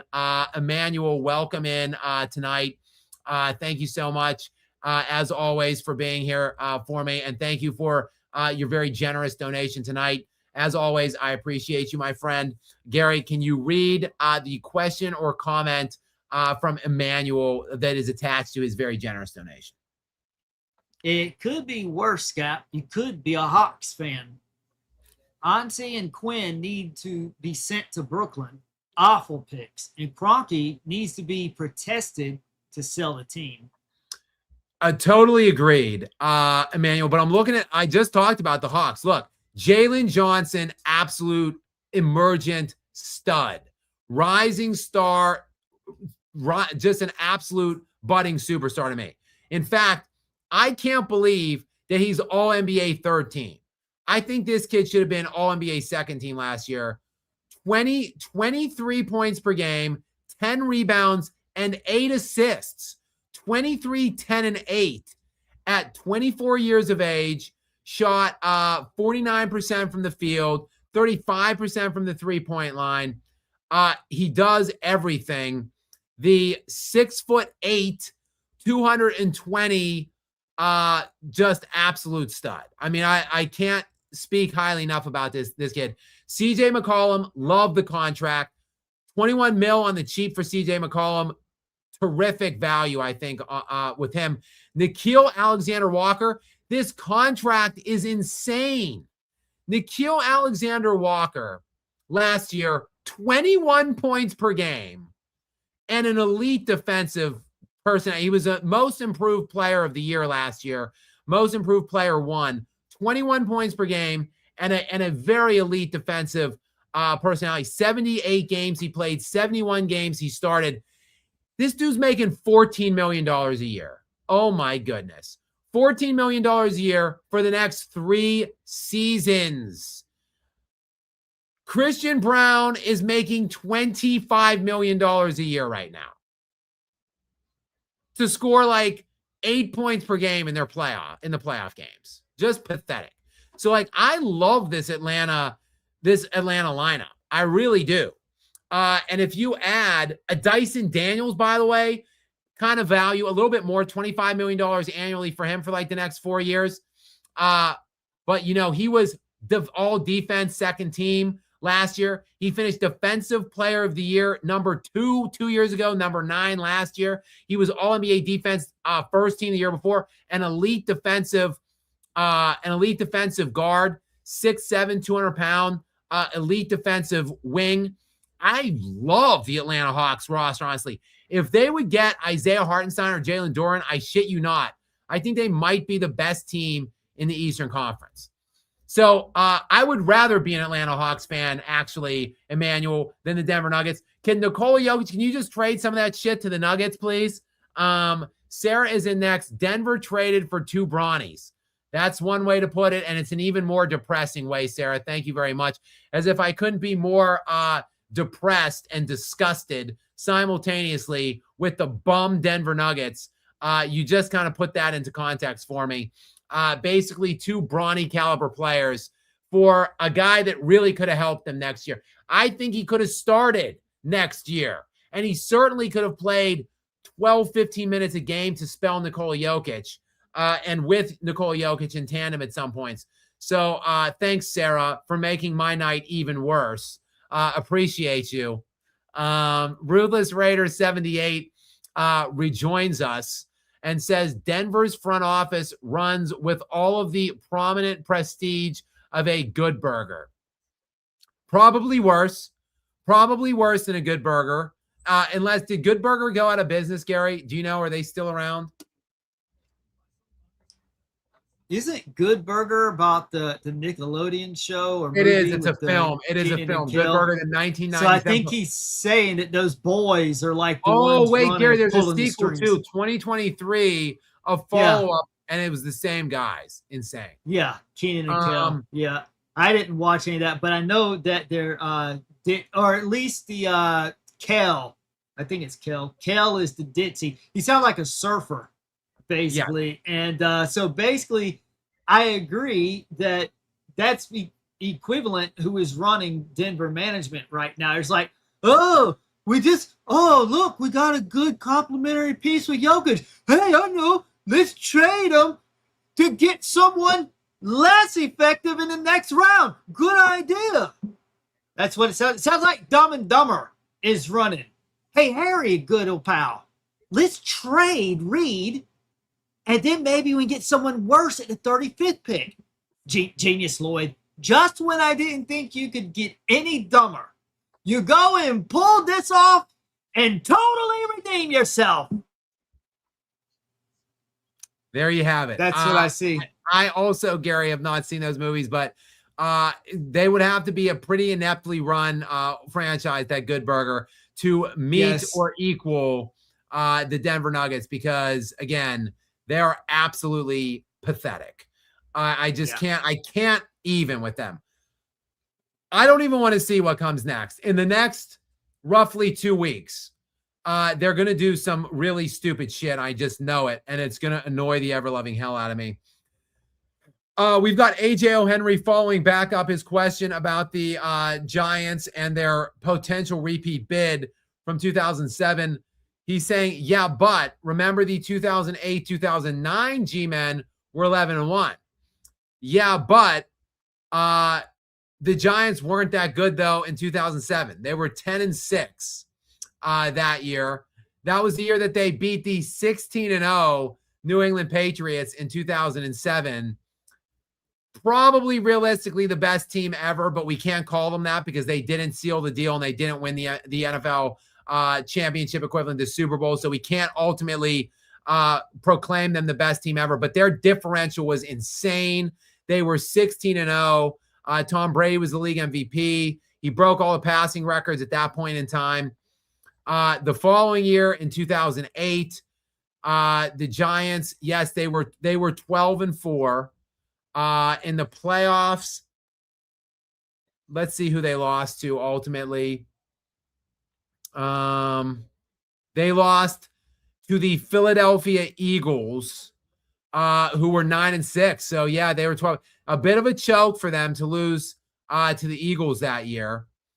There's no doubt about it. And then actually the Arizona Cardinals got into the Super Bowl that year. That was the year the Pittsburgh Steelers beat the Cardinals on that last-second throw from Ben Roethlisberger to Santonio Holmes. A terrific Super Bowl, up-and-down Super Bowl with Kurt Warner pulling the strings for the Cardinals. That had the James Harrison 100-plus yard defensive return to beat the halftime clock. So that was quite a game. So really, yeah, I mean, the Giants did lose to a 9-17 team that year, and then a 9-17 made it out of the NFC to the Super Bowl that year. So I guess you can make a case. Actually, the Giants were better in 08 than they were in 07.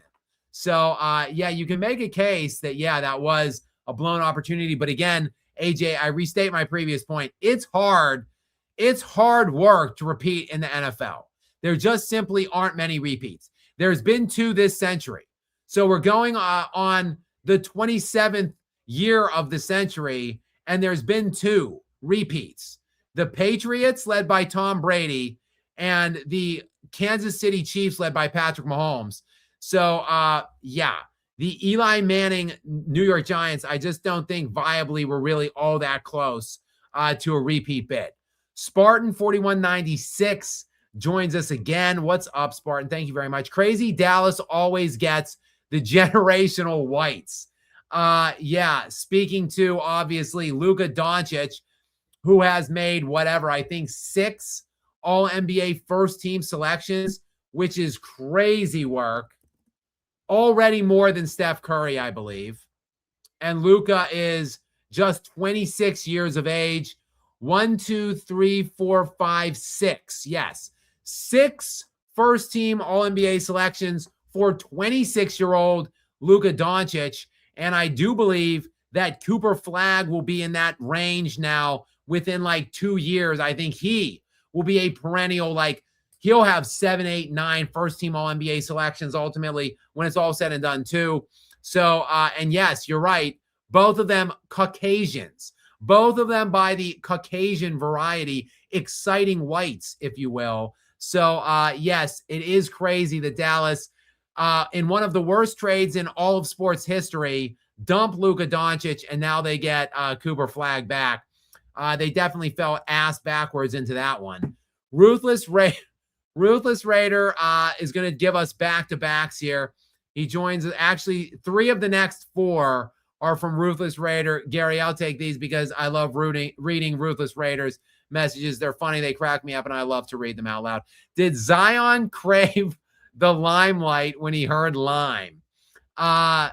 Maybe if it's a lime pie, like a key lime pie, Ruthless, I don't think Zion would crave just a lime in general. It's too healthy. There's not enough fat content in those limes for Zion. So we would have to turn it into some kind of dessert, mainly maybe a key lime pie ice cream or a key lime pie, just a pie itself. Good question. But yes, Zion would crave one of the lime desserts in my estimation. Ruthless comes back in, like I said, back-to-backs. Why does Chet have the build of a coarse Twizzler? Well, yeah, I honestly think when I look at Chet Holmgren, he looks a lot to me. He looks a lot like Jack Skellington from the skeleton character, The Nightmare Before Christmas. That's kind of the build that I always equate to Chet Holmgren as having. And yeah, he needs to get on. He needs to eat some sandwiches in the offseason, lift some weights. My guy should realistically, he should be on the Michael Phelps diet. Did you guys ever hear what Michael Phelps was consuming in a day? He's, of course, the swimmer for the U.S. Team that won like some insane amount of medals, like 26 gold medals or some ridiculous shit like that. But this guy was consuming 10,000 calories a day and swimming like 4 hours a day back in the peak of his training. That's what Chet Holmgren needs to be doing in the offseason. My guy needs to get on the Michael Phelps diet, 10K cals, and work out 4 hours a day, only instead of basketball, it's just weightlifting. So that's what I would recommend for the next several years of the offseason for Chet Holmgren, so he stops looking like a coarse Twizzler. All right, I'm going to just go real quick with Ruthless Raiders' other 2. He sent 4 of the next 5. So I'm going to just do a back-to-back quick from Ruthless, and then we'll jump back to Emmanuel with a more meaty question. These are just funny things for me to read. Is Denver's ineptitude a blazing crank to the face? Yes, another terrific Toby from Houston reference and a Jim Rome legendary drop. For those of you that know. Yes, Denver's ineptitude is a blazing crank to my face, probably. You're right. Josh Kroenke, that Shaquille O'Neal rap that he did on stage at some LA club a few days after Kobe Bryant and the Lakers lost in the 2008 NBA Finals. If you don't know, even being a huge Kobe fan, like the biggest Kobe fan on earth that I am, that rap is still hilarious to me. I still laugh and crack up anytime I play it. But you guys should go on to YouTube and search it out if you haven't heard or don't know what I'm talking about. Shaq does a rap about Kobe, and the refrain to the rap is, "Kobe, tell me how my ass tastes," is the refrain. And that is basically what Josh Kroenke is asking me routinely year in and year out with every pathetic loser move that this guy perpetrates. Scappy, tell me how my ass tastes is what Josh Kroenke is repeatedly asking not just me, but the great Nikola Jokic. Ruthless Raider again, back in. Is Denver drafting like Mayweather reading aloud? Very similar. Yes. Mayweather is not the best or the brightest when it comes to his book smarts or his money management, because Floyd Money May is reportedly, allegedly broke, and why he's fighting Manny Pacquiao when they're both like at the age of 75. So yeah, Money May, not the best with formal education or money management. And yes, that is a lot like or very similar to the Denver Nuggets inept drafting strategies and just team management and team building in general. All right, Emmanuel joins us again. Many thanks, Emmanuel, to you for yet another very generous donation. I appreciate you, my brother. Thank you for coming in here and joining us and for supporting me routinely and for always having my back on here. Thank you, and thank all of you guys very much. Gary, what is the this next question from Emmanuel? He's giving my Duran plan a resounding thumbs down, but let me hear the reasoning behind it. Go ahead and read this question or comment from Emmanuel and his very generous donation. Again, thank you, Emmanuel. JJ is not a #1 option on a championship team. Terrible picks. No Carr or Mara. Quinn being a playoff loser in his coach history. Anzi employed with crappy picks pissed me off. Dyson $100 million screen setter. Daring is bad. Duran thumbs down. Emmanuel, can I interest you in Dyson for Jamal Murray or Aaron Gordon for Dyson Daniels? I would love, what I wouldn't give to get Dyson Daniels on and that perimeter defense that he provides on the Denver Nuggets. You can have your pick of whatever you want for him if you want. Or hell, let's get Nikola Jokic. Emmanuel, let's work together. Let's take a look at the Atlanta Hawks book, shall we? Emmanuel, what do you say to Jalen Johnson, Jonathan Kuminga on a sign and trade,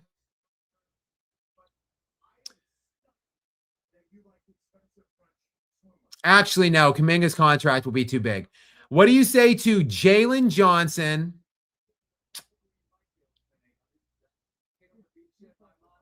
Zachary Richardze, and we need something else, quite frankly. I don't know how we can make this work, but maybe another team would have to come in, or maybe Nikhil. All right, we can throw in Dyson Daniels. Let's do it. Dyson Daniels, Jalen Johnson, and Zachary Richardze for Nikola Jokic. You said that Jalen Johnson wasn't an NBA or a #1 option on a championship team. Well, let's go ahead and get Nikola Jokic on the Atlanta Hawks then. Please, God. I would like to actually keep Nickeil Alexander-Walker and Dyson Daniels if we can for that perimeter defense. But for sure, I would be willing to go. Look, Jalen Johnson is an elite up-and-coming rising star. Maybe Jalen Johnson would be enough. Jalen Johnson, Zachary Richardze, and like 3 first-round picks. Maybe we can make that happen. And then we would have Nikola Jokic, CJ McCollum, Nickeil Alexander-Walker, Dyson Daniels. Oh, my goodness. Championships would be streaming in, Emmanuel. So I would love Nikola Jokic to go to Atlanta. If not, I would give you anything on if Nikola Jokic is off, if he's off the trade, if he's not available, if he's off limits, then I would give anything on the Nuggets roster to get Dyson Daniels. Anyway, I would also love Jalen Duren. I would give anything on the Nuggets to get him to play beside Nikola Jokic. And also Jalen Johnson. I would say this. I'd rather have Jalen Johnson than Jalen Brunson. And Brunson was just the #1 option on a championship team last year. But I guess we'll see. Look, Emmanuel, I'll tell you now, and I get it's not apples to apples because one's in the West and one's in the East. But I bet you Atlanta goes deeper in the playoffs this year than the Denver Nuggets do. So take that, obviously, for what you will. We've got Dean. I think it's Dean Giannakopoulos, 159. I gave it a try, Dean. I did my best. I'm sorry if I slaughtered that handle. As always, I apologize for not getting these just right. But Dean, I appreciate you very much. Thank you very much for your kind and generous support of me here. Thank you, Gary. What is the question or comment from Dean? How many first-team selections does Jason Tatum have? I believe it is 4 straight. Yes, it is from 22 to 25, and he had one third team selection in the 2019-20 season. So I believe yes, yes, it is 4 straight. Up until last year, he had 4 straight going in, or he had 4 straight going into this year before, and then he missed mostly all of this year, so he obviously wasn't eligible. So he like Luka had made several in a row and then just got hurt like Luka did last year, and Luka didn't make it. So we'll see if Tatum returns to all NBA first team status. My expectation is no. Luka did. To me, look, Jokic, SGA, Luka Doncic. So SGA, Luka Doncic, Nikola Jokic, and Victor Wembanyama are all locked. Book them. Like, as long as they play enough games for eligibility, those 4 players are undeniable, absolute certainties. Jokic, SGA, Luka Doncic, and Victor Wembanyama. They're Wemby, Jokic, SGA, all too great. Luka, his numbers are insane. Like, they're just insane every year. Those 4 guys are certainties. They are inevitable at first team if they stay healthy enough, if they play enough games, which leaves 1 spot and 1 spot only available for Tatum, for Cade Cunningham, for fill in the blank, honestly. I think the aforementioned Jalen Johnson takes a step up as well, and his numbers were crazy last year. So second team last year, Jaylen Brown, Kawhi Leonard, Donovan Mitchell, Kevin Durant, Jalen Brunson, Tyrese Maxey. Third team, Jamal Murray, Jalen Johnson, Jalen Duren, Chet Holmgren. None of those guys are jumping off the page. It might just be a run it back kind of situation next year. You might get SGA, Nikola Jokic, Wemby, Luka, and Cade again, first teamers next year, though there will be an impetus to make Jalen Brunson better than he is next year because of what he did in the playoffs. People are going to be pushing and striving and trying to get him on the first team next year, though I doubt it's going to happen. Cade Cunningham's numbers were terrific last year. I think they get better next year, and they should be every bit as good as a team next season. So, and look, I think Jaylen Brown and Jason Tatum cannibalize each other to some degree. I think they could both be second team All-NBA if they don't trade Jaylen Brown, that is. If they trade Jaylen Brown, depending on where he goes, might be first team, or maybe Tatum gets back into first team kind of caliber. And then I didn't even mention Giannis Antetokounmpo, who is, again, inevitable if he stays healthy. He didn't last year, so he didn't make it. But his numbers were still insane last year. Insane. In the mere 36 games he played, he still averaged 28 points, 10 rebounds, and 5 assists. Look, Giannis, this metric, this number I'm about to drop on you is absolutely stupefying. It's going to be difficult to wrap your minds around it. It's hard for me to wrap mine around it. Giannis has averaged for 8 consecutive seasons 30, 10, and 5 per 36 minutes. So that's 30 points at least, 10 rebounds at least, 5 assists at least, every year for 8 straight years. In all of NBA history, 3 guys have done that exactly 1 time each. That's how insane Giannis Antetokounmpo's numbers are. He is inevitable. So if Giannis returns to form, Giannis was first team All-NBA for 1, 2, 3, 4, 5, 6, 7 straight seasons leading into this season before he got hurt.